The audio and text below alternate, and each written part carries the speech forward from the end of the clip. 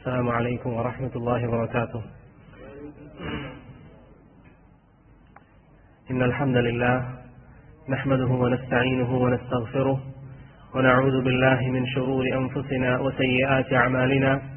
من يهده الله فلا مضل له ومن يضلل فلا هادي له، وأشهد أن لا إله إلا الله وحده لا شريك له، وأشهد أن محمدا عبده ورسوله أرسله بالهدى ودين الحق ليظهره على الدين كله ولو كره المشركون. أما بعد، فإن أصدق الحديث كتاب الله، وخير الهدي هدي محمد صلى الله عليه وسلم، وشر الأمور محدثاتها، وكل محدثة بدعة، وكل بدعة ضلالة، وكل ضلالة في النار. ബഹുമാനമുള്ള സഹോദരങ്ങളെ, അല്ലാഹു സുബ്ഹാനഹു വ തആല നമ്മുടെ ഈ മജ്ലിസിനെ അല്ലാഹുവിനെ കണ്ടുമുട്ടുന്ന ദിവസം നമുക്ക് സന്തോഷം നൽകുന്ന മജ്ലിസായി സ്വീകരിക്കുമാറാകട്ടെ. സാലിഹായ ഒരു അമലായി അല്ലാഹു ഈ മജ്ലിസിനെ നമ്മിൽ നിന്ന് സ്വീകരിക്കുകയും ഇത് കാരണത്താൽ അല്ലാഹു സുബ്ഹാനഹു വ തആലയുടെ പ്രവാചകൻ പറഞ്ഞതുപോലെ ദുനിയാവിൽ ദീനിന്റെ മജാലിസുകളിൽ ഇരിക്കുന്നവർ, അവരുടെ കൂടെ ഇരിക്കുന്ന ആരാണെങ്കിലും അവർ ഒരിക്കലും നഷ്ടവാന്മാരിൽ പെട്ടുപോവുകയില്ല. അവരുടെ പാപങ്ങൾ മാപ്പാക്കപ്പെടുമെന്ന് നബി സല്ലല്ലാഹു അലൈഹി വസല്ലം പറഞ്ഞ ആ വിഭാഗത്തിൽ ഉൾപ്പെടാൻ നമുക്ക് ഏവർക്കും തൗഫീഖ് നൽകി അനുഗ്രഹിക്കുമാറാകട്ടെ. സഹോദരങ്ങളെ,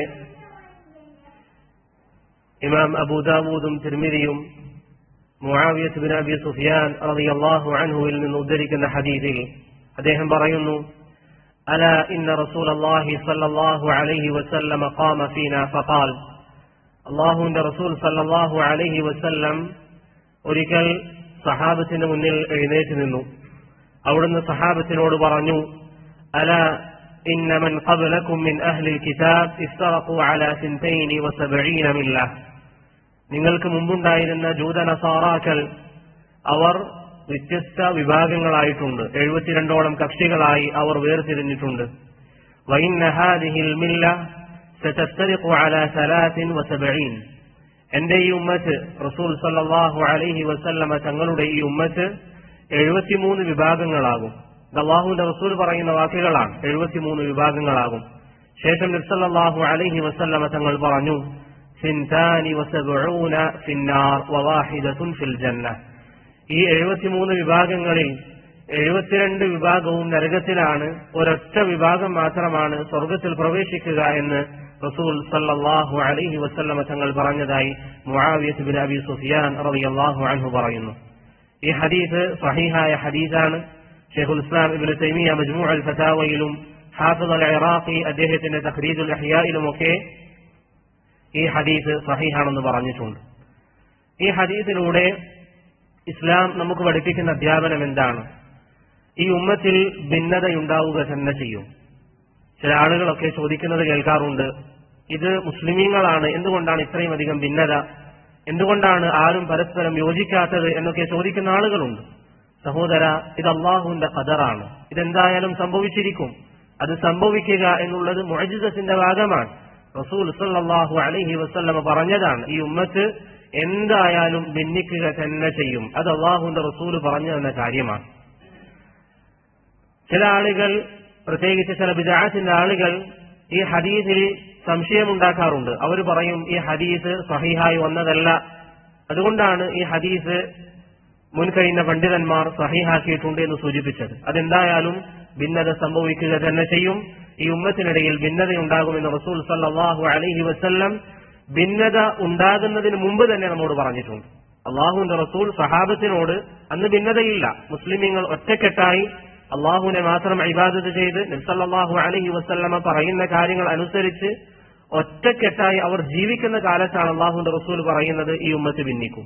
അതുകൊണ്ട് ആ ഭിന്നത എന്തായാലും ഉണ്ടാകും എന്ന കാര്യത്തിൽ ഒരു തർക്കവുമില്ല. മറ്റൊരു ഹദീസിൽ മുഗീറത്ത് ഇബ്നു ശുഅബ റളിയല്ലാഹു അൻഹുവിന്റെ ഹദീസിൽ നബി സല്ലല്ലാഹു അലൈഹി വസല്ലം പറഞ്ഞു, ലാ തസാലു ത്വായിഫത്തുൻ മിൻ ഉമ്മതി അലൽ ഹഖ് ളാഹിരീൻ. എന്റെ സഹോദരങ്ങൾ ശരിക്ക് ശ്രദ്ധിക്കണം. അള്ളാഹുവിന്റെ റസൂൽ പറയാണ്, എന്റെ ഉമ്മത്തിൽ നിന്ന് ഒരു വിഭാഗം ആളുകൾ എന്നും ഹഖിൽ ഉറച്ചു നിൽക്കുന്നവരായിരിക്കും. ഹത്താ യഅതി അംറുല്ലാഹി വഹും അലാ ദാലിക്. ഖിയാമത്ത് നാൾ സംഭവിക്കുന്നത് വരെ അവർ ആ ഹഖിൽ ഉറച്ചു തന്നെ നിൽക്കും. ലാ യദുറുഹും മൻ ഖദലഹും വലാ മൻ ഖാലഫഹും. അവരോട് ആരൊക്കെ എതിര് നിൽക്കുന്നുവോ, അവരുടെ എതിർപക്ഷത്ത് അവരോട് തർക്കിക്കാൻ, അവരോട് പ്രശ്നങ്ങൾ ഉണ്ടാക്കാൻ ആരാണ് എന്നുള്ളത് അവർ വകവെക്കുന്നില്ല. അവരെ സംബന്ധിച്ചിടത്തോളം അവർ ഹഖിലാണ്, അവർ അങ്ങനെ തന്നെ നിലനിൽക്കുകയും ചെയ്യുമെന്ന് മഹാനായ റസൂൽ സല്ലല്ലാഹു അലൈഹി വസല്ലമ തങ്ങൾ പറഞ്ഞു. അപ്പോൾ ഒരു കാര്യം ഈ ഹദീസുകളിൽ നമുക്ക് മനസ്സിലാക്കാം, എന്തായാലും ഈ ഉമ്മത്തിൽ ഭിന്നതയുണ്ടാകും. ഈ ഭിന്നതകൾ ഉണ്ടാകുമ്പോൾ ശരിയായ മാർഗത്തിൽ നിലകൊള്ളുന്ന അല്ലാഹു സുബ്ഹാനഹു വ തആല നിലനിർത്തുന്ന ഒരു സമുദായം ഉണ്ടാവുക തന്നെ ചെയ്യും. ഇത് രണ്ടും നബി സല്ലല്ലാഹു അലൈഹി വസല്ലമ തങ്ങൾ നമുക്ക് പറഞ്ഞു തന്ന കാര്യമാണ്. അപ്പോൾ എന്റെ സഹോദരങ്ങൾ, ഞാൻ നേരത്തെ പറഞ്ഞതുപോലെ ശരിക്കും ചിന്തിക്കണം. മുന്നറിയിപ്പ് നബി സല്ലല്ലാഹു അലൈഹി വസല്ലം ഈ ഉമ്മത്തിന്റെ ഭിന്നതയെക്കുറിച്ചും അഭിപ്രായ വ്യത്യാസത്തെക്കുറിച്ചും മുന്നറിയിപ്പ് നൽകുന്നത് ഇതൊക്കെ സംഭവിക്കുന്നതിന് മുമ്പാണ്.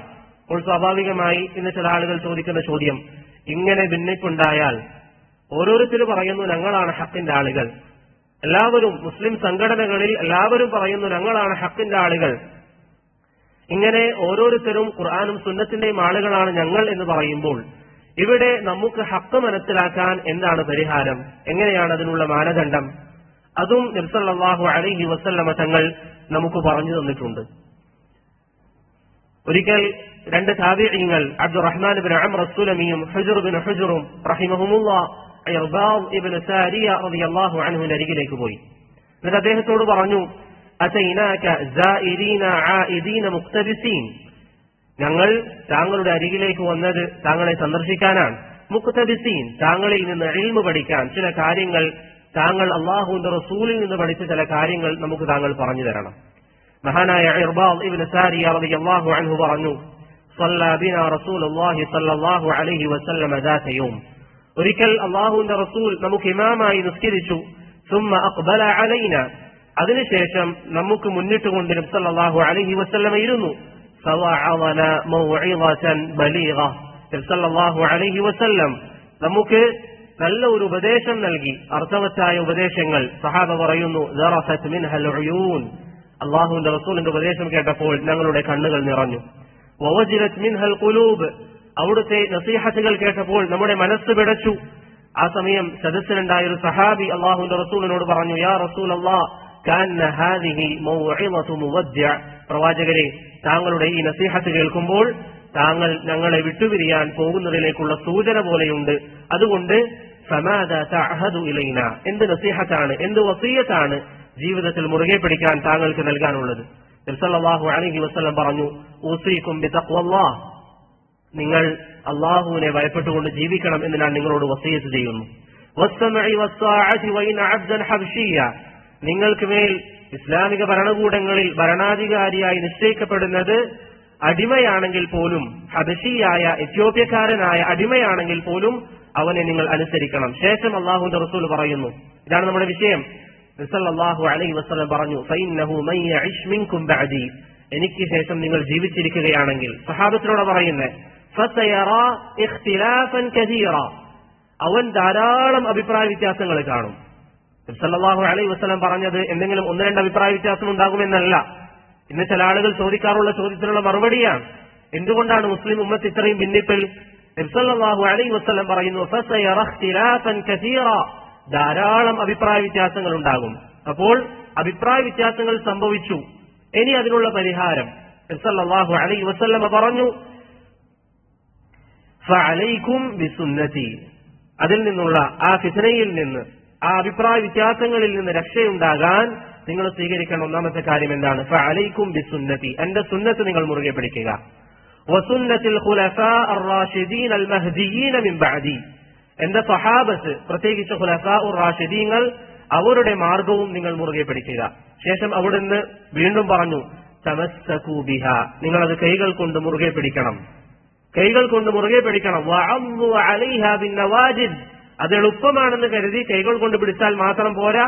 വഅദ്ദു അലൈഹാ ബിന്നവാജിദ്, നിങ്ങളുടെ അണപ്പല്ലുകൾ കൊണ്ട് എന്റെ സുന്നത്ത്, ഖുലഫാ ഉർ-റാഷിദീങ്ങളുടെ സുന്നത്ത് നിങ്ങൾ കടിച്ചു പിടിക്കണം എന്ന് നബി സല്ലല്ലാഹു അലൈഹി വസല്ലമ തങ്ങൾ പറഞ്ഞു. ശേഷം ബിദ്അത്തിനെ തൊട്ട് പ്രവാചകൻ മുന്നറിയിപ്പ് നൽകുകയും ചെയ്തു.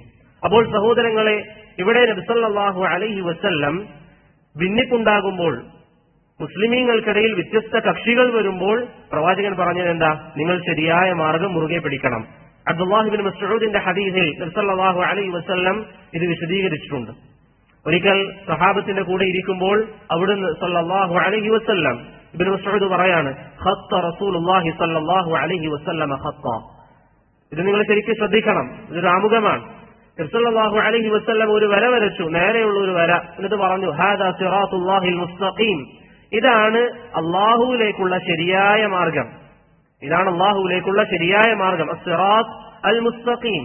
എന്നിട്ട് ഇബ്നു മസ്ഊദ് പറയാണ്, വഖത്ത അൻ യമീനിഹി ഖുതൂത, വലതു ഭാഗത്തേക്ക് ധാരാളം വരകൾ നബി സല്ലല്ലാഹു അലൈഹി വസല്ലം വരച്ചു. വഖത്ത അൻ ശിമാലിഹി ഖുതൂത, ഇടതു ഭാഗത്തേക്കും നബി സല്ലല്ലാഹു അലൈഹി വസല്ലം തങ്ങൾ ധാരാളം വരകൾ വരച്ചു. എന്നിട്ട് പറഞ്ഞു, ഹാദിഹി സുബുലുൻ അലാ കുല്ലി സബീലിൻ മിൻഹാ ശൈത്താനുൻ യദ്ഉ ഇലൈഹി. ഈ വരകൾ, പ്രവാചകൻ വരച്ചിരിക്കുന്ന ഈ വരകൾ അള്ളാഹുവിലേക്ക് എത്തണമെന്ന് വിചാരിച്ച്, ശരിയായ മാർഗത്തിൽ സഞ്ചരിക്കണമെന്ന് വിചാരിച്ച് യാത്ര ചെയ്യുന്ന ഒരുവനെ വഴിതെറ്റിക്കാൻ ഇടതുഭാഗത്തേക്കും വലതുഭാഗത്തേക്കും ധാരാളം വഴികളുണ്ട്. അത് കേവലം അടക്കപ്പെട്ട വഴികളല്ല, മറിച്ച് നബി സല്ലല്ലാഹു അലൈഹി വസല്ലം പറഞ്ഞു, അലാ കുല്ലി സബീലിൻ ശൈത്താൻ, അതിൽ ഓരോരോ വഴികളിലും അതിലേക്ക് ക്ഷണിച്ചുകൊണ്ടിരിക്കുന്നു എന്ന് പറഞ്ഞാൽ, അള്ളാഹുവിലേക്കുള്ള യഥാർത്ഥ മനഹജിൽ നാം യാത്ര ചെയ്തുകൊണ്ടിരിക്കുമ്പോൾ നമ്മെ വഴികേടിലാക്കാൻ പല ആളുകളും വരും. പലരും പറയും, ഞങ്ങളുടെ ഭാഗത്താണ് ന്യായം, ഞങ്ങൾ പറയുന്നതാണ് ശരിയായ മാർഗം എന്നൊക്കെ പറഞ്ഞുകൊണ്ട് പല ആളുകളും വരും. ഹുദൈഫ ഇബ്നുൽ യമാനിന്റെ ഹദീസിൽ നബി സല്ലല്ലാഹു അലൈഹി വസല്ലം പറഞ്ഞതുപോലെ, അബ്വാബുൻ അലാ ദുആത്തുൻ അലാ അബ്വാബി ജഹന്നം, നരക കവാടങ്ങളിൽ നിൽക്കുന്ന ദാഇമാർ അവരെ കാത്തുകൊണ്ടിരിക്കുന്നുണ്ട്. നരക കവാടങ്ങളിൽ, മൻ അജാബഹും ഇലൈഹാ ഖദഫൂഹു ഫീഹാ, ആ ദാഇമാർ ഇതാണ് ശരിയായ മാർഗം എന്ന് പറഞ്ഞ് നിങ്ങളെ വിളിക്കുമ്പോൾ നിങ്ങൾ അവരുടെ പിന്നാലെ പോയാൽ അവർ എത്തിപ്പെടുന്നത് നരകത്തിലായിരിക്കുമെന്ന് റസൂൽ സല്ലല്ലാഹു അലൈഹി വസല്ലമ തങ്ങൾ പറഞ്ഞതായി ഇമാം ബുഖാരി റഹിമഹുല്ലാ ഉദ്ധരിക്കുന്ന ഹദീസിൽ നമുക്ക് കാണാൻ സാധിക്കും. അപ്പോൾ സഹോദരങ്ങളെ, ഭിന്നിപ്പുകൾ ഉണ്ടാകുന്നതിന് മുമ്പ് ഭിന്നിപ്പിനെ കുറിച്ച് പ്രവാചകൻ നമുക്ക് പറഞ്ഞു തന്നു. ഭിന്നിപ്പുണ്ടാകുന്നതിന് മുമ്പ് തന്നെ ആ ഭിന്നിപ്പുകൾ ഉണ്ടായാൽ നിങ്ങൾ സ്വീകരിക്കേണ്ട മാർഗം എന്താണെന്ന് പഠിപ്പിച്ചു തന്നു. ഫഅലൈക്കും ബിസുന്നതി വസുന്നത്തിൽ ഖുലഫാ അർ-റാഷിദീൻ അൽ-മഹ്ദിയീന മിൻ ബഅദി, എന്റെയും എന്റെ സഹാബത്തിന്റെയും സുന്നത്തുകൾ നിങ്ങൾ മുറുകെ പിടിക്കുക. ധാരാളം ഭിന്നിപ്പുണ്ടാകുമെന്ന് പറഞ്ഞപ്പോൾ സഹാബത്ത് ചോദിച്ചു, ഈ സ്വർഗത്തിൽ പ്രവേശിക്കുന്ന ആ ഒരു വിഭാഗം ആരാണ് പ്രവാചകരെ? അവിടുന്ന് പറഞ്ഞു, മാ അന അലൈഹി വഅസ്ഹാബി, ഞാനും എന്റെ സഹാബത്തും ഏതൊരു മാർഗത്തിലാണോ ആ മാർഗത്തിന്റെ ആളുകളാണ് സ്വർഗത്തിൽ പ്രവേശിക്കുന്നത്.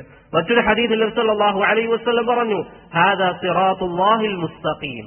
വേറൊരു ഹദീസിൽ അവിടുന്ന് പറഞ്ഞു, തറക്തുകും അലൽ ബൈളാ, ഞാൻ നിങ്ങളെ വിട്ടേച്ചു പോകുന്നത് വ്യക്തമായ വഴിയിലാണ്.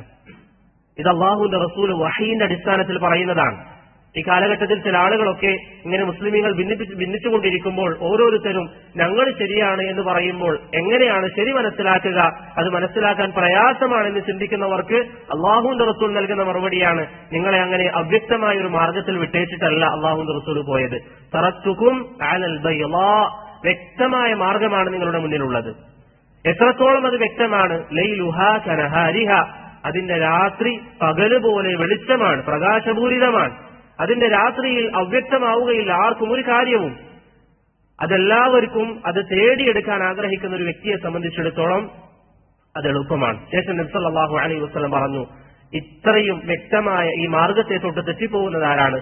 ലാ യസീഗു അൻഹാ ബഅദി ഇല്ലാ ഹാലിക്, നശിക്കാനുള്ളവരല്ലാതെ ആ വഴിയെ തൊട്ട് തെറ്റിപ്പോവുകയില്ല എന്ന് റസൂൽ സല്ലല്ലാഹു അലൈഹി വസല്ലം തങ്ങൾ പറഞ്ഞു. ഇവിടെ സഹോദരങ്ങളെ, നാം ചിന്തിക്കേണ്ട ഒരു കാര്യം, നമ്മളൊക്കെ ജീവിക്കുന്നതിന്റെ അല്ലെങ്കിൽ ഇബാദത്തുകൾ ചെയ്യുന്നതിന്റെ പ്രധാന ഉദ്ദേശം എന്താണ്? അള്ളാഹുവിന്റെ റിള വേണം, സ്വർഗത്തിൽ പ്രവേശിക്കണം. അതാണ് എല്ലാവരുടെയും ആഗ്രഹം.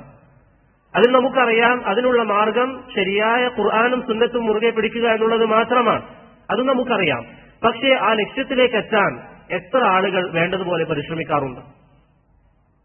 അപ്പൊ നിങ്ങൾ ഒരു കട തുടങ്ങുന്നു എന്ന് സങ്കല്പിക്കുക. എവിടെയെങ്കിലും പോയി ഒരു കട നിങ്ങൾ തുടങ്ങുമോ? ഇല്ല. അവിടേക്ക് കച്ചവടക്കാർ വരുന്നുണ്ടോ എന്ന് നിങ്ങൾ, ആവശ്യക്കാർ വരുന്നുണ്ടോ, അവിടെ ആളുകൾ വരുമോ എന്നൊക്കെ നിങ്ങൾ പഠിക്കും. അതുപോലെ നിങ്ങളൊരു കോഴ്സ് ചെയ്യാൻ വേണ്ടി പോവുകയാണെങ്കിൽ അതിന് എത്രത്തോളം സാധ്യതയുണ്ട്, ഈ കോഴ്സ് ഞാൻ ചെയ്താൽ എനിക്ക് എത്രത്തോളം ജോലി സാധ്യതയുണ്ട്, ഇതൊക്കെ നിങ്ങൾ അന്വേഷിക്കും. എന്നാൽ അള്ളാഹുവിന്റെ ദീനിന്റെ വിഷയം വരുമ്പോൾ അത് നിസ്സാരമായി കാണുന്ന ആളുകൾ, അത് നിസ്സാരമായി അതിനെക്കുറിച്ച് ചിന്തിക്കാത്ത ആളുകൾ. അതുകൊണ്ടാണ് നബി സല്ലല്ലാഹു അലൈഹി വസല്ലം പറഞ്ഞത്, നിങ്ങൾ മനസ്സിലാക്കാൻ ശ്രമിച്ചാൽ ഈ ദീൻ വ്യക്തമാണ്, ഒരു സംശയവും ഇതിലില്ല. ലൈലുഹാ കനഹാരിഹ, അതിന്റെ രാത്രി പകല് പോലെ പ്രകാശപൂരിതമാണ്. ലാ യസീഗു അൻഹാ ബഅദി ഇല്ലാ ഹാലിക്. ഇനിയും ശരിയായ മാർഗത്തിലെത്താത്തവൻ, അത് പഠിക്കാൻ വേണ്ടി ശ്രമിക്കാത്തവൻ, അങ്ങനെയുള്ളവൻ നശിച്ചവനാണ് എന്ന് റസൂൽ സല്ലല്ലാഹു അലൈഹി വസല്ലമ തങ്ങൾ പറഞ്ഞു. അപ്പോൾ നമുക്ക് ശരിയായ മാർഗം വ്യക്തമാണ്. എന്താണ് ആ മാർഗം? സല്ലല്ലാഹു അലൈഹി വസല്ലം മറ്റൊരു ഹദീസിൽ പറയുന്നു, അൻ-നുജൂമു അമനത്തുൽ ലിസ്സമാ. ആകാശങ്ങൾക്കുള്ള സംരക്ഷണമാണ് നക്ഷത്രങ്ങൾ. ഫൈദാ ദഹബത്തിൻ നുജൂം അദസ്സമാഅ മാ തുഅദ്. നക്ഷത്രങ്ങൾ ഉതിർന്നു വീണാൽ ആകാശം നശിക്കും എന്ന് പറഞ്ഞാൽ ഖിയാമത്ത് സംഭവിക്കും. വഅന അമനത്തുൽ ലി അസ്ഹാബി. എന്റെ സഹാബികൾക്കുള്ള അഭയമാണ് ഞാൻ, എന്റെ സഹാബികൾക്ക് ഞാനാണ് രക്ഷ എന്ന് പറഞ്ഞാൽ നബി സല്ലല്ലാഹു അലൈഹി വസല്ലം ഉള്ളിടത്തോളം കാലം സഹാബത്തിനെ ആരും ചീത്ത പറയുകയില്ല. ശേഷം നബി സല്ലല്ലാഹു അലൈഹി വസല്ലം പറഞ്ഞു, വഅസ്ഹാബി അമനത്തുൽ ലി ഉമ്മത്തി. എന്റെ സമുദായത്തിന്റെ രക്ഷ, അവർക്ക് രക്ഷപ്പെടാനുള്ള മാർഗം സഹാബികളാണ്. എന്റെ ഉമ്മത്തിന്, നമ്മൾക്ക്, നാം ഓരോരുത്തർക്കും രക്ഷപ്പെടാനുള്ള മാർഗം സഹാബികളാണ്. ശേഷം നബി സല്ലല്ലാഹു അലൈഹി വസല്ലം പറഞ്ഞു, ഫൈദാ ദഹബ അസ്ഹാബി അതാ ഉമ്മത്തി മാ യുഅദൂൻ. സഹാബത്ത് മരണപ്പെട്ടു കഴിഞ്ഞാൽ, സഹാബത്ത് പോയി കഴിഞ്ഞാൽ ഈ ഉമ്മത്തിൽ സകല ഫിതനകളും വരുമെന്ന് റസൂൽ സല്ലല്ലാഹു അലൈഹി വസല്ലം മുന്നറിയിപ്പ് നൽകിയതായി ഇമാം മുസ്ലിം റഹിമഹുല്ലാഹ് അബൂ മൂസ അൽ-അശ്അരി റളിയല്ലാഹു അൻഹു ഉദ്ധരിക്കുന്ന ഹദീസിൽ കാണാം. അപ്പോൾ സഹോദരങ്ങളെ, നമ്മെ സംബന്ധിച്ചിടത്തോളം ഈ പറയപ്പെട്ട ഹദീസുകളിൽ നിന്ന് നാം മനസ്സിലാക്കേണ്ട ആശയം എന്താ? വിജയിക്കാനുള്ള മാനദണ്ഡം ഖുർആനും സുന്നത്തും മുറുകെ പിടിക്കുന്നതോടൊപ്പം സഹാബത്തിന്റെ ചര്യ നാം മുറുകെ പിടിക്കണം. സഹാബത്തിന്റെ ചര്യ, അവരെങ്ങനെയാണോ ജീവിച്ചത് ആ ജീവിത ചര്യ നാം പഠിക്കണം. അവരെങ്ങനെയാണോ ദീൻ മനസ്സിലാക്കിയത് അത് നാം പഠിക്കണം. നബി സല്ലല്ലാഹു അലൈഹി വസല്ലമ പറഞ്ഞു, ഖൈറുൻ നാസി ഖർനി. ഏറ്റവും നല്ല സമുദായം എന്റെ സമുദായമാണ്, എന്റെ ഏറ്റവും നല്ല നൂറ്റാണ്ട് എന്റെ നൂറ്റാണ്ടാണ്. സുമ്മല്ലദീന യലൂനഹും. പിന്നീട് അതിനുശേഷം വരുന്നത്. സുമ്മല്ലദീന യലൂനഹും. പിന്നീട് അതിനുശേഷം വരുന്നത്. ഹാഫിദ് അൻ-നവവി ഇതിനെ വിശദീകരിച്ചുകൊണ്ട് സഹീഹ് മുസ്ലിമിന്റെ ശറഹിൽ പറഞ്ഞു, അഥവാ സഹാബത്തിന്റെയും താബിഈങ്ങളുടെയും തബഉ താബിഈങ്ങളുടെയും കാലഘട്ടമാണ് നബി സല്ലല്ലാഹു അലൈഹി വസല്ലം ഈ ഹദീസിൽ ഉദ്ദേശിച്ചത്. അപ്പോൾ നമുക്ക് വിജയിക്കണമെങ്കിൽ നമ്മെ സംബന്ധിച്ചിടത്തോളം ഈ പറയപ്പെട്ട വിഭാഗത്തിന്റെ സഹാബത്തിന്റെയും താബിഈങ്ങളുടെയും തബഉ താബിഈങ്ങളുടെയും മൻഹജ് അത് നാം പഠിക്കണം. അവരുടെ മൻഹജ് നാം മുറുകെ പിടിക്കണം. അതിനാണ് നമ്മൾ എന്ത് പറയുന്നത്? സലഫിയ്യത്ത് എന്ന് പറയുന്നു. അവരുടെ മാർഗം, സഹാബത്തിന്റെയും താബിഈങ്ങളുടെയും മാർഗത്തിന് ചുരുക്കത്തിൽ പറയുന്ന പേരാണ് സലഫിയ്യത്ത്. ചില ആളുകൾ കരുതുന്നത് പോലെ സലഫിയ്യത്ത് എന്ന് പറഞ്ഞാൽ പ്രത്യേകിച്ച് എന്തെങ്കിലുമല്ല, മറിച്ച് ഖുർആൻ, സുന്നത്ത്, ഇത് സഹാബികൾ എങ്ങനെയാണോ മനസ്സിലാക്കിയത്, താബിഈങ്ങൾ എങ്ങനെയാണോ മനസ്സിലാക്കിയത്, അതുപോലെ നീ മനസ്സിലാക്കുക. ഒരായത്ത് കേൾക്കുമ്പോൾ ഇപ്പോൾ അള്ളാഹുവിന് കൈയുണ്ട് എന്ന് പറയുന്ന ആയത്ത്, ആ ആയത്ത് കേൾക്കുമ്പോൾ അതിനെ സലഫുകൾ എങ്ങനെയാണ് മനസ്സിലാക്കിയത് അങ്ങനെ നീ മനസ്സിലാക്കുക. അതാണ് സലഫിയ്യത്ത്. അള്ളാഹു സുബ്ഹാനഹു വ തആലയുടെ അസ്മാകളെ കുറിച്ച്, അവന്റെ സിഫാത്തുകളെ കുറിച്ച് അള്ളാഹു ചിരിക്കും എന്ന് നീ കേൾക്കുമ്പോൾ ആ ചിരി എന്ന് പറയുന്ന അള്ളാഹുവിന്റെ സിഫത്തിനെ സലഫുകൾ എങ്ങനെയാണോ മനസ്സിലാക്കിയത്, സഹാബികൾ എങ്ങനെയാണ് മനസ്സിലാക്കിയത്? അള്ളാഹു ചിരിക്കുമെന്ന് പറഞ്ഞാൽ അള്ളാഹു ചിരിക്കും. ഇന്ന് ചില ആളുകൾ പറയുന്നത് പോലെ അള്ളാഹു ചിരിക്കുമെന്ന് പറഞ്ഞാൽ അവന്റെ കാരുണ്യമുണ്ടാകും. അല്ല, സലഫുകൾ എങ്ങനെയാണോ ഒരു ആയത്തിനെ, ഒരു ഹദീസിനെ മനസ്സിലാക്കിയത് അങ്ങനെ നീ മനസ്സിലാക്കുന്നതിനാണെന്ന് പറയുക സലഫി മൻഹജ് എന്ന് പറയുക, അല്ലെങ്കിൽ സലഫിയത്ത് എന്ന് പറയുക. ഇപ്പൊ ഒന്നുകൂടി വ്യക്തമാകാൻ പറഞ്ഞാൽ ശരിയായ ഇസ്ലാം, അതിന്റെ പേരാണ് സലഫിയത്ത്. ശരിയായ ഇസ്ലാമിന്റെ പേരാണ് സലഫിയത്ത്. ഖുർആൻ, സുന്നത്ത്, സഹാബികളും താബിഈങ്ങളും മനസ്സിലാക്കിയതുപോലെ മനസ്സിലാക്കുക. താബിഈങ്ങൾ അതുപോലെ തന്നെ സഹാബത്ത് എന്ന് നമ്മൾ പറയുമ്പോൾ അവരുടെ മൻഹജാണ് ഉദ്ദേശം. അവരിൽപ്പെട്ട ഓരോ വ്യക്തികളല്ല. ഏതെങ്കിലും ഒരു വ്യക്തിക്ക്, ഒരു താബിഈക്ക് ചില ആളുകൾ ചോദിക്കും, അപ്പോൾ നിങ്ങൾ പറയുന്നതിന് ഉദ്ദേശം താബിഈങ്ങൾ പാപസുരക്ഷിതരാണ് എന്നാണോ, അവർക്ക് പാപങ്ങൾ സംഭവിക്കില്ല എന്നാണോ, അതല്ലെങ്കിൽ സഹാബത്തിൽ നിന്ന് തെറ്റുകൾ സംഭവിക്കില്ല എന്നാണോ നിങ്ങൾ പറയുന്നത്? അല്ല, അവർക്ക് ഒരിക്കലും ഇസ്മത്ത് നമ്മൾ പറയുന്നില്ല. ശൈഖുൽ ഇസ്ലാം ഇബ്നു തൈമിയ്യ അൽ ഫതാവ അൽ മുസ്രിയയിൽ പറഞ്ഞതുപോലെ റസൂൽ സല്ലല്ലാഹു അലൈഹി വസല്ലമ തങ്ങൾക്കിപ്പുറം ഏതെങ്കിലും ഒരു വ്യക്തിക്ക്, സഹാബത്തിനാകട്ടെ താബിഈങ്ങൾക്കാവട്ടെ, അവർ പാപത്തിൽ നിന്ന് സുരക്ഷിതരാണെന്ന് പറയുന്നവൻ ളാലാണ്, വഴികെട്ടവനാണ് എന്ന് ശൈഖുൽ ഇസ്ലാം ഇബ്നു തൈമിയ്യ അൽ ഫതാവ അൽ മുസ്രിയയിൽ പറയുന്നതായി കാണാം. അപ്പോൾ സലഫുസ് സാലിഹീങ്ങൾ എന്ന് പറയുന്നതിന്റെ ഉദ്ദേശം സഹാബത്തിന്റെയും താബിഈങ്ങളുടെയും മൻഹജ്. അവർ ഖുർആൻ മനസ്സിലാക്കിയത് എങ്ങനെയാണ്, അവർ മൊത്തത്തിൽ, അവർ ഓരോ വ്യക്തികളിൽ ചില ആളുകൾക്ക് ചില പിഴവുകൾ ഉണ്ടായിട്ടുണ്ടാകാം, അതല്ലാതെ അവർ മൊത്തത്തിൽ എങ്ങനെയാണ് ഖുർആൻ മനസ്സിലാക്കിയിരുന്നത്, അവരെങ്ങനെയാണ് ഹദീസുകളോട് സമീപിച്ചത്, ആ മനഹജ് നമ്മൾ സ്വീകരിക്കുക. അതിനാണ് എന്ത് പറയുന്നത്? സലഫിയത്ത് എന്ന് പറയുന്നത്. അങ്ങനെ നമ്മൾ ആ ഒരു മനഹജ് സ്വീകരിക്കുന്നതിന്റെ വിധി എന്താ? നമ്മൾ ഖുർആൻ മനസ്സിലാക്കുന്ന വിഷയത്തിൽ, ഹദീസ് മനസ്സിലാക്കുന്ന വിഷയത്തിൽ സഹാബത്തിനെയും താബിഈങ്ങളെയും പിൻപറ്റണമെന്ന് പറഞ്ഞു. അതിനാണ് സലഫിയത്ത്, സലഫി മനഹജ് എന്നൊക്കെ പറയുന്നതെന്ന് പറഞ്ഞു. ഈ ഒരു മനഹജ് സഹോദരങ്ങളെ നാം മുറുകെ പിടിക്കുന്നതിന്റെ ഹുക്ം എന്താണ്? നമുക്ക് വേണമെങ്കിൽ അത് സ്വീകരിക്കാം, വേണ്ടെങ്കിൽ ഒഴിവാക്കാം എന്നാണോ? അല്ല, നിർബന്ധമാണ്, ഫർദ് ഐനാണ്.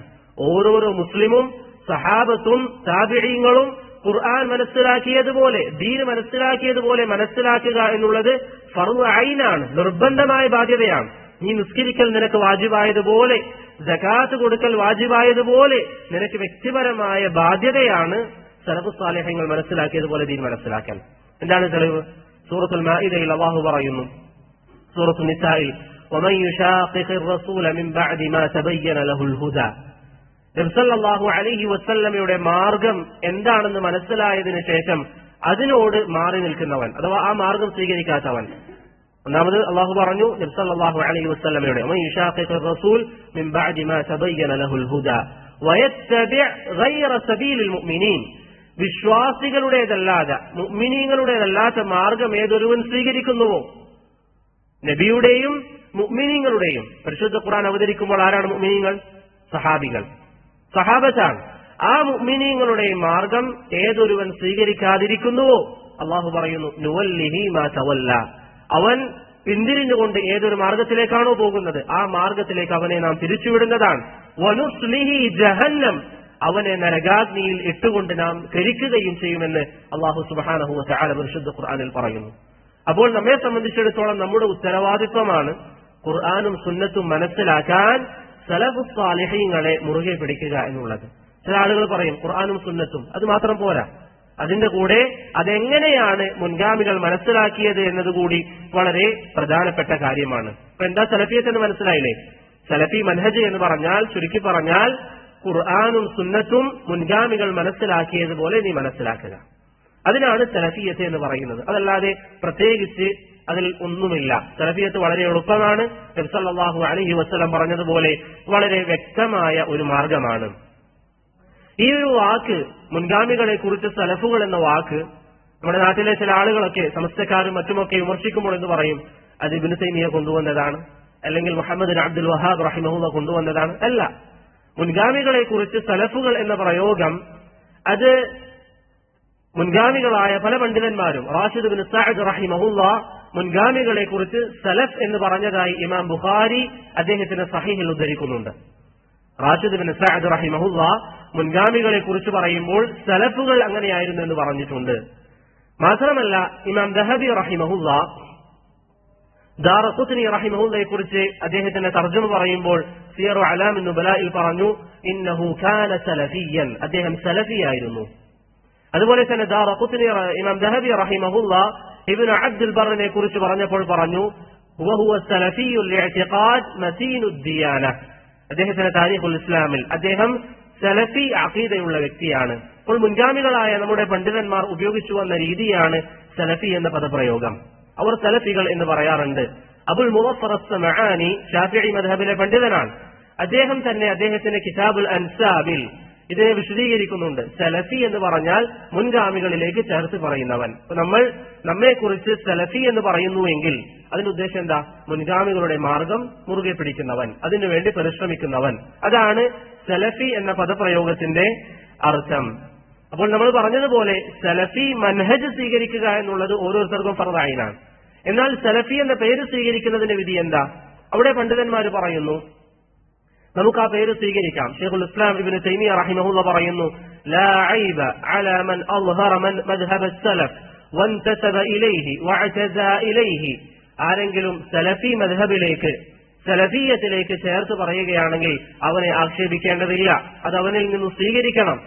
എന്നാൽ ഉലമാക്കൾ വിശദീകരിക്കുന്നതായി കാണാം, നാം ജീവിക്കുന്ന ഒരു നാട്ടിൽ നമ്മുടെ കുടുംബ പശ്ചാത്തലത്തിലൊക്കെ നമ്മൾ സലഫിയാണ് എന്ന് പറഞ്ഞുകൊണ്ട് ഒരാളോട് സംസാരിക്കുമ്പോൾ അത് സ്വീകരിക്കാതിരിക്കാൻ കാരണമാകുമെങ്കിൽ, നമ്മൾ പറയുന്ന അഖീദ, നമ്മൾ പറയുന്ന വിഷയം അത് സ്വീകരിക്കാതിരിക്കാൻ കാരണമാകുമെങ്കിൽ തൽക്കാലം സലഫി എന്ന് പറയുന്ന പേര് പറയൽ നമുക്ക് വൈകിപ്പിക്കാം. ആ മൻഹജ് സ്വീകരിക്കൽ വാജിബാണ്, ഫർദ് ഐനാണ്.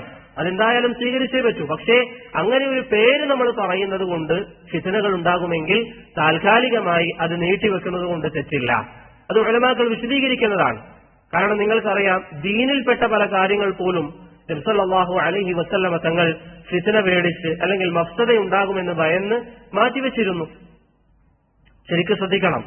ഇവിടെ സലഫി എന്ന് പറയുന്ന ആ വിളിപ്പേരെ കുറിച്ച് നമ്മൾ പറയുന്നത്. അതല്ലാതെ സലഫി മൻഹജ് സ്വീകരിക്കുന്നതിൽ നിന്ന് ഒരാൾക്കും ഒഴിവില്ല.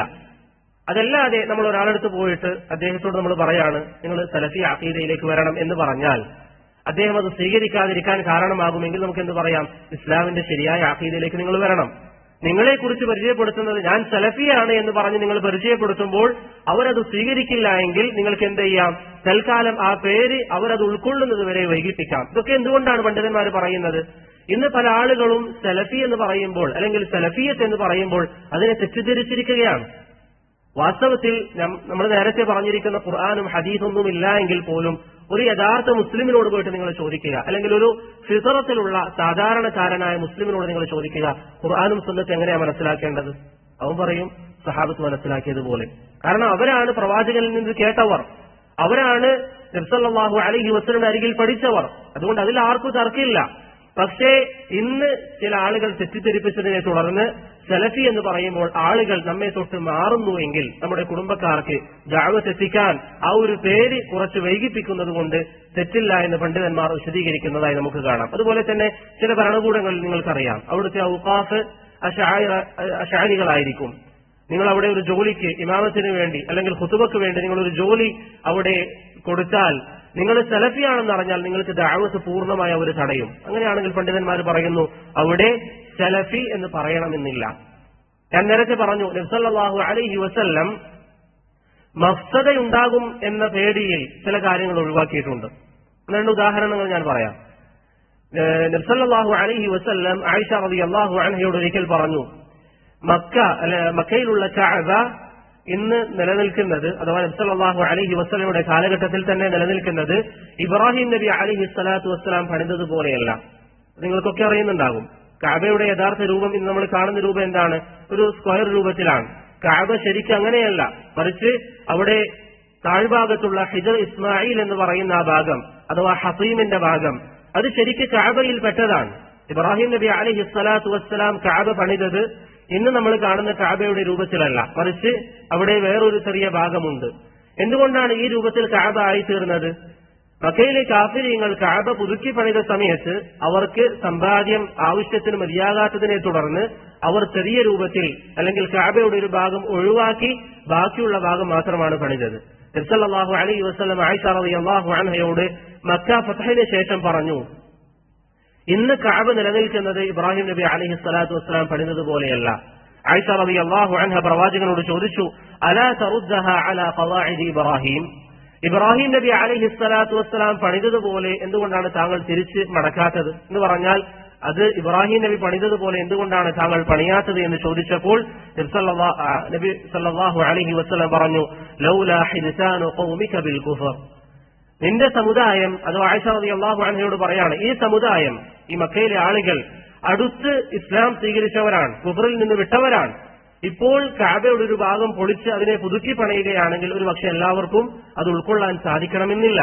അതുകൊണ്ടാണ് നബി സല്ലല്ലാഹു അലൈഹി വസല്ലം അത് ഉപേക്ഷിച്ചത് എന്ന് അവിടുന്ന് തന്നെ വിശദീകരിച്ചതായി നമുക്ക് കാണാൻ സാധിക്കും. അഥവാ ജനങ്ങൾ പുതുതായി ഇസ്ലാമിലേക്ക് വന്നതാണ്, കഅബ പൊളിക്കുകയോ അതിന്റെ ഒരു ഭാഗം തകർക്കുകയോ ഒക്കെ ചെയ്യുമ്പോൾ ഒരു പക്ഷേ പെട്ടെന്ന് അത് ഉൾക്കൊള്ളാൻ സാധിക്കണമെന്നില്ല. അതുപോലെ തന്നെ മറ്റൊരു സംഭവത്തിൽ നബി സല്ലല്ലാഹു അലൈഹി വസല്ലമയുടെ ഭാര്യ ആയിഷ റളിയല്ലാഹു അൻഹയെ കുറിച്ച് വ്യഭിചാരോപണം വന്ന സമയം നിങ്ങൾക്കറിയാം. അങ്ങനെ സംഭവം വളരെ ആളുകൾക്കിടയിൽ സംഭവം പ്രസിദ്ധമായി, വലിയ പ്രശ്നങ്ങളൊക്കെ ഉണ്ടായി. അങ്ങനെ നബി സല്ലല്ലാഹു അലൈഹി വസല്ലം മിമ്പറിൽ കയറിക്കൊണ്ട് പറഞ്ഞു, മൻ യഅദുനി മിൻ റജുലിൻ ബലഗനി അദാഹു ഫി അഹ്ലി, എന്റെ കുടുംബത്തിന്റെ വിഷയത്തിൽ മോശമായി പറഞ്ഞ അല്ലെങ്കിൽ മോശമായ കാര്യങ്ങൾ പറഞ്ഞു നടന്നവൻ, അവനിൽ നിന്ന് ആര് പ്രതികാരമെടുക്കുമെന്ന് നബി സല്ലല്ലാഹു അലൈഹി വസല്ലം മിമ്പറിൽ കയറി ചോദിച്ചു. സഅദ് ഇബ്നു മുആദ് റളിയല്ലാഹു അൻഹു, ഔസ് ഗോത്രത്തിന്റെ നേതാവായ സഅദ് ഇബ്നു മുആദ് എഴുന്നേറ്റ് നിന്നിട്ട് പറഞ്ഞു, നബി സല്ലല്ലാഹു അലൈഹി വസല്ലം ഉദ്ദേശിച്ചത് ആരെയാണ്? അബ്ദുല്ലാഹ് ബിൻ ഉബയ്യ് ബിൻ സലൂലിനെ. അവനാണ് പ്രവാചകന്റെ ഭാര്യയെക്കുറിച്ച് വേണ്ടാത്തത് പറഞ്ഞത്. അപ്പോൾ നബി സല്ലല്ലാഹു അലൈഹി വസല്ലം ചോദിച്ചതിന്റെ ഉദ്ദേശം എന്താണ്? അബ്ദുല്ലാഹ് ബിൻ ഉബയ്യ് ബിൻ സലൂലിൽ നിന്ന് ആരാണ് പ്രതികാരം എടുക്കുക എന്ന് ചോദിച്ചു. ഈ സമയം സഅദ് ബിൻ മുആദ് റളിയല്ലാഹു അൻഹു എഴുന്നേറ്റ് പറഞ്ഞു, Abdullah bin Ubayy bin Salul ഖസറജിയാണ്, സഅദ് ബിൻ മുആദ് റളിയല്ലാഹു അൻഹു ഔസിന്റെ നേതാവാണ്. അദ്ദേഹം എഴുന്നേറ്റ് പറഞ്ഞു, പ്രവാചകരെ, ഔസിൽപ്പെട്ട ആരെങ്കിലുമാണ് താങ്കളെ അങ്ങനെ ദ്രോഹിച്ചത് എങ്കിൽ അവനെ ഞാൻ വധിച്ചു കളയാം. ഇനി ഖസ്റജിൽപ്പെട്ട ആരെങ്കിലുമാണ് താങ്കളെ അങ്ങനെ മോശമായി പറഞ്ഞതെങ്കിൽ, താങ്കളുടെ കുടുംബത്തെ മോശമാക്കിയതെങ്കിൽ താങ്കൾ എന്താണോ കൽപ്പിക്കുന്നത് അതുപോലെ ഞങ്ങൾ ചെയ്യാമെന്ന് പറഞ്ഞു. ഇത് പറഞ്ഞ സമയം ഖസ്റജ് ഗോത്രത്തിന്റെ നേതാവായ സഅദ് ബിൻ ഉബാദ റളിയല്ലാഹു അൻഹു എഴുന്നേറ്റ് പറഞ്ഞു, സഅദ് ബിൻ മുആദിനോട് പറഞ്ഞു, താങ്കൾക്ക് നമ്മുടെ ഗോത്രത്തിൽപ്പെട്ട ഒരാളെ ഒന്നും ചെയ്യാൻ ഞങ്ങൾ സമ്മതിക്കുകയില്ല എന്ന് പറഞ്ഞു. Abdullah bin Ubayy bin Salul ഖസറജിയാണ്. നബി സല്ലല്ലാഹു അലൈഹി വസല്ലമയോട് ഞാൻ നിങ്ങൾക്ക് വേണ്ടി പകരം ചോദിക്കാമെന്ന് പറഞ്ഞത് ഔസിന്റെ നേതാവാണ്. ഈ സമയം അവർക്കിടയിൽ അല്ലെങ്കിൽ സഅദ് ബിൻ ഉബാദ റളിയല്ലാഹു അൻഹുവിന് അദ്ദേഹത്തിന്റെ ഗോത്രത്തോടുള്ള പ്രത്യേക താല്പര്യം വന്നു. അത് ആയിഷ റളിയല്ലാഹു അൻഹ തന്നെ പറയുന്നുണ്ട്, വകാന റജുലൻ സാലിഹൻ വലാകിൻ ഇഹ്തമലത്ഹു അൽഹമിയ്യ. അദ്ദേഹത്തിന്റെ ഗോത്രത്തിനോടുള്ള താല്പര്യം കാരണത്താൽ അദ്ദേഹം പെട്ടെന്ന് എന്തു പറഞ്ഞു, ഒരിക്കലും ഞങ്ങളുടെ ഗോത്രത്തിൽപ്പെട്ട ഒരാളെ ഉപദ്രവിക്കാൻ ഞങ്ങൾ സമ്മതിക്കില്ല എന്ന് പറഞ്ഞു. ഈ സമയം ഉസൈദ് ബിൻ ഖുദൈർ റളിയല്ലാഹു അൻഹു എഴുന്നേറ്റുകൊണ്ട് സഅദ് ബിൻ ഉബാദയോട് പറഞ്ഞു, വല്ലാഹി ലനഖ്തുലന്നഹു. നബി സല്ലല്ലാഹു അലൈഹി വസല്ലം പറഞ്ഞാൽ അവരെ ഞങ്ങൾ വധിക്കുക തന്നെ ചെയ്യും. ഇന്നക മുനാഫിഖുൻ തുജാദിലു അനിൽ മുനാഫിഖീൻ. സഅദ് ബിൻ ഉബാദയോട് പറഞ്ഞു, നീ മുനാഫിഖാണ്, താങ്കൾ മുനാഫിഖാണ്, മുനാഫിഖീങ്ങൾക്ക് വേണ്ടിയാണ് താങ്കൾ വാദിക്കുന്നത് എന്ന് പറഞ്ഞു. അങ്ങനെ ഔസും ഖസറജും അവർക്കിടയിൽ പ്രശ്നങ്ങളുണ്ടായി, അവർക്കിടയിൽ സംസാരം വന്നു. നബി സല്ലല്ലാഹു അലൈഹി വസല്ലം മിമ്പറിൽ നിന്ന് ഇറങ്ങി അവരോട് അനങ്ങാതിരിക്കാൻ പറഞ്ഞു. അങ്ങനെ അവരൊക്കെ അനങ്ങാതിരുന്നു. ഈ സംഭവത്തിന്റെ അവസാനത്തിൽ നിങ്ങൾക്ക് കാണാം, നബി സല്ലല്ലാഹു അലൈഹി വസല്ലമ തങ്ങളെ കുറിച്ച് അല്ലെങ്കിൽ അവിടുത്തെ ഭാര്യയെക്കുറിച്ച് മോശം പറഞ്ഞവർ സഹാബത്തിൽ നിന്ന് മിസ്തഹും ഹിംനയും അതുപോലെ തന്നെ ഹസ്സാൻ ബിൻ സാബിത്തുമാണ് റളിയല്ലാഹു അൻഹും. അതുപോലെ തന്നെ അബ്ദുല്ലാഹ് ബിൻ ഉബയ്യ് ബിൻ സലൂൽ എന്ന് പറയുന്ന മുനാഫിഖീങ്ങളുടെ നേതാവും. ഈ മൂന്നാളുകൾക്ക് നബി സല്ലല്ലാഹു അലൈഹി വസല്ലമ തങ്ങൾ ഹജ്ജ് നടപ്പിലാക്കി. അവരെ നബി സല്ലല്ലാഹു അലൈഹി വസല്ലമ ചാട്ടവാറടിച്ചു, ആയിഷ റളിയല്ലാഹു അൻഹയെ കുറിച്ച് അപവാദം പറഞ്ഞതിന്റെ പേരിൽ. എന്നാൽ അബ്ദുല്ലാഹ് ബിൻ ഉബയ്യ് ബിൻ സലൂലിനെ ആ സമയത്ത് വിട്ടേച്ചു, അവനെ ചാട്ടവാറടിച്ചിട്ടില്ല. നല്ലൊരു വിഭാഗം പണ്ഡിതന്മാർ പറയുന്നു അബ്ദുല്ലാഹ് ബിൻ ഉബയ്യ് ബിൻ സലൂലിനെ ചാട്ടവാറടിച്ചിട്ടില്ല, മറിച്ച് നബി സല്ലല്ലാഹു അലൈഹി വസല്ലം അവിടെ ഒഴിവാക്കി. കാരണം Abdullah bin Ubayy bin Salul ഔസിൽ ഖസറജിൽ വലിയ സ്ഥാനമുള്ളൊരു നേതാവായിരുന്നു. അദ്ദേഹത്തെ അടിക്കുകയാണെങ്കിൽ അതിനെ തുടർന്ന് മഫ്സദയുണ്ടാകും. അപ്പോൾ നബി സല്ലല്ലാഹു അലൈഹി വസല്ലം മസ്ലഹത്തും മഫ്സദത്തും പരിഗണിച്ചിരുന്നു.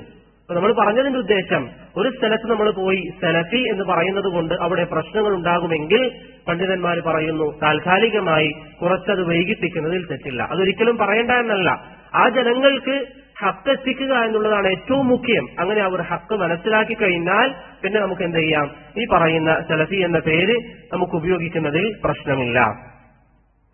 തയ്യിബ്. ഇപ്പോൾ സഹോദരങ്ങളെ, ഇതാണ് ആമുഖമായി ചില കാര്യങ്ങൾ സൂചിപ്പിക്കാനുള്ളത്. ഇനി ചില വിഷയങ്ങൾ.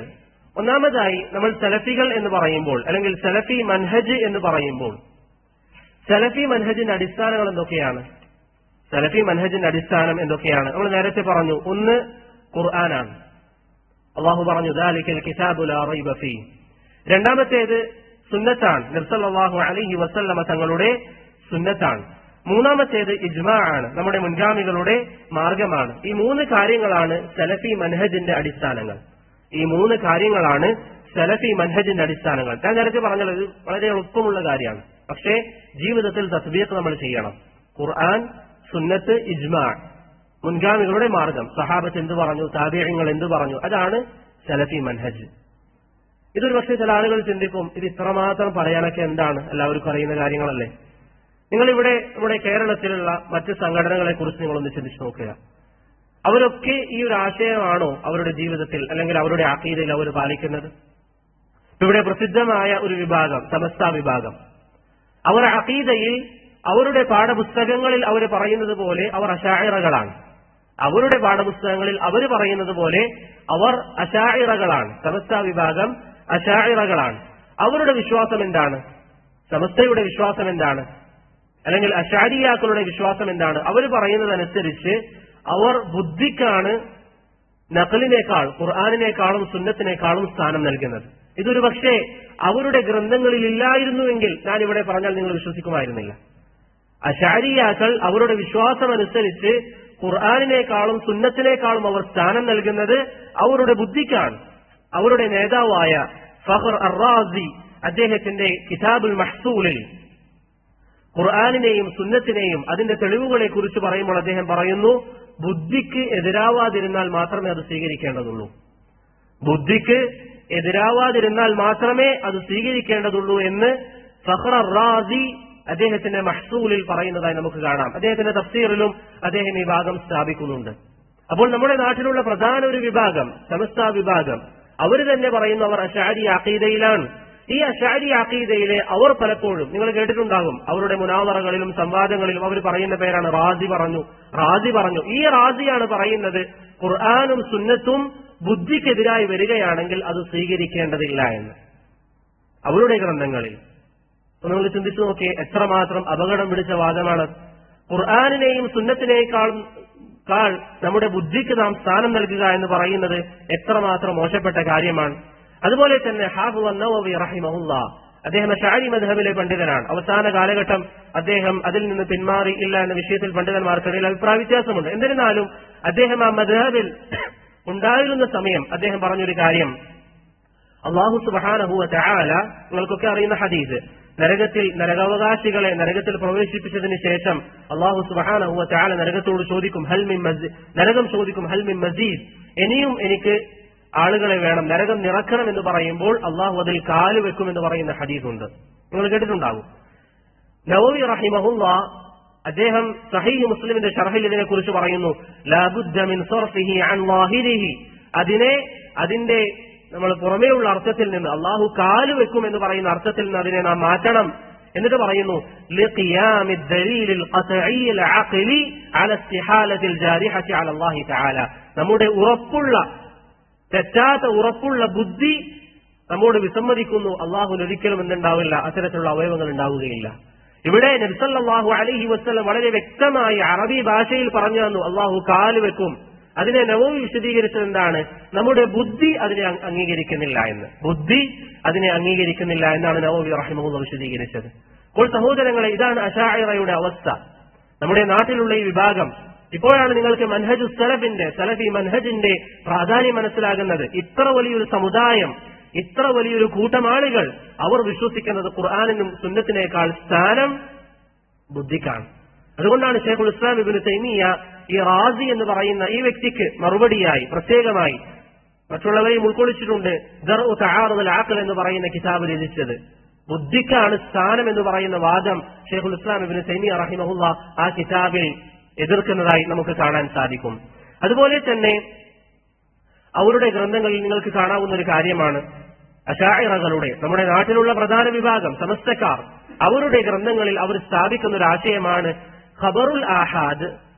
ഖബറുൽ ആഹാദ് എന്ന് പറഞ്ഞാൽ ചില ഹദീസുകൾ ഒരാളിൽ നിന്ന് വന്നിട്ടുണ്ടാകും, ഒരു സഹാബി ഉദ്ധരിച്ചു. ശരിക്ക് മനസ്സിലാക്കണം, ചില ഹദീസുകൾ 2 സഹാബികൾ ഉദ്ധരിച്ചിട്ടുണ്ടാകും, ചില ഹദീസുകൾ 3 സഹാബികൾ ഉദ്ധരിച്ചിട്ടുണ്ടാകും. അങ്ങനെയുള്ള ഹദീസുകൾക്കാണ് ഖബറുൽ ആഹാദ് എന്ന് പറയുക. ചിലപ്പോൾ 3-ൽ കൂടും. ഹദീസുകൾ പൊതുവെ 2 തരമാണ്, ഒന്ന് ഖബറുൽ ആഹാദ്, മറ്റൊന്ന് മുതവാത്തിർ. മുതവാത്തിർ എന്ന് പറഞ്ഞാൽ കുറെ ആളുകൾ ഉദ്ധരിച്ച ഹദീസ്. ആഹാദ് എന്ന് പറഞ്ഞാൽ കുറെ ആളുകൾ ഉദ്ധരിക്കാത്ത ഹദീസ്. അത് 1 ആകാം, 2 ആകാം, 3-ലധികം ആകാം. 3-ലധികം എത്രയാണെന്ന വിഷയത്തിലൊക്കെ അഭിപ്രായ വ്യത്യാസമുണ്ട്. എന്നിരുന്നാലും ഹദീസുകൾ 2 തരമാണ്. അഹ്ലുസുന്നയുടെ വിശ്വാസം അനുസരിച്ച് ഈ ഹദീസുകളൊക്കെ നബി സല്ലല്ലാഹു അലൈഹി വസല്ലം പറഞ്ഞാൽ അത് തെളിവാണ്. അപ്പൊ പ്രവാചകൻ ഒരു ഹദീസ് പറഞ്ഞു, ഇന്നമൽ അഅ്മാലു ബിന്നിയാത്ത്, അത് പ്രവാചകൻ പറഞ്ഞു. എത്ര സഹാബി ഉദ്ധരിച്ചു? ഒരൊറ്റ സഹാബി, ഉമർ ഇബ്നുൽ ഖത്താബ് റളിയല്ലാഹു അൻഹു. വേറൊരു സഹാബിയും ഉദ്ധരിച്ചിട്ടില്ല. അപ്പോൾ അശാഇറയുടെ മദ്ഹബ് എന്താ? അവരെന്ത് പറയും? അതൊരിക്കലും അഖീദയിൽ നമുക്ക് തെളിവല്ല എന്ന് പറഞ്ഞാൽ ദീനിൽ ഒരു ഭാഗത്ത് മാത്രമേ അത് നമ്മൾ തെളിവായി സ്വീകരിക്കുകയുള്ളൂ. മറ്റുള്ള കാര്യങ്ങളിൽ, നമ്മുടെ വിശ്വാസ കാര്യങ്ങളിൽ ഒരിക്കലും അത് തെളിവല്ല എന്നാണ് ആരുടെ വാദം? അശാഇറകളുടെ വാദം. അഥവാ നമ്മുടെ നാട്ടിൽ നിങ്ങൾ സുന്നി മദ്രസകളിൽ പഠിച്ചവരാണെങ്കിൽ ആ പാഠപുസ്തകങ്ങളിൽ ഞാൻ അടക്കം പഠിച്ചിട്ടുണ്ട്. അതിൽ പറയുന്നത് അഖീദയിൽ 2 മദ്ഹബ് പിൻപറ്റൽ നിർബന്ധമാണ്. ഒന്നുകിൽ അശഅരിയ അല്ലെങ്കിൽ മാതുരീദിയ. ഈ അശഅരി വിഭാഗമാണ് കേരളത്തിൽ നിന്നുള്ള ആളുകൾ. അവര് പറയുന്ന അഖീദയാണ് ഖബറുൽ ആഹാദ് അഥവാ മുതവാത്തിർ അല്ലാത്ത ഹദീസുകൾ അഖീദയിൽ നമുക്ക് തെളിവല്ല എന്ന കാര്യം. ഇതാരെ പറഞ്ഞ? റാസി അദ്ദേഹത്തിന്റെ അസാസു തഖ്ദീസിൽ ഈ ഒരു ആശയം പറഞ്ഞിട്ടുണ്ട്. റാസി അദ്ദേഹത്തിന്റെ അസാസു തഖ്ദീസിൽ ഈ ഒരു ആശയം പറഞ്ഞതായി നമുക്ക് കാണാം. ഇതൊരിക്കലും അഹ്ലുസുന്നക്ക് പരിചയമില്ലാത്ത ആശയമാണ്. ബുദ്ധിയെ ഖുർആനിനേക്കാളും ഹദീസിനേക്കാളും മുന്തിക്കുക എന്ന ആശയം അഹ്ലുസുന്നക്ക് പരിചയമില്ല. ഖബറുൽ ആഹാദ് അഥവാ പ്രവാചകനിൽ നിന്ന് സ്ഥിരപ്പെട്ട ഹദീസുകൾ അഖീദയിൽ ഉപയോഗിക്കാൻ പാടില്ല എന്ന് പറയുന്ന വാദം ഇത് അഹ്ലുസുന്നക്ക് പരിചയമില്ല. ഇതെന്നാൽ അവരുടെ കിതാബുകളിൽ റാസിയെ പോലെയുള്ളവർ, സനൂസിയെ പോലെയുള്ളവർ അവരുടെ ഗ്രന്ഥങ്ങളിൽ ശർഹുൽ അഖീദത്തുൽ കുബ്രയിൽ സനൂസി ഈ വാദം സ്ഥാപിക്കുന്നതായി നമുക്ക് കാണാൻ സാധിക്കും. അതുകൊണ്ട് സഹോദരങ്ങളെ, ഇത്രയും മോശപ്പെട്ട അഖീദയാണ് അവർ കൊണ്ട് നടക്കുന്നത് നമ്മുടെ നാട്ടിലുള്ള ആളുകൾ. എന്നിട്ട് അവർ പറയുന്നു അവർ അഹ്ലുസുന്നയുടെ ആളുകളാണ്. എങ്ങനെയാണ് അവർ അഹ്ലുസുന്നയാവുക? എങ്ങനെയാണ് അവർ യഥാർത്ഥ സുന്നികളാവുക? സുന്നി എന്ന് പറയുന്നത് നബി സല്ലല്ലാഹു അലൈഹി വസല്ലമ തങ്ങളുടെ സുന്നത്ത് മുറുകെ പിടിക്കുന്നവരാണ്. അവർ പ്രവാചകന്റെ സുന്നത്തിനെ വിഭജിക്കുകയും അതിലൊരു ഭാഗം മാത്രം തെളിവായി സ്വീകരിക്കുകയും ചെയ്യുന്നു. എങ്ങനെയാണ് അവർ സുന്നികളാവുക? ഇത്രയും പിഴച്ച വാദങ്ങൾ, പ്രവാചകന്റെ സുന്നത്തിനെ തള്ളുന്ന രൂപത്തിലുള്ള വാദങ്ങൾ, അതാണ് അവർ ഇന്ന് ഉൾക്കൊണ്ടുകൊണ്ടിരിക്കുന്നത്. അതുകൊണ്ടാണ് പ്രവാചകന്റെ അസ്മാഉ സിഫാത്തുകളുമായി ബന്ധപ്പെട്ട പല വിഷയങ്ങളിലും അവർ അള്ളാഹുവിന്റെ അസ്മാഉ സിഫാത്തിൽ അവർ ദുർവ്യാഖ്യാനം നടത്തുന്നത്. ഇമാം ഷാഫിഈ റഹിമഹുല്ലാഹ് ഖബറുൽ ആഹാദിന് തെളിവായി അദ്ദേഹത്തിന്റെ റിസാലയിൽ വളരെ പ്രസിദ്ധമായൊരു തെളിവ് ഉദ്ധരിക്കുന്നുണ്ട്. അത് ഞാൻ പറഞ്ഞു തരാം. നിങ്ങൾക്ക് എപ്പോഴെങ്കിലും ഒരാളോട് സംസാരിക്കുമ്പോൾ ആവശ്യം വരികയാണെങ്കിൽ. ഇമാം ഷാഫിഈ റഹിമഹുല്ലാഹ് പറയുന്നു, നബി സല്ലല്ലാഹു അലൈഹി വസല്ലം മുആദ് ബിൻ ജബലിനെ യമനിലേക്ക് അയച്ചു. എല്ലാവർക്കും അറിയുന്ന ഹദീസാണ്. എത്ര ആളുകളെയാണ് അയച്ചത്? ഒരു വ്യക്തിയെ. ചില റിവായത്തുകളിൽ അബൂ മൂസയെയും അയച്ചു എന്നുണ്ട്. പക്ഷെ രണ്ട് ഭാഗത്തേക്കാണ്. ഇനി അവർ രണ്ടുപേരാണെങ്കിൽ തന്നെ അത് ഖബറുൽ ആഹാദാണ്. അവരെന്തിനു വേണ്ടിയാണ് അയച്ചത്? ദീന് പ്രചരിപ്പിക്കാൻ. അവരവിടെ പോയി ജനങ്ങൾക്ക് ദീന് പറഞ്ഞു കൊടുത്തു. ആ ജനങ്ങൾ അദ്ദേഹത്തിൽ നിന്ന് കേട്ടു, അവർ സ്വീകരിച്ചു. ഒരാളുടെ വാക്ക് അഖീദയിൽ തെളിവാവില്ല എങ്കിൽ എങ്ങനെയാണ് നബി സല്ലല്ലാഹു അലൈഹി വസല്ലം ഒരാളെ അയച്ചത്?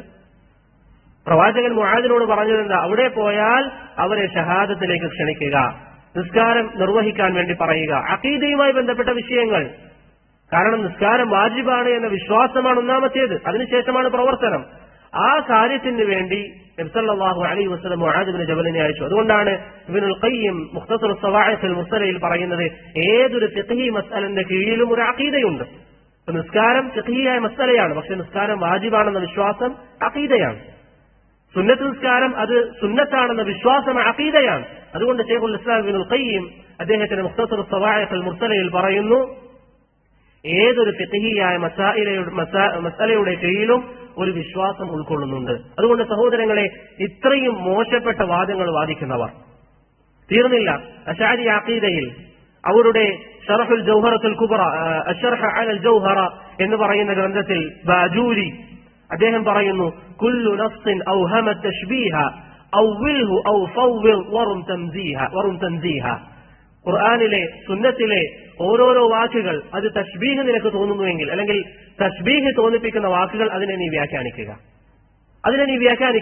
ഇത് ഖുർആനിനോടും സുന്നത്തിനോടും കാണിക്കുന്ന അദബുകേടല്ലേ?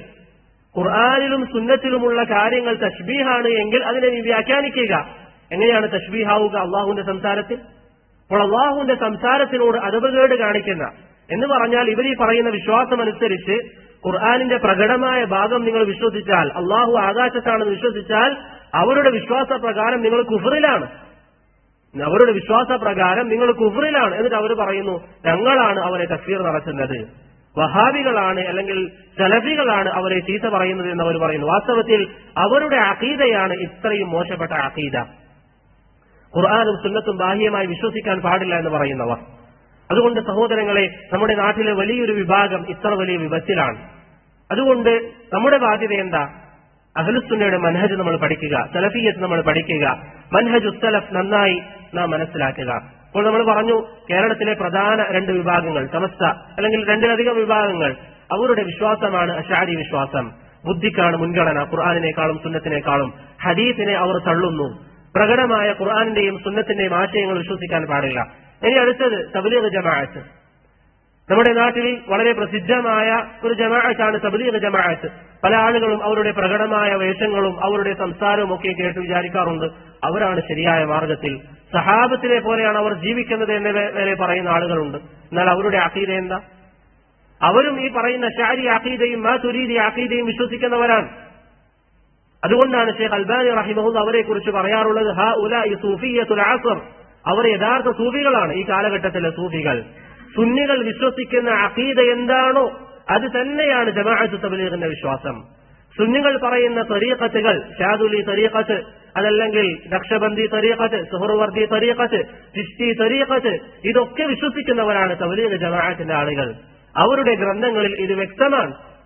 അതിനു പുറമെ അവർ എത്രയെത്ര ശിർക്കുകളാണ് പ്രചരിപ്പിക്കുന്നത്, എത്രയെത്ര ബിദ്അത്തുകളാണ് അവർ പ്രചരിപ്പിക്കുന്നത്. ഇതൊരിക്കലും, ഞാൻ നേരത്തെ നിങ്ങളോട് പറഞ്ഞല്ലോ, ഞാനിത് പറയുമ്പോൾ ചില സഹോദരങ്ങൾ ആദ്യമായി കേൾക്കുകയാണെങ്കിൽ നമ്മൾ അവരെ വിമർശിക്കാനായി പറയുന്നതെന്ന് കരുതരുത്. നേരത്തെ അശാഇറയോട് ഞാൻ പറഞ്ഞു, റാസി പറഞ്ഞതാണത്. അതുപോലെ തന്നെ ബാജൂരി പറഞ്ഞ കാര്യമാണ്, ദസൂഖി പറഞ്ഞ കാര്യമാണ്, സനൂസി പറഞ്ഞ കാര്യമാണ്, അവരുടെ ഇമാമുമാർ പറഞ്ഞ കാര്യങ്ങളാണ് നമ്മൾ പറയുന്നത്. അതുപോലെ തന്നെ ജമാഅത്ത് തബ്ലീഗ് അവരുടെ പ്രധാന ഗ്രന്ഥം ഏതാ? തബ്ലീഗ് നിസാബ്. പിൽക്കാലഘട്ടത്തിൽ ഫളായിലുൽ അഅമാൽ എന്ന പേരിൽ അറിയപ്പെട്ട മുഹമ്മദ് സക്കരിയ അൽ കാന്തലവിയുടെ കിതാബ്. അതിൽ എത്രയെത്ര ഖുറാഫാത്തുകളാണ് പറഞ്ഞിരിക്കുന്നത്. ലോകം നിയന്ത്രിക്കുന്നതിൽ മറ്റുള്ളവർക്ക് പങ്കുണ്ട് എന്ന് വരെ പറഞ്ഞിരിക്കുന്നു. ഇത്രയും തനിച്ച ഖുറാഫാത്തുകൾ, ഇത്രയും തനിച്ച ശിർക്കുകൾ അവരുടെ ഗ്രന്ഥങ്ങളിൽ അവർ പറയുന്നു. അവരുടെ വിശ്വാസം തനി ശിർക്കൻ വിശ്വാസമാണ്. അവർ ഈ പറയുന്ന എല്ലാ തരീഖത്തുകളിലും വിശ്വസിക്കുന്ന ആളുകളാണ്. അതുകൊണ്ട് സഹോദരങ്ങളെ, അവരെ നമ്മൾ ശ്രദ്ധിക്കണം. അവരുടെ ബാഹ്യമായ വേഷങ്ങൾ കണ്ട് അവർ സലഫിയത്തിലാണ് അല്ലെങ്കിൽ അവർ നല്ല മൻഹജിലാണ് എന്നൊരിക്കലും നാം കരുതാൻ പാടില്ല.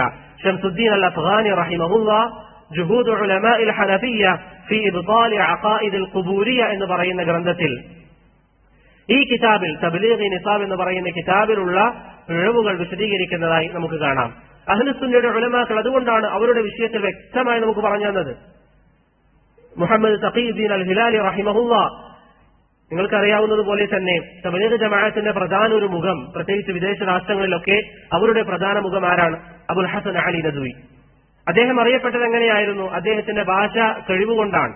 ഭാഷയിൽ വലിയ കഴിവുള്ള വ്യക്തിയാണ് അബുൽ ഹസൻ അലി നദ്വി. ഈ അബുൽ ഹസൻ അലി നദ്വിയുടെ ഉസ്താദ് ആരാണ്? സലഫിയായ മുഹമ്മദ് തഖിയുദ്ദീൻ അൽ ഹിലാലി റഹിമഹുല്ലാഹ്. ഈ തഖിയുദ്ദീൻ അൽ ഹിലാലി തന്നെ അബുൽ ഹസൻ അലി നദ്വിയുടെ പിഴവുകൾ പിന്നെ വിശദീകരിച്ചിട്ടുണ്ട്. അവരുടെ അഖീദ ഫാസിദായ അഖീദയാണ്. ഖുറാഫികൾ, സുന്നികൾ എങ്ങനെയാണോ വിശ്വസിക്കുന്നത് അതുപോലെയുള്ള വിശ്വാസമാണ് അബുൽ ഹസൻ അലി നദ്വി അടക്കമുള്ള തബ്ലീഗ് ജമാഅത്തിന്റെ ആളുകൾക്ക്. ചില തബ്ലീഗ് ജമാഅത്തിന്റെ ആളുകൾ പറയാറുണ്ട്, ശൈഖ് ഇബ്നു ബാസ് റഹിമഹുല്ലാഹ് ഞങ്ങളുമായി നല്ല ബന്ധം പുലർത്തിയിരുന്നു ആദ്യ കാലഘട്ടത്തിൽ. അന്ന് അവരുടെ കാര്യം വ്യക്തമായിരുന്നില്ല. നിങ്ങൾക്കറിയാം, തബ്ലീഗ് ജമാഅത്ത് അടുത്തുണ്ടായ ഒരു സംഘടനയാണ്. മുഹമ്മദ് ഇല്യാസ് അൽ ഖാന്തലവി ആ ഒരു സംഘടനയുണ്ടാക്കി. ആ സമയത്ത് പണ്ഡിതന്മാർക്ക് അവരുടെ കാര്യങ്ങൾ വ്യക്തമായിരുന്നില്ല. അന്ന് പണ്ഡിതന്മാർ അവരെ നല്ല രീതിയിൽ പുകഴ്ത്തി. ഷെയ്ഖ് അബ്ദുൽ അസീസ് ഇബ്നു ബാസ് റഹിമഹുല്ലാഹ് പുകഴ്ത്തി. എന്നാൽ ഷെയ്ഖ് മുഹമ്മദ് നാസിറുദ്ദീൻ അൽ അൽബാനി റഹിമഹുല്ലാഹ് ആദ്യം മുതൽ തന്നെ അവരെ വളരെ ശക്തമായി എതിർത്തുകൊണ്ട് സംസാരിച്ചു. ഷെയ്ഖ് ഇബ്നു ബാസ് റഹിമഹുല്ലാഹ് ആദ്യം പുകഴ്ത്തിയിരുന്നെങ്കിലും അദ്ദേഹത്തിന്റെ ജീവിതത്തിന്റെ അവസാന കാലഘട്ടത്തിൽ അവരെ എതിർക്കുകയും നബി സല്ലല്ലാഹു അലൈഹി വസല്ലമ പറഞ്ഞ ഈ 73 വിഭാഗങ്ങളിൽ ഒരു വിഭാഗമാണ് അവർ എന്ന് ഷെയ്ഖ് ഇബ്നു ബാസ് റഹിമഹുല്ലാഹ് പറയുകയും ചെയ്തതായി നമുക്ക് കാണാൻ സാധിക്കും. അപ്പോൾ ഇതാണ് തബ്ലീഗ് ജമാഅത്തിന്റെ വിശ്വാസം. എത്രയെത്ര പിഴച്ച വിശ്വാസങ്ങളാണ് അവർക്ക്. അവരെ കുറിച്ച് എഴുതപ്പെട്ട ഗ്രന്ഥങ്ങൾ ഞാൻ നേരത്തെ പറഞ്ഞത്, ഈ അബുൽ ഹസൻ അലി നദ്വി അദ്ദേഹം തബ്ലീഗ് ജമാഅത്തിന്റെ പ്രധാനപ്പെട്ട ഒരു നേതാവാണ്. അദ്ദേഹം വിദേശ രാജ്യങ്ങളിൽ പോകുമ്പോൾ ചില ആളുകൾ പറയും അദ്ദേഹം സൗദി അറേബ്യയിൽ ജാമിയ ഇസ്ലാമിയയുടെ പ്രധാനപ്പെട്ട ഒരു വിഭാഗത്തിൽ ഉണ്ടായിരുന്നു. അന്ന് അവരുടെ കാര്യങ്ങൾ വ്യക്തമായിരുന്നില്ല. അന്ന് അബുൽ ഹസൻ അലി നദ്വി അവിടെ പോയാൽ അവിടെ കാണിക്കുക നല്ല മുഖമാണ്. അതുകൊണ്ടാണ് സയ്യിദ് താലിബുർ റഹ്മാൻ അദ്ദേഹത്തിന്റെ വിഷയത്തിൽ കിതാബ് എഴുതിയിരുന്ന അൽ ഉസ്താദ് അബുൽ ഹസൻ വജ്ഹുൻ ആഖറു മിൻ കിതാബത്തിഹി, അദ്ദേഹത്തിന്റെ എഴുത്തിന്റെ രണ്ടാമത്തെ മുഖം എന്ന് പറഞ്ഞത്. അവിടെ എത്തിയാൽ അവർ വായിക്കുക റിയാദുസ് സാലിഹീൻ, ഇവിടെ നിന്ന് അവർ വായിക്കുക ഫളായിലുൽ അഅമാൽ, ശിർക്കിന്റെ കിതാബ്. ഫളായിലുൽ ഹജ്ജ്, മുഹമ്മദ് സക്കരിയ കാന്തലവിയുടെ എത്രയെത്ര ശിർക്കൻ വിശ്വാസങ്ങളാണ് അതിലുള്ളത്. അതുകൊണ്ട് സഹോദരങ്ങളെ, അതിനെക്കുറിച്ച് വിശദീകരിക്കാൻ നമുക്ക് ധാരാളം സമയം വേണം. ഒരു കാര്യം മനസ്സിലാക്കുക, അവരുടെ ഗ്രന്ഥങ്ങളിൽ അവർ പറയുന്ന കാര്യങ്ങളാണ് ഇവിടെ ഞാൻ പറഞ്ഞത്. അവരുടെ ഗ്രന്ഥങ്ങളിൽ ശിർക്കൻ വിശ്വാസങ്ങളുണ്ട്. അവരുടെ ഗ്രന്ഥങ്ങളിൽ ആധികാരികമായി അവർ എഴുതുന്നു, തെറ്റുകളെ നാം എതിർക്കേണ്ടതില്ല. അള്ളാഹു പറയുന്നു, വൽതകും മിൻകും ഉമ്മത്തുൻ യദ്ഊന ഇലൽ ഖൈർ വയഅ്മുറൂന ബിൽ മഅറൂഫ് വയൻഹൗന അനിൽ മുൻകർ. ഈ ഉമ്മത്തിന്റെ സവിശേഷതയിൽപ്പെട്ടതാണ് തെറ്റുകൾ എതിർക്കുക എന്നുള്ളത്. തബ്ലീഗ് ജമാഅത്ത് പറയുന്നു തെറ്റുകൾ എതിർക്കേണ്ടതില്ല. പ്രധാനപ്പെട്ട മറ്റൊരു വിഭാഗം. മൂന്നാമതൊരു വിഭാഗം നമ്മുടെ നാട്ടിലുള്ളത് ആരാണ്? ജമാഅത്തെ ഇസ്ലാമി. അവരെ സംബന്ധിച്ചിടത്തോളം അവർക്ക് അഖീദ ചർച്ച തന്നെ ഇല്ല. ജമാഅത്തെ ഇസ്ലാമിയുടെ അടിസ്ഥാനം എന്താ? ഇഖ്വാനുൽ മുസ്ലിമൂൻ. അവരിന്നും അവരുടെ പുണ്യപുരുഷന്മാരായി അവരുടെ പ്രധാനപ്പെട്ട പരിപാടികളിൽ കൊണ്ടുവരുന്നത് ആരെയാണ്? ഇഖ്വാനുൽ മുസ്ലിമീന്റെ നേതാക്കന്മാരെയാണ്. ഇഖ്വാനുൽ മുസ്ലിമീന്റെ സ്ഥാപകനാര? അഹ്മദ് അസ്സുക്കരി. അന്ന് അവരുടെ നായിബ് ഹസൻ അൽ ബന്ന. അങ്ങനെയാണ് ഇഖ്വാനുൽ മുസ്ലിമീൻ ഏകദേശം 100 വർഷം മുമ്പ് സ്ഥാപിതമാകുന്നത്. ഈ ഹസനുൽ ബന്ന യഥാർത്ഥ സൂഫിയായിരുന്നു. ഷാദുലി തരീഖത്തിൽ ഹസാഫിയ തരീഖത്ത് അനുസരിച്ച് ഞാൻ ബൈഅത്ത് ചെയ്തിട്ടുണ്ട് എന്ന് ഹസൻ അൽ ബന്ന തന്നെ അദ്ദേഹത്തെ കുറിച്ച് പറഞ്ഞിട്ടുണ്ട്. സൂഫി തരീഖത്ത് അനുസരിച്ച് അദ്ദേഹം ബൈഅത്ത് ചെയ്തിട്ടുണ്ട് എന്ന് അദ്ദേഹം തന്നെ പറഞ്ഞിട്ടുണ്ട്. സഈദ് ഹവ്വ ഇഖ്വാനികളുടെ നേതാവാണ്. അദ്ദേഹത്തിന്റെ തർബിയത്തുന അർ-റൂഹിയ്യ എന്ന് പറയുന്ന കിതാബിൽ സഈദ് ഹവ്വ പറയുന്നു, ഇന്ന ഇൻദ ജമാഅത്തുൽ ഇഖ്വാൻ ഇഖ്വാനുൽ മുസ്ലിമീനായ നമ്മുടെ അരികിലുണ്ട് ഔറാദൻ വഅസ്കാറൻ സൂഫിയ്യതൻ യജ്തമിഊന അലൈഹ. നമുക്ക് ചില സൂഫിയായ ദിക്റുകളുണ്ട്. ആ ദിക്റുകൾ പറയാൻ ഞങ്ങൾ പരസ്പരം കൂടും. ആരാ പറയുന്നത്? ഇഖ്വാനുൽ മുസ്ലിമൂൻ. അവരെ സംബന്ധിച്ചിടത്തോളം അവർക്ക് അഖീദ പ്രശ്നമല്ല. അവർക്ക് എപ്പോഴും ഭരണാധികാരികൾ ഈ ദിക്ർ പറഞ്ഞുകൊണ്ട് നടക്കലാണ് അവരുടെ ഉദ്ദേശം. എങ്ങനെയെങ്കിലും ഇസ്ലാമിക ഭരണകൂടങ്ങളെ നശിപ്പിക്കണം, അതാണ് അവരുടെ ഉദ്ദേശം. നിങ്ങൾ ഇന്ന് ഇവിടെയുള്ള ജമാഅത്തെ ഇസ്ലാമിയുടെ ആളുകൾ, അവരോട് നിങ്ങൾ ചോദിക്കുക, ഹസൻ അൽ ബന്നയെ കുറിച്ച് നിങ്ങളുടെ അഭിപ്രായം എന്താ? ആരെങ്കിലും കുറ്റം പറയോ? ഇല്ല. ഇത്രയും പിഴച്ച വിശ്വാസം പറയുന്നവരായിരുന്നു ഹസൻ അൽ ബന്ന. മാത്രമല്ല, മൗലിദിന്റെ സദസ്സുകളിൽ നബി സല്ലല്ലാഹു അലൈഹി വസല്ലമയുടെ മൗലിദിന്റെ സദസ്സുകളിൽ ഹസൻ അൽ ബന്ന പോകും. എന്നിട്ട് നബി സല്ലല്ലാഹു അലൈഹി വസല്ലമയുടെ ആത്മാവ് അവിടെ വരുന്നു എന്ന് പറയും. എന്നിട്ട് അദ്ദേഹം ഇങ്ങനെ പാടാറുണ്ട്, ഹാദൻ നബിയ്യു മഅൽ അഹ്ബാബി ഖദ് ഹവറ വസാമഹൽ കുല്ല ഫീമാ മള വജറ. നബി സല്ലല്ലാഹു അലൈഹി വസല്ലം ഇവിടെ നമ്മുടെ കൂടെ ഇതാ വന്നിരിക്കുന്നു, ഇവിടെ ഇരിക്കുന്ന ആളുകൾക്കൊക്കെ അദ്ദേഹം മാപ്പാക്കുകയും ചെയ്തിരിക്കുന്നു എന്ന് ഹസനുൽ ബന്ന പാടാറുണ്ട്. ഇതാണ് ഇഖ്വാൻ മുസ്ലിമീന്റെ ഒരു നേതാവ്. അവരെയാണ് ഇന്ന് പുണ്യപുരുഷന്മാരായി കൊണ്ടു നടക്കുന്നത്. അവരുടെ വിശ്വാസം ശരിയായ ശിർക്കൻ വിശ്വാസമാണ്. ഇതൊക്കെ നമ്മൾ പറയുന്നതല്ല. ഈ പറയുന്ന അദ്ദേഹം മൗലിദിൽ പങ്കെടുക്കാറുണ്ട് എന്നുള്ളത് ജാബിർ റിസ്ഖ് അദ്ദേഹത്തിന്റെ ഹസൻ അൽ ബന്ന ബി അഖ്ലാമി തലാമീദി എന്ന് പറയുന്ന കിതാബിൽ രേഖപ്പെടുത്തിയതാണ്.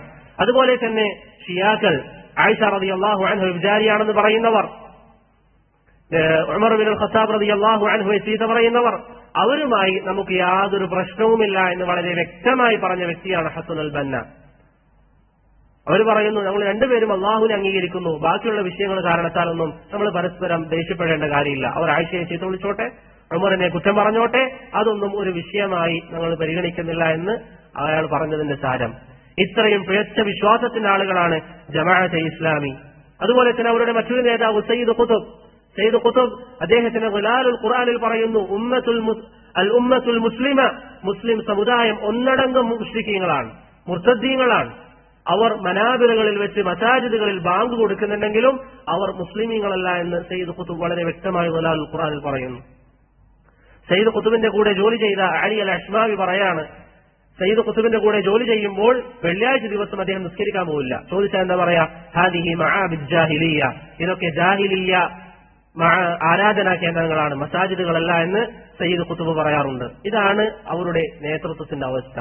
മൂസാ നബി അലൈഹി സ്വലാത്തു വസ്സലാമിനെ കുറിച്ച് അത്തസ്വീറുൽ ഫന്നി ഫിൽ ഖുർആൻ എന്ന് പറയുന്ന ഗ്രന്ഥത്തിൽ മൂസാ നബി അലൈഹി സ്വലാത്തു വസ്സലാമിനെ കുറ്റം പറഞ്ഞു. അതുപോലെ തന്നെ അബൂ സുഫിയാൻ നബി സല്ലല്ലാഹു അലൈഹി വസല്ലമയുടെ ഭാര്യയുടെ പിതാവ്, അദ്ദേഹത്തെ കുറിച്ച് സയ്യിദ് ഖുതുബ് പറയാണ്, മാ നഫദൽ ഇസ്ലാമു ഇലാ ഖൽബി ദാലിക റജുൽ, അവന്റെ മനസ്സിലേക്ക് ഇസ്ലാം പ്രവേശിച്ചിരുന്നില്ല. പ്രവാചകന്റെ ഭാര്യയുടെ ഉപ്പയെ കുറിച്ച്. അതുപോലെ തന്നെ ഖുർആൻ അല്ലാഹുവിന്റെ സൃഷ്ടിയാണെന്ന് ഖുലാലുൽ ഖുർആനിൽ പറയുന്നു.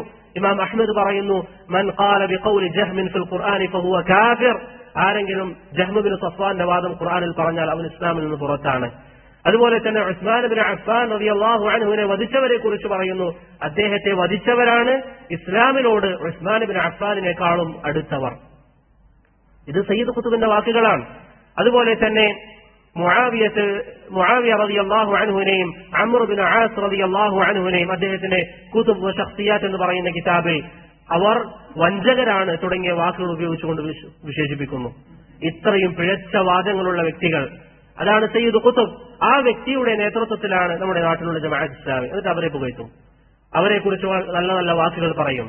നിങ്ങൾ ചിന്തിച്ചു നോക്കൂ സഹോദരങ്ങളെ, നാം ജീവിക്കുന്ന ഈ ഒരു ചുറ്റുപാടിൽ നമ്മൾ പറഞ്ഞല്ലോ, സമസ്ത വിഭാഗം, തബ്ലീഗ് ജമാഅത്ത്, അതുപോലെ തന്നെ ഈ പറയുന്ന ഇഖ്വാനുൽ മുസ്ലിമീൻ, കുറച്ച് ദിവസങ്ങൾക്ക് മുമ്പ് അവരുടെ മസ്ജിദിൽ കയറിപ്പോയപ്പോൾ മഗ്രിബ് നിസ്കാരത്തിന് വേണ്ടി പോകുമ്പോൾ ധാരാളം ആളുകൾ, പുരുഷന്മാരുടെ ഭാഗത്തൊക്കെ സ്ത്രീകൾ, നോക്കുമ്പോൾ അവിടെ ഒരു സംഗീത സദസ്സ് കഴിഞ്ഞ ആളുകൾ ഇറങ്ങുകയാണ് മസ്ജിദിന്റെ അകത്ത്. ഇത്രയും പിഴച്ച ആളുകൾ. എന്നിട്ട് അവർ പറയുന്നതോ, മുസ്ലിമീങ്ങൾ അവർ ഭരണാധികാരികളെ താഴെ ഇറക്കണം എന്ന് പറഞ്ഞ് സൗദി അറേബ്യ പോലുള്ള ഇസ്ലാമിക രാജ്യങ്ങൾക്കെതിരെ അവർ സംസാരിക്കുകയും ചെയ്യും. അവരുടെ ജീവിതത്തിൽ ദീൻ എന്ന് പറയുന്നതൊന്നില്ല. അവർക്ക് അഖീദ ഒരു വിഷയമല്ല.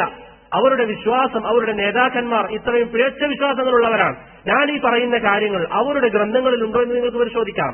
എന്നിട്ട് ഏതെങ്കിലും ഒരു ഇഖ്വാനി അല്ലെങ്കിൽ ജമാഅത്ത് ഇസ്ലാമിയുടെ ഒരാള് സയ്യിദ് ഖുത്ബിനെ പിഴവുപറ്റി എന്ന് പറയുന്നത് നിങ്ങൾ കേട്ടിട്ടുണ്ടോ?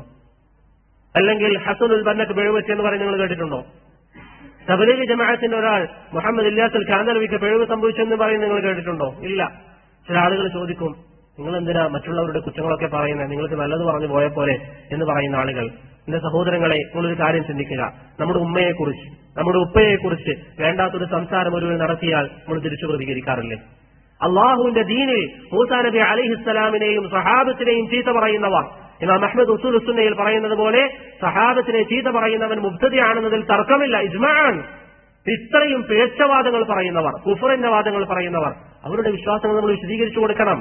അറിയാതെ ജമാഅത്ത് ഇസ്ലാമിയിലും മറ്റും ചേർന്ന് നിൽക്കുന്ന ആളുകൾ, അവരെ നാം ബോധവൽക്കരിക്കാൻ ശ്രമിക്കണം.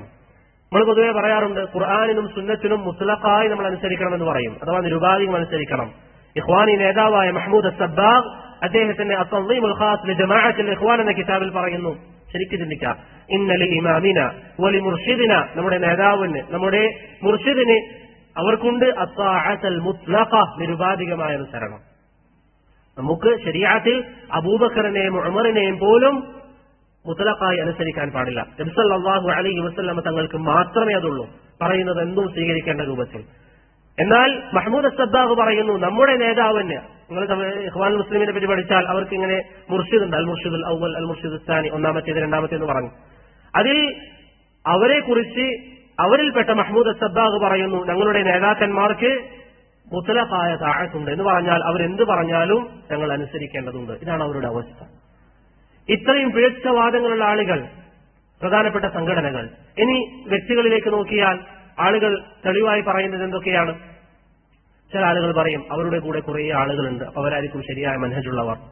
കൂടുതൽ എന്നുള്ളത് ഒരിക്കലും ശരിയായ മനഹജിന്റെ തെളിവല്ല. അല്ലാഹു പറയുന്നു, വൽ അസ്ർ ഇന്നൽ ഇൻസാന ലഫീ ഖുസ്ർ, മനുഷ്യരെല്ലാവരും നാശത്തിലാണ്, ഇല്ലല്ലദീന ആമനു വഅമിലുസ് സാലിഹാത്ത് വതവസ്സൗ ബിൽ ഹഖ് വതവസ്സൗ ബിസ് സബ്ർ, ഈ പറയപ്പെട്ട 4 വിഭാഗം ഒഴികെ. അപ്പോൾ അവരാണ് കുറഞ്ഞ ആളുകൾ. ഇല്ല എന്നതിന് ശേഷം വരുന്നത് കുറവുള്ള ആളുകളായിരിക്കും അറബി ഭാഷയിൽ. അതുപോലെ തന്നെ അള്ളാഹു പറയുന്നു, വമാ അക്സറുൻ നാസി വലൗ ഹറസ്ത ബിമുഅ്മിനീൻ, പ്രവാചകരെ താങ്കൾ ആഗ്രഹിച്ചാലും അധിക ജനങ്ങളും ഇസ്ലാം സ്വീകരിക്കണമെന്നില്ല. നബി സല്ലല്ലാഹു അലൈഹി വസല്ലം പറയുന്നു, ബദഅൽ ഇസ്ലാമു ഗരീബൻ വസയഊദു ഗരീബൻ കമാ ബദ, ഇസ്ലാം ആരംഭിച്ചത് ഗരീബായിട്ടാണ്, അപരിചിതനായിട്ടാണ്, അതുപോലെ തന്നെ ഇസ്ലാമിന്റെ മടക്കവും അങ്ങനെ തന്നെയായിരിക്കും. അതുകൊണ്ട് ധാരാളം ആളുകൾ ഞങ്ങളുടെ ഭാഗത്തുണ്ട് എന്ന് സുന്നി പറയുന്നത് കൊണ്ട്, സമസ്തകാരൻ പറയുന്നത് കൊണ്ട് അതാണ് ഹഖ് എന്നതില്ല. അബ്ദുല്ലാഹി ബിൻ മസ്ഊദിൽ നിന്ന് ഇമാം ലാലകായി റഹിമഹുല്ലാഹു ഉദ്ധരിക്കുന്നു, അൽ ജമാഅതു മാ വാഫഖൽ ഹഖ്, ജമാഅത്ത് എന്ന് പറഞ്ഞാൽ അത് ഹഖിനോട് യോജിച്ചതാണ്. വഇൻ കുൻത ലിവഹദിക്, അത് നീ ഒരാൾ മാത്രമാണെങ്കിലും. അതുകൊണ്ട് സഹോദരങ്ങളെ, ആളുകളുടെ എണ്ണം ഹഖിന് മാനദണ്ഡമല്ല. അല്ലെങ്കിൽ ഈ പറയപ്പെട്ട നമ്മൾ നേരത്തെ പറഞ്ഞ ആളുകൾ അവരൊന്നുമല്ല യഥാർത്ഥത്തിൽ ഹക്കിന്റെ ആളുകൾ. അല്ലെങ്കിൽ ചില ആളുകൾ പറയും അനുഭവങ്ങളാണ് നമ്മുടെ തെളിവ്. അനുഭവങ്ങളുമല്ല അഹ്ലുസുന്നയുടെ തെളിവ്. അനുഭവങ്ങളല്ല അഹ്ലുസുന്നയുടെ തെളിവ്. അനുഭവങ്ങളാണ് തെളിവ് എങ്കിൽ ഏറ്റവും അധികം ആളുകൾ ഉണ്ടാവും ആർക്കാണ്? ദജ്ജാലിന്റെ അനുയായികൾക്കാണ്. ദജ്ജാൽ വരും, ആകാശത്തോട് പറയും മഴ വർഷിപ്പിക്കുക, ഭൂമിയോട് പറയും സത്യങ്ങൾ മുളപ്പിക്കുക, അതൊക്കെ അനുസരിക്കും. ഇത് കാണുമ്പോൾ ദജ്ജാലിന്റെ ആളുകൾ അധികരിക്കും. എന്നാൽ മുഅ്മിൻ എന്ത് പറയും? മാ സാദ ദാലിക ഇല്ലാ യഖീനൻ, നീ ആകാശത്തിനോട് പറഞ്ഞ് മഴ വർഷിപ്പിച്ചപ്പോഴും ഭൂമിയിൽ നിന്ന് സത്യങ്ങൾ മുളപ്പിച്ചപ്പോഴും എനിക്ക് ഉറപ്പായി നീ തന്നെയാണ് ദജ്ജാൽ. അവന്റെ കണ്ണിനെ അവൻ അവിശ്വസിക്കുകയും അവന്റെ ഈമാൻ, അവന്റെ അഖീദയെ അവൻ ബഹുമാനിക്കുകയും ചെയ്തു. ഖുർആനിനെയും സുന്നത്തിനെയും ഇജ്മാഇനെയും ബഹുമാനിക്കുകയും ചെയ്തു. അതുകൊണ്ട് സഹോദരങ്ങളെ, അഹ്ലുസുന്നയുടെ അഖീദ എന്ന് പറയുന്നത് വളരെ വ്യക്തമായ അഖീദയാണ്, വളരെ വ്യക്തമായ അഖീദ. നമ്മുടെ നാട്ടിൽ ഞാൻ നേരത്തെ പറഞ്ഞതുപോലെ നാം ഈ കാണുന്ന മറ്റുള്ള സംഘടനകൾ, മറ്റുള്ള പല വിഭാഗങ്ങൾ, അവരുടെ അഖീദയിൽ പ്രശ്നങ്ങളുണ്ട്. സമസ്തക്കാരാണെങ്കിലും ജമാഅത്തെ ഇസ്ലാമിയാണെങ്കിലും അതുപോലെ തന്നെ തബ്ലീഗ് ജമാഅത്താണെങ്കിലും അവർക്ക് പ്രശ്നങ്ങളുണ്ട്. അതുപോലെ വേറെ ചില ഹദീസ് നിഷേധികൾ, അവർ ഈ പറയുന്നത് പോലെ അശാഇറകളെ പോലെ അവരുടെ ബുദ്ധിക്കാണ് സ്ഥാനം. മാഉ സംസം ലിമാ ശുരിബ ലഹ് എന്ന് നബി സല്ലല്ലാഹു അലൈഹി വസല്ലം പറഞ്ഞു. സംസം വെള്ളം അത് കുടിച്ച ആവശ്യത്തിന് വേണ്ടിയാണ്. അതിനെ വിമർശിച്ചുകൊണ്ട് അങ്ങനെയാണെങ്കിൽ മക്കത്ത് എന്തിനാണ് ഹോസ്പിറ്റൽ എന്ന് ചോദിക്കുന്നവർ, ഇത്രയും വൃത്തികെട്ട വാദങ്ങൾ ചോദിക്കുന്നവർ, എന്നിട്ട് അവർ പറയുന്നു ഞങ്ങളും ഖുർആനിന്റെയും സുന്നത്തിന്റെയും ആളുകളാണ്. വല്ലാഹി അല്ല, ഖുർആനിന്റെയും സുന്നത്തിന്റെയും ആളുകളല്ല അവർ. അതുകൊണ്ട് സഹോദരങ്ങളെ, നമ്മുടെ വിശ്വാസം, നമ്മുടെ സ്രോതസ് ഖുർആനും സുന്നത്തും ഇജ്മാഉമാണ്. ഖുർആനും സുന്നത്തും ഇജ്മാഉം. ഈ ആളുകളൊക്കെ പിഴച്ച വിശ്വാസത്തിലാണ്. അവർക്ക് നാം യഥാർത്ഥ വിശ്വാസം പറഞ്ഞു കൊടുക്കണം. മൻഹജുസ് സലഫ് അവർക്ക് നാം വിശദീകരിച്ചു കൊടുക്കണം. അതിന് നമുക്ക് ചില ഉസൂലുകളുണ്ട്. അഹ്ലുസുന്നക്ക് സലഫികൾക്ക് ചില ഉസൂലുകളുണ്ട്, നാം ശ്രദ്ധിക്കേണ്ട ചില കാര്യങ്ങൾ. നമ്മൾ നേരത്തെ പറഞ്ഞു, നമ്മുടെ തെളിവ് ഖുർആനാണ്, സുന്നത്താണ്. മറ്റുള്ളവരിൽ നമ്മളെ വേർതിരിക്കുന്നത് എന്താണ്? സലഫു സാലിഹ്യങ്ങളുടെ മാർഗം. ഈ സലഫു സാലിഹ്യങ്ങളുടെ മാർഗം എവിടുന്നാണ് നമുക്ക് കിട്ടുക? ഇപ്പൊ വിശ്വാസ കാര്യങ്ങളിൽ എന്താണ് സഹാബത്ത് വിശ്വസിച്ചത് നമുക്ക് എങ്ങനെ അറിയാം? അല്ലെങ്കിൽ അഖീദയുമായി ബന്ധപ്പെട്ട് എന്താണ് താബിഈങ്ങളുടെ വിശ്വാസം നമുക്ക് എങ്ങനെയാണ് ലഭിക്കുക? ഖുർആൻ വ്യക്തമാണ്, എല്ലാവർക്കും അറിയാം. ഖുർആൻ നമ്മുടെ മുന്നിലുണ്ട്. ഹദീസിന്റെ കിതാബുകൾ നമ്മുടെ മുന്നിലുണ്ട്. ബുഖാരി, മുസ്ലിം, തിർമിദി, ഇബ്നു മാജ, നസഈ, അബൂ ദാവൂദ്, സഹീഹ് ഇബ്നു ഖുസൈമ, ഇബ്നു ഹിബ്ബാൻ ഗ്രന്ഥങ്ങൾ ധാരാളമുണ്ട്. എന്നാൽ സലഫ് സാലിഹ്യങ്ങൾ, സഹാബത്ത്, അവരുടെ വിശ്വാസം എന്താണ്? താബിഈങ്ങളുടെ വിശ്വാസം എന്താണ്? അതെങ്ങനെയാണ് നമുക്ക് ലഭിക്കുക? അവിടെയാണ് യാ അഹ്ലസ് സുന്ന നമ്മുടെ തെളിവുകളുടെ എത്രമാത്രം ബലമുള്ളതാണ്, അള്ളാഹു എങ്ങനെയാണ് നമ്മുടെ തെളിവുകൾ സംരക്ഷിച്ചതെന്നത് നമുക്ക് പഠിക്കേണ്ടത്. നമ്മുടെ തെളിവുകൾ, മുൻഗാമികളുടെ മാർഗം സനദോടുകൂടി. ഒരു സഹാബി ഒരു വാക്ക് പറഞ്ഞാൽ, ഇബ്നു അബ്ബാസ് റളിയല്ലാഹു അൻഹു വമൻ ലം യഹ്കും ബിമാ അൻസല അല്ലാഹ് എന്ന് പറയുന്ന ആയത്തിൽ അദ്ദേഹം നൽകിയിരിക്കുന്ന വിശദീകരണം അറിയണമെങ്കിൽ ഇബ്നു അബ്ബാസിലേക്ക് എത്തുന്ന സനദോടുകൂടി ഗ്രന്ഥങ്ങൾ ഇന്നുണ്ട്. അതുപോലെ തന്നെ ഇബ്നു ഉമറിന്റെ അഭിപ്രായം സനദോടുകൂടി ഇബ്നു ഉമറിലേക്കുണ്ട്. സനദ് എന്ന് പറഞ്ഞാൽ അറിയില്ലേ, അദ്ദേഹത്തിലേക്കുള്ള പരമ്പരയോടുകൂടി ഗ്രന്ഥങ്ങൾ ലഭ്യമാണ്. അഥവാ ഹദീസ് എങ്ങനെയാണോ സംരക്ഷിക്കപ്പെട്ടിരിക്കുന്നത് അതുപോലെ സലഫു സ്വാലിഹീങ്ങളുടെ മൻഹജ്, അവരുടെ മാർഗം സംരക്ഷിക്കപ്പെട്ടിട്ടുണ്ട്. മുസ്നദായ കിതാബുകൾ എന്ന് പറയും. ഇമാം അഹ്മദിന്റെ മകൻ അബ്ദുല്ലാഹ് ബിൻ അഹ്മദിന്റെ അസ്സുന്ന അതെടുത്തു നോക്കിയാൽ അദ്ദേഹം സനദോടെ അദ്ദേഹം പറയാണ്, മുൻഗാമികളുടെ വിശ്വാസം ഇങ്ങനെയാണ്, സനദോടുകൂടി. ഇമാം അബ്ദുല്ലാഹ് ബിൻ അഹ്മദ് പറയാണ്, ഇബ്നു അബ്ബാസ് പറഞ്ഞു എന്ന് പറഞ്ഞ ചില ആളുകൾ ചോദിക്കും, അബ്ദുല്ലാഹ് ബിൻ അഹ്മദ് ഇബ്നു അബ്ബാസിൽ നിന്ന് കേട്ടിട്ടില്ല, അപ്പൊ അതിന്റെ സനദ് എവിടെ? സനദോടുകൂടി. അദ്ദേഹം ആരിൽ നിന്ന് കേട്ടു, അദ്ദേഹം ആരിൽ നിന്ന് കേട്ടു, അങ്ങനെ സനദോടുകൂടി. അങ്ങനെ ഓരോരോ അഖീദയും സംരക്ഷിക്കപ്പെട്ടിട്ടുണ്ട്. ലാലക്കായിയുടെ ശർഹ് സുന്ന നമ്മൾ നേരത്തെ പറഞ്ഞു, ഇബ്നു മസ്ഊദിന്റെ വാക്ക് അൽ ജമാഅത്തു മാ വാഫഖ അൽ ഹഖ്. ജമാഅത്ത് എന്ന് പറഞ്ഞാൽ സത്യത്തിനോട് യോജിച്ചതാണ്. വഇൻ കുൻത ലവഹദിക്. ഒരാൾ ചോദിക്കാണ്, നിങ്ങൾക്ക് എവിടുന്നത് കിട്ടി ഇബ്നു മസ്ഊദിന്റെ വാക്ക്? ആരുദ്ധരിച്ചു? ലാലക്കായി ഉദ്ധരിച്ചു. അതിന് ലാലക്കായി ഇബ്നു മസ്ഊദിൽ നിന്ന് കേട്ടിട്ടുണ്ടോ? ഇല്ല. പക്ഷേ ആരിൽ നിന്നാണ് ലാലക്കായി കേട്ടത്? അദ്ദേഹം ആരിൽ നിന്ന് കേട്ടു? ഇബ്നു മസ്ഊദിലേക്കുള്ള പരമ്പര ലാലക്കായിയുടെ ഉസൂൽ സുന്ന നോക്കിയാൽ നിങ്ങൾക്ക് കിട്ടും. ഇങ്ങനെ അഹ്ലുസുന്നയുടെ അഖീദ, വിശ്വാസങ്ങളിൽ സുന്നത്ത് എങ്ങനെയാണോ സംരക്ഷിക്കപ്പെട്ടത് അതുപോലെ സംരക്ഷിക്കപ്പെട്ടു. അതിനു പുറമെ ഹദീസിന്റെ കിതാബുകളിൽ ഇമാം ബുഖാരി, സഹീഹുൽ ബുഖാരി നിങ്ങൾ തുറന്നു നോക്കിയാൽ അതിലൊരു കിതാബുണ്ട്, കിതാബ് തൗഹീദ്, തൗഹീദുമായി ബന്ധപ്പെട്ട വിഷയങ്ങൾ. തഫ്സീറുമായി ബന്ധപ്പെട്ട് തഫ്സീറിൽ ഒരായത്തിൽ സഹാബി പറഞ്ഞ വിശദീകരണം എന്താണ്? സനദോടുകൂടി ഇമാം ബുഖാരി അവിടെ കൊടുത്തിട്ടുണ്ട്. ഇങ്ങനെ സനദോടുകൂടി മുഹമ്മദ് ബിൻ സീരീൻ പറഞ്ഞതുപോലെ ഈ ഉമ്മത്തിന്റെ പ്രത്യേകതയായ സനദോടുകൂടി അഹ്ലസുന്ന നമ്മുടെ അഖീദ സംരക്ഷിക്കപ്പെട്ടിട്ടുണ്ട്. സലഫികളെ, അത് നമുക്കുള്ള സന്തോഷ വാർത്തയാണ്. നമ്മുടെ അഖീദ അത്രയും വ്യക്തമാണ്. പിന്നൊരാൾ വന്നിട്ട് നിങ്ങളോട് പറയാണ്, ഭരണാധികാരികൾക്കെതിരിൽ സംസാരിക്കുന്ന വിഷയത്തിൽ അഹ്ലുസുന്നക്കിടയിൽ അഭിപ്രായ വ്യത്യാസമുണ്ട് എന്ന് നിങ്ങളോട് പറഞ്ഞാൽ നിങ്ങൾ എന്ത് ചെയ്യാ? പറയാ, മുൻഗാമികളുടെ കിതാബുകൾ ഒക്കെ ഇവിടെ കൊണ്ടുവെക്കുക, ആ കിതാബുകൾ തുറന്നു നോക്കുക. എവിടെയെങ്കിലും ഒരു സ്ഥലത്ത് അഭിപ്രായ വ്യത്യാസം ഉദ്ധരിച്ചിട്ടുണ്ടെന്ന് നോക്കുക. ഒരു സ്ഥലത്തും കാണാൻ സാധ്യമല്ല. അങ്ങനെയാണെങ്കിൽ മനസ്സിലാക്കുക, അങ്ങനെ ഒരു അഭിപ്രായ വ്യത്യാസം അഹ്ലുസുന്നക്കിടയിലില്ല. ഭരണാധികാരികൾക്കെതിരിൽ ഇറങ്ങാൻ പാടില്ല എന്നത് ഏക അഭിപ്രായമാണ്. ഇങ്ങനെ ഏതൊരു മസല നിങ്ങൾക്ക് വന്നാലും ആ കിതാബിലേക്ക് നിങ്ങൾ നോക്കുക. ആ കിതാബിൽ സനദോടുകൂടി സഹാബത്തിന്റെ അഭിപ്രായം എന്താണ്, താബിഈങ്ങളുടെ അഭിപ്രായം എന്താണ്, അങ്ങനെ അത് സംരക്ഷിക്കപ്പെട്ടിട്ടുണ്ട്. പിൽക്കാലഘട്ടത്തിൽ ചില പണ്ഡിതന്മാർ വരികയും അവർ സനദ് ഒഴിവാക്കി അഹ്ലുസുന്നയുടെ അഖീദ ചെറിയ രൂപത്തിൽ വിശദീകരിക്കുകയും ചെയ്തു. അതിന്റെ ഉദ്ദേശം എന്താണ്? സനദുള്ള കിതാബുകൾ അവിടെ സംരക്ഷിക്കപ്പെട്ടു. ഇനി ജനങ്ങൾക്ക് എളുപ്പത്തിൽ വായിക്കാൻ, ഇടയ്ക്കിടയ്ക്ക് മുറാജഅ ചെയ്യാൻ, ഹിഫ്ള് ചെയ്യാൻ സനദ് ഒഴിവാക്കിക്കൊണ്ട് ചെറിയ ചെറിയ കിതാബുകൾ, അതാണ് നമ്മൾ പൊതുവെ വാസിത്തിയ്യ, തഹാവിയ എന്നൊക്കെ പറയുന്നത്. അവർ ചെറിയ ചെറിയ കിതാബുകൾ എഴുതി. ലുമഅത്തുൽ ഇഅ്തിഖാദ് ഇബ്നു ഖുദാമത്ത് അൽ മഖ്ദിസി റഹ്മത്തുള്ളാഹി എഴുതി. ഈ ചെറിയ കിതാബുകളിൽ എന്തെങ്കിലും പിഴവുകൾ സംഭവിച്ചിട്ടുണ്ടോ ഇല്ലേ എന്നറിയാൻ എന്താ മാർഗം? ഇമാം തഹാവി അഖീദ തഹാവി എഴുതി. ഇതൊക്കെ ശരിയാൻ സാധ്യതയുണ്ടോ? മനുഷ്യനാണ്, തെറ്റുപറ്റും. എങ്ങനെയാണ് മനസ്സിലാക്കുക? നേരത്തെ നമ്മൾ പറഞ്ഞ സനദുള്ള ആ കിതാബുകൾ, ആ കിതാബിനോട് താരതമ്യം ചെയ്തു നോക്കുക. അതിനോട് യോജിച്ചാൽ അത് ശരിയാണ്, അതിനോട് എതിരാണെങ്കിൽ പണ്ഡിതന്മാർ പറയും അതിൽ തെറ്റ് സംഭവിച്ചിട്ടുണ്ട്. ഇമാം തഹാവി അള്ളാഹുവിനെ കുറിച്ച് പറഞ്ഞ ചില പദങ്ങൾ പണ്ഡിതന്മാർ വിശദീകരിച്ചു, അത് തെറ്റാണ്. എങ്ങനെയാ മനസ്സിലായത്? മുൻകഴിഞ്ഞ പണ്ഡിതന്മാർ, സലഫു സ്വാലിഹീങ്ങൾ, സഹാബത്ത്, താബിഈങ്ങൾ അവർ അങ്ങനെ പറഞ്ഞിട്ടുണ്ടോ എന്ന് ആ കിതാബുകളിൽ നോക്കിയാൽ നമുക്ക് മനസ്സിലാകും ഇന്നത് പിഴവ് പറ്റിയതാണ്. അതുകൊണ്ടാണ് ശൈഖുൽ ഇസ്ലാം ഇബ്നു തൈമിയ്യ റഹിമഹുല്ലാ വാസിത്തിയുടെ തുടക്കത്തിൽ എന്ന് പറയുന്നത്, ഹാദാ ഇഅ്തിഖാദുൽ ഫിർഖത്തിൻ നാജിയത്തിൽ മൻസൂറ ഇലാ ഖിയാമിസ് സാഅ. ഈ ഗ്രന്ഥം അദ്ദേഹം സനദില്ലാതെയാണ് എഴുതിയത്. എന്നിട്ട് അദ്ദേഹം പറയുന്നു, ഇതാണ് അഹ്ലുസുന്നയുടെ അഖീദ. ശൈഖുൽ ഇസ്ലാമിന്റെ കാലം നിങ്ങൾക്ക് അറിയാലോ. സൂഫികളും മറ്റുമൊക്കെ വളരെയധികം അവർക്ക് വേരോട്ടമുണ്ടായ കാലഘട്ടമാണ്. അവർ ഷെയ്ഖുൽ ഇസ്ലാമിനെ മുനാവറക്ക് വെല്ലുവിളിച്ചു. എന്നിട്ട് പറഞ്ഞു, താങ്കളുടെ വസതിയയിൽ അഹ്ലുസുന്നയുടേതല്ലാത്ത അഖീദ ധാരാളമുണ്ട്. അദ്ദേഹം അവരോട് പറഞ്ഞു, 3 വർഷം ഞാൻ നിങ്ങൾക്ക് സമയം നൽകാം. 3 വർഷം എന്റെ ഈ കിതാബിൽ അഖീദത്തുൽ വാസിതിയയിൽ ഒരൊറ്റ വാക്ക് മുൻഗാമികൾ പറയാത്ത ഒരു വാക്ക് അതിൽ നിങ്ങൾക്ക് കാണിച്ചു തരാൻ സാധിക്കുമെങ്കിൽ ഞാനത് പിൻവലിക്കാൻ തയ്യാറാണ്. 3 വർഷമല്ല, ഇന്ന് ആയിരക്കണക്കിന് 100 കണക്കിന് വർഷങ്ങൾ കഴിഞ്ഞു, അവർക്ക് ഒരൊറ്റ വാക്ക് ഇന്ന് വരെ കൊണ്ടുവരാൻ സാധിച്ചിട്ടില്ല. അപ്പോൾ സഹോദരങ്ങളെ, നമ്മുടെ അഖീദ അത് സംരക്ഷിക്കപ്പെട്ടതാണ്. ഇന്നാ നഹ്നു നസ്സൽനാ ദിക്റ വ ഇന്നാ ലഹു ലഹാഫിളൂൻ. അപ്പോൾ നമ്മുടെ അഖീദയുടെ സ്രോതസ് എന്താണ്? മുസ്നദായ കിതാബുകൾ, സനദോടുകൂടി ഉദ്ധരിക്കപ്പെട്ട കിതാബുകൾ, അതുപോലെ തന്നെ സനദില്ലാതെ ഉദ്ധരിക്കപ്പെട്ട കിതാബുകൾ. സനദില്ലാതെ ഉദ്ധരിക്കപ്പെട്ട കിതാബുകളിലെ തെറ്റുകൾ, ശരിതെറ്റുകൾ എങ്ങനെ മനസ്സിലാക്കും? സനദുള്ള കിതാബുകളുമായി അത് താരതമ്യം ചെയ്യുക. മനസ്സിലായില്ലേ? ഇനി അഹ്ലുസുന്നത്തി വൽ ജമാഅത്ത് അവരുടെ ദഅവത്തിൽ ശ്രദ്ധിക്കേണ്ട, അല്ലെങ്കിൽ സലഫികൾ അവരുടെ ദഅവത്തിൽ ശ്രദ്ധിക്കേണ്ട 1-2 കാര്യങ്ങൾ പറയാം, അല്ലെങ്കിൽ വളരെ പ്രധാനപ്പെട്ട ചില വിഷയങ്ങൾ പറഞ്ഞ് ഇൻഷാ അല്ലാഹ് നമുക്ക് അവസാനിപ്പിക്കാം. ഒന്നാമത്തേത്, സലഫികളുടെ ദഅവത്തിന്റെ ഒന്നാമത്തെ പ്രത്യേകത തൗഹീദാണ്. അവർ തൗഹീദ് പറഞ്ഞുകൊണ്ടേയിരിക്കും. നബി സല്ലല്ലാഹു അലൈഹി വസല്ലം മുആദ് ബിൻ ജബലിനെ അയക്കുമ്പോൾ പറഞ്ഞ എന്താ? താങ്കൾ അവിടെ എത്തിയ ഉടൻ അവരോട് പറയുക, ഫല്യകുൻ അവ്വൽ മാ തദ്ഉഹും ഇലൈഹി ഷഹാദത്ത് അല്ലാ ഇലാഹ ഇല്ലല്ലാഹ്.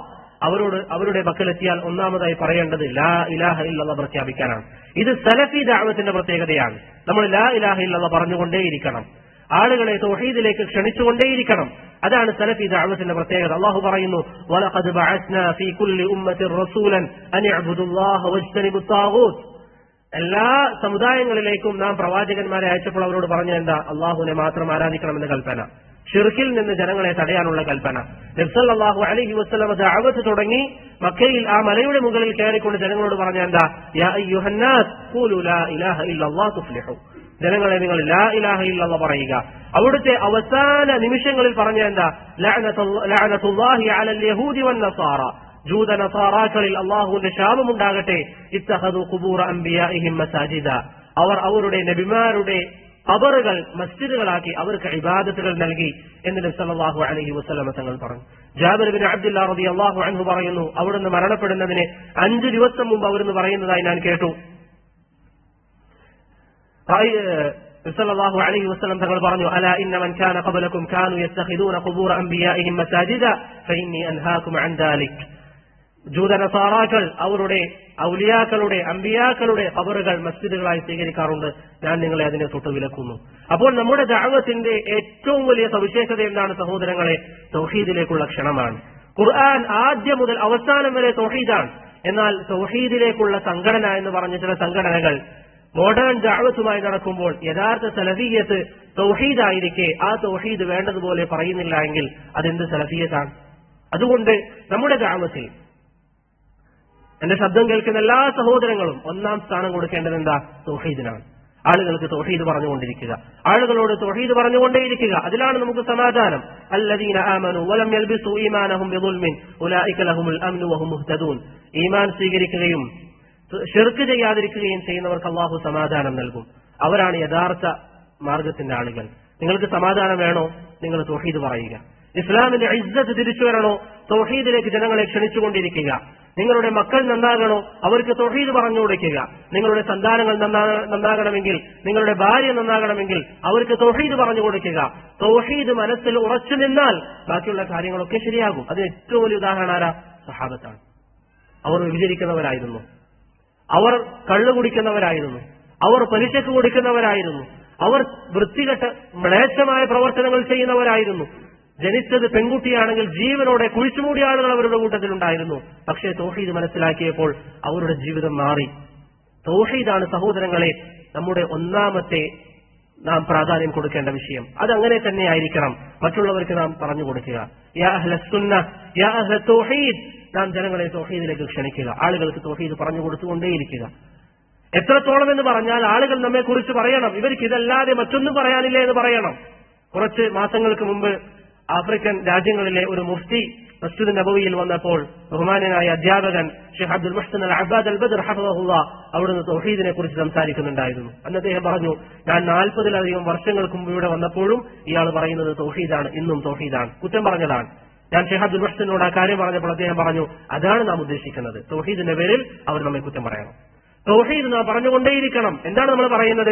നിങ്ങൾ ആരാധന അള്ളാഹുവിന് മാത്രം കൊടുക്കണം, ആരാധന ഇബാദത്തുകൾ അള്ളാഹുവിന് മാത്രം നാം നൽകണം. അതാണ് നമുക്ക് ഇസ്സത്തിനുള്ള മാർഗം. നിങ്ങൾ കുറച്ച് വർഷങ്ങൾക്ക് മുമ്പുള്ള അവസ്ഥ ചിന്തിച്ചു നോക്കിയ കേരളക്കരയിൽ മുസ്ലിമുകൾക്കുണ്ടായ ഇസ്സത്ത് എന്താണ്? എവിടെയും പരിപാടികൾ, പ്രാർത്ഥന അള്ളാഹുവിനോട് മാത്രം, ഖുർആനിലേക്ക് സുന്നത്തിലേക്ക്, മോഡേൺ ദഅവത്തുകളല്ല, മറിച്ച് ഖുർആനിലേക്കും സുന്നത്തിലേക്കും തൗഹീദ് പറഞ്ഞുകൊണ്ടേയിരുന്നു. ആവർത്തിച്ച് തൗഹീദ് പറഞ്ഞു. അന്ന് മുസ്ലിങ്ങൾക്കിടയിൽ നല്ല ഒത്തൊരുമയുണ്ടായിരുന്നു, ഭിന്നിപ്പുകൾ ഉണ്ടായിരുന്നില്ല, പ്രശ്നങ്ങൾ ഉണ്ടായിരുന്നില്ല. തൗഹീദുള്ള ആളുകൾ അധികരിച്ചു, ആളുകൾക്ക് തൗഹീദിനോട് ഇഷ്ടം കൂടി. കാരണം എവിടെ നോക്കിയാലും തൗഹീദിന്റെ പരിപാടികൾ, തൗഹീദിന്റെ ദർസുകൾ, ആ രൂപത്തിൽ ആ മജ്‌ദ് സഹോദരങ്ങളെ നാം വീണ്ടെടുക്കണം. തൗഹീദിനെ കുറിച്ച് പറഞ്ഞുകൊണ്ടേയിരിക്കുക. എന്റെ ശബ്ദം കേൾക്കുന്ന ഓരോരുത്തരും നമ്മുടെ കുടുംബത്തിൽ നാം അടങ്ങിപ്പോയാൽ, നമ്മുടെ ഉമ്മാക്ക്, നമ്മുടെ ഉപ്പാക്ക്, സഹോദരിമാർക്ക്, സഹോദരങ്ങൾക്ക് തൗഹീദിനെ കുറിച്ച് പറഞ്ഞു കൊടുക്കുക. നിങ്ങൾ അവർക്ക് ദുനിയാവിൽ നൽകുന്ന ഏറ്റവും വലിയ സമ്മാനം തൗഹീദിനെ കുറിച്ചുള്ള അധ്യാപനമാണ്. തൗഹീദില്ലാതെ അവർ മരിച്ചാൽ അവരുടെ അവസ്ഥ എന്താ? അതുകൊണ്ട് സഹോദരങ്ങളെ, സലഫി ദഅവത്തിന്റെ ഏറ്റവും വലിയ സവിശേഷത എന്ന് പറയുന്നത് തൗഹീദിലേക്കുള്ള ക്ഷണമാണ്. തൗഹീദ് നാം പറഞ്ഞുകൊണ്ടേയിരിക്കുക. അതുപോലെ തന്നെ രണ്ടാമത്തെ കാര്യം, സുന്നത്തിലേക്ക് ജനങ്ങളെ ക്ഷണിക്കുകയും ബിദ്അത്തിൽ നിന്ന് ആളുകളെ അകറ്റുകയും ചെയ്യുക. നിങ്ങൾ ചിന്തിച്ചിട്ടുണ്ടോ എന്തുകൊണ്ടാണ് നമ്മുടെ നാട്ടിൽ വഹാബികളെ ചീത്ത പറയുമ്പോൾ എപ്പോഴും പറയുന്നത് വലിയ താടിയും നെര്യാണിക്ക് മുകളിൽ പാന്റും? ഇത് അല്ലാഹുവിന്റെ റസൂലിന്റെ സുന്നത്താണ്. ഇത് ചെയ്യുന്നവർ ഇവിടെ വേറെ ആരാ ഉള്ളത്? നമ്മൾ നേരത്തെ പറഞ്ഞ സമസ്തയുടെ വിഭാഗങ്ങൾ, അവർ താടിയുടെ വിഷയത്തിൽ ഈ വഹാബികൾ എന്ന് പറഞ്ഞ് ആരോപിക്കപ്പെടുന്നവർ ശ്രദ്ധിക്കുന്നത് പോലെ താടി അവർ ശ്രദ്ധിക്കുന്നുണ്ടോ? ഇല്ല. അതുകൊണ്ട് തന്നെ താടി വെച്ചാൽ അവനെ നോക്കുമ്പോൾ പറയും അവൻ മുജാഹിദാരനാണ് അല്ലെങ്കിൽ വഹാബിയാണ്. തബ്ലീഗ് ജമാഅത്തിന്റെ വിഷയം, അവർ ഈ പറഞ്ഞതുപോലെ അവരുടെ അഖീദ മൊത്തത്തിൽ ഫാസിദാണ്, ബാത്തിലാണ്. അവർ സുന്നത്തിലേക്ക് ആളുകളെ ക്ഷണിക്കുന്നത് നിങ്ങൾ കണ്ടിട്ടുണ്ടോ? അവരെ സംബന്ധിച്ചിടത്തോളം അവർ ഈ പറഞ്ഞതുപോലെ ഇല്ലാത്ത കുറെ കഥകളിലേക്കും ഇല്ലാത്ത കുറെ ഫളായിലും പറഞ്ഞ് ആളുകളെ വശീകരിക്കും. ജമാഅത്ത് ഇസ്ലാമിക്ക് അങ്ങനത്തെ ഒരു ചർച്ചയില്ല. അവർക്ക് സുന്നത്തിന്റെ ചർച്ചകൾ അവർക്കില്ല. ഈ സുന്നത്തിന്റെ ചർച്ച അല്ലെങ്കിൽ സുന്നത്തിലേക്കുള്ള ജനങ്ങളെ ക്ഷണിക്കൽ നമ്മൾ ചെയ്യുന്നില്ലെങ്കിൽ വേറെ ആരാ അത് ചെയ്യുക? ഓരോരോ സഹോദരങ്ങൾ, നിങ്ങൾക്കറിയാവുന്ന സുന്നത്തുകൾ നിങ്ങളുടെ വീട്ടിൽ നിങ്ങൾ ഹയാത്താക്കുക. നിങ്ങൾക്കറിയാവുന്ന കാര്യങ്ങൾ, നബി സല്ലല്ലാഹു അലൈഹി വസല്ലമയുടെ സുന്നത്തുകൾ, അതൊരിക്കലും നമ്മുടെ വീടുകളിൽ നിന്നില്ലാതായിക്കൂടാ. എല്ലാ സുന്നത്തുകളും നിങ്ങൾ വീട്ടിൽ കയറി ചെല്ലുമ്പോൾ, നിസ്സാരമായ കാര്യങ്ങൾ വീട്ടിൽ കയറി ചെല്ലുമ്പോൾ സലാം പറയുക, അവിടുത്തെ സുന്നത്താണ്. ചില ആളുകൾ ഭാര്യയെ ഫോൺ വിളിച്ചാൽ സലാം പറയില്ല, മറ്റുള്ളവരെ നാട്ടുകാരെ ഫോൺ വിളിക്കുമ്പോൾ സലാം പറയും. വീട്ടിലേക്ക് ഫോൺ വിളിക്കുമ്പോൾ സലാം പറയാം, ഉമ്മാനെ വിളിക്കുമ്പോൾ സലാം പറയാം, ഉപ്പയെ വിളിക്കുമ്പോൾ സലാം പറയുക, നമുക്ക് ബന്ധപ്പെട്ട എല്ലാവരോടും സലാം പറയുക. ഒരു സുന്നത്ത് നിന്റെ ജീവിതത്തിൽ ഹയാത്തായി. രാവിലെ എഴുന്നേൽക്കുമ്പോൾ നിന്റെ കുട്ടി അല്ലെങ്കിൽ നിന്റെ ഭാര്യ നിന്റെ അടുത്ത് നിന്ന് എഴുന്നേൽക്കുമ്പോൾ അവർക്ക് പറഞ്ഞു കൊടുക്കുക, രാവിലെ എഴുന്നേൽക്കുമ്പോൾ പറയേണ്ട ദിക്ർ എന്താണ്? അൽഹംദുലില്ലാഹി അല്ലദീ അഹ്യാനാ, ദിക്ർ പഠിപ്പിച്ചു കൊടുക്കുക. ഉറങ്ങുമ്പോൾ പറയേണ്ട ദിക്ർ, ഭക്ഷണം കഴിക്കുമ്പോൾ കുടുംബക്കാരോട് പറയുക, ബിസ്മില്ലാ എന്ന് പറയാൻ. ഇങ്ങനെ നമ്മുടെ ജീവിതത്തിൽ സുന്നത്തുകൾ ഹയാത്താക്കണം, പ്രവാചകന്റെ മാർഗം ഹയാത്താക്കണം. ബിദ്അത്തുകളെ തൊട്ട് പരിപൂർണമായി നാം മാറി നിൽക്കണം. അത് സലഫികളുടെ പ്രത്യേകതയാണ്, അതല്ലാതെ ബിദ്അത്തുകാരോട് ഒരു സോഫ്റ്റ് കോർണർ അത് നമുക്ക് പാടില്ല. അവരോട് മൃദുവായ ഒരു സമീപനം അതല്ല, മറിച്ച് സുന്നത്തിന്റെ ആളുകളോട് നമുക്ക് പ്രത്യേകം ബന്ധം വേണം. സുന്നത്തിലേക്ക് ജനങ്ങളെ ക്ഷണിച്ചുകൊണ്ടേയിരിക്കണം. അഹ്ലുസുന്നയുടെ ഗ്രന്ഥങ്ങൾ, ഞാൻ നേരത്തെ നിങ്ങളോട് പറഞ്ഞ എല്ലാ ഗ്രന്ഥങ്ങളും നിങ്ങളിവിടെ കൊണ്ടുവച്ചോ. ആ ഗ്രന്ഥങ്ങളിലൊക്കെ സുന്നത്തിന്റെ പ്രാധാന്യം ഉലമാക്കൾ പറഞ്ഞിട്ടുണ്ട്. സുന്നത്തിന്റെ ആളുകളാണ് നമ്മൾ. അഹ്ലുസുന്ന എന്ന് പറയുന്നത് തന്നെ എന്താ? സുന്നത്തിന്റെ വാഹകർ. അതുകൊണ്ട് സഹോദരങ്ങളെ, ആ സുന്നത്ത് നാം നമ്മുടെ ജീവിതത്തിൽ ഹയാത്താക്കാൻ പരിശ്രമിക്കണം. സുന്നത്തിന്റെ പേരിൽ പരസ്പരം നമ്മൾ സ്നേഹിക്കുക, സുന്നത്തിന്റെ പേരിൽ പരസ്പരം നമ്മൾ വെറുക്കുക. ഒരു വ്യക്തി സുന്നത്തുള്ളവനാണെങ്കിൽ, സുന്നത്ത് ചെയ്യുന്നവനാണെങ്കിൽ, അവൻ പ്രവാചകന്റെ സുന്നത്തിനോട് ഇഷ്ടമുള്ളവനാണെങ്കിൽ, അവൻ ദീനനുസരിച്ച് ജീവിക്കാൻ താല്പര്യപ്പെടുന്നവനാണെങ്കിൽ, അവൻ നിന്നോട് മോശമായി പെരുമാറിയാലും നീ അവനെ സ്നേഹിക്കുക. ഒരു വ്യക്തി സുന്നത്തില്ലാത്തവനാണെങ്കിൽ, പ്രവാചകന്റെ സുന്നത്തിനെ അവഹേളിക്കുന്നവനാണെങ്കിൽ, അവൻ നിന്നോട് നല്ല രൂപത്തിൽ പെരുമാറിയാലും അവനെ നീ സ്നേഹിക്കരുത്. നിന്റെ ഇഷ്ടത്തിന്റെ മാനദണ്ഡം അള്ളാഹുവിന്റെ റസൂലിന്റെ സുന്നത്തായിരിക്കണം. സുന്നത്തിന്റെ മുകളിലായിരിക്കണം വലാഉം ബറാഉം. സുന്നത്തിന്റെയും ദീനിന്റെയും മേലായിരിക്കണം വലാഉം ബറാഉം. അതല്ലാതെ നമ്മോട് നന്മ ചെയ്തവരോട് നമ്മൾ നല്ല വൃത്തിക്ക് നിൽക്കും, നമ്മോട് മോശമായി പ്രവർത്തിച്ചവരോട് നാം ദേഷ്യം കാണിക്കും. അതിന്റെ മാനദണ്ഡം എന്താ? നമ്മുടെ ഇഷ്ടമാണ്, നമ്മുടെ സ്വയം ഇഷ്ടം. എന്നാൽ അള്ളാഹുവിന്റെ ദീനിൽ അവർ പരിഗണിച്ചിരുന്നത്, മുൻഗാമികൾ പരിഗണിച്ചിരുന്നത് എന്താ? നമ്മൾ നേരത്തെ പറഞ്ഞതുപോലെ സലഫിയത്തിന്റെ അടിസ്ഥാനം എന്താ? സുന്നത്തിന്റെ പേരിൽ ആളുകളെ സ്നേഹിക്കുക. നമ്മുടെ ഒരു സഹോദരൻ, ആ വ്യക്തി നല്ല രൂപത്തിൽ വസ്ത്രം ധരിക്കുന്നു, സുന്നത്തായ രൂപത്തിൽ എന്ന് പറഞ്ഞാൽ ഹറാമായ കാര്യങ്ങളൊന്നും അദ്ദേഹത്തിന്റെ വസ്ത്രങ്ങളിലില്ല.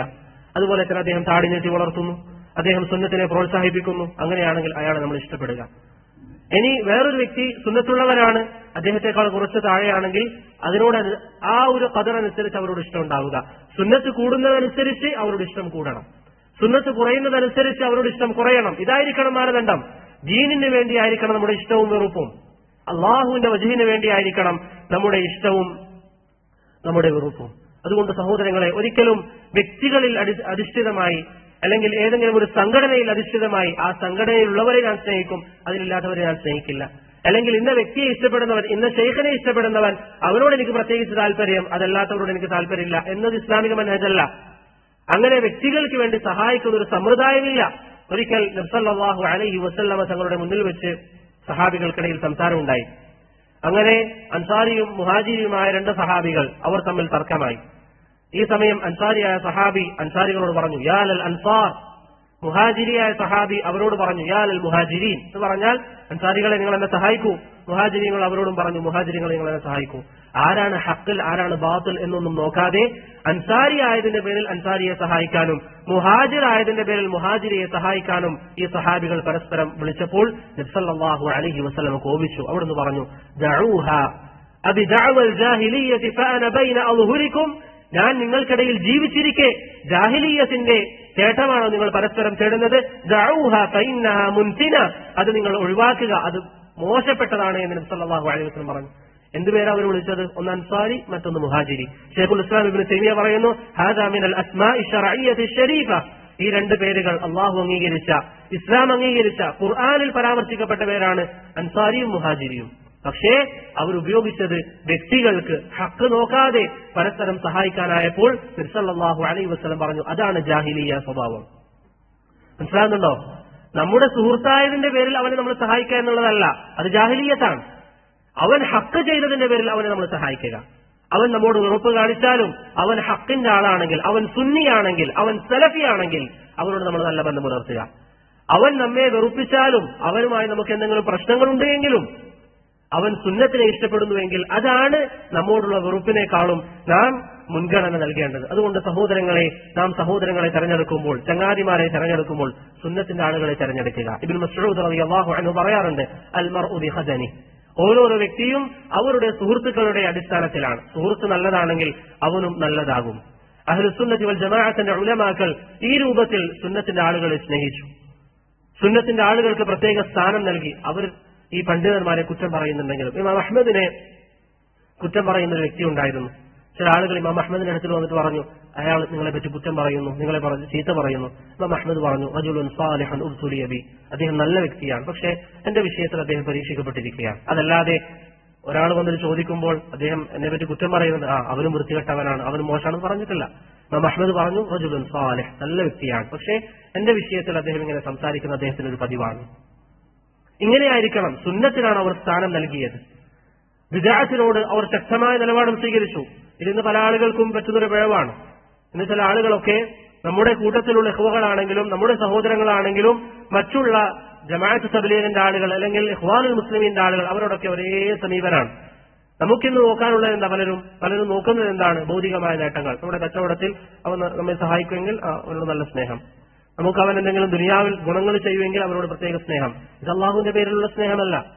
നബി സല്ലല്ലാഹു അലൈഹി വസല്ലം പറഞ്ഞു, മൻ അഹബ്ബ ഫില്ലാഹ് വഅബ്ഗദ ഫില്ലാഹ് വവാല ഫില്ലാഹ് വആദ ഫില്ലാഹ് ഫഖദ് ഇസ്തക്മല അൽ-ഈമാൻ. അള്ളാഹുവിന്റെ മാർഗത്തിൽ സ്നേഹിക്കുക, അവന്റെ മാർഗത്തിൽ വെറുക്കുക, അവന്റെ മാർഗത്തിലായിരിക്കണം പരസ്പരം ബന്ധം നിലനിർത്തുന്നതും ബന്ധം വിലക്കുന്നതും ഒഴിവാക്കുന്നതും. അങ്ങനെയാണെങ്കിൽ അവന്റെ ഈമാൻ പൂർത്തിയായി. ദുനിയാവിന്റെ പേരിലാകരുത്. യൂനുസ് ബിൻ ഉബൈദ് റഹിമഹുല്ലാഹ് ഒരിക്കൽ അദ്ദേഹത്തിന്റെ മകൻ ഒരു ബിദ്അത്തുകാരന്റെ വീട്ടിൽ നിന്ന് പുറത്തേക്ക് വരുന്നത് കണ്ടു. അദ്ദേഹത്തോട് ചോദിച്ചു, എവിടെ നിന്നാണ് നീ വരുന്നത്?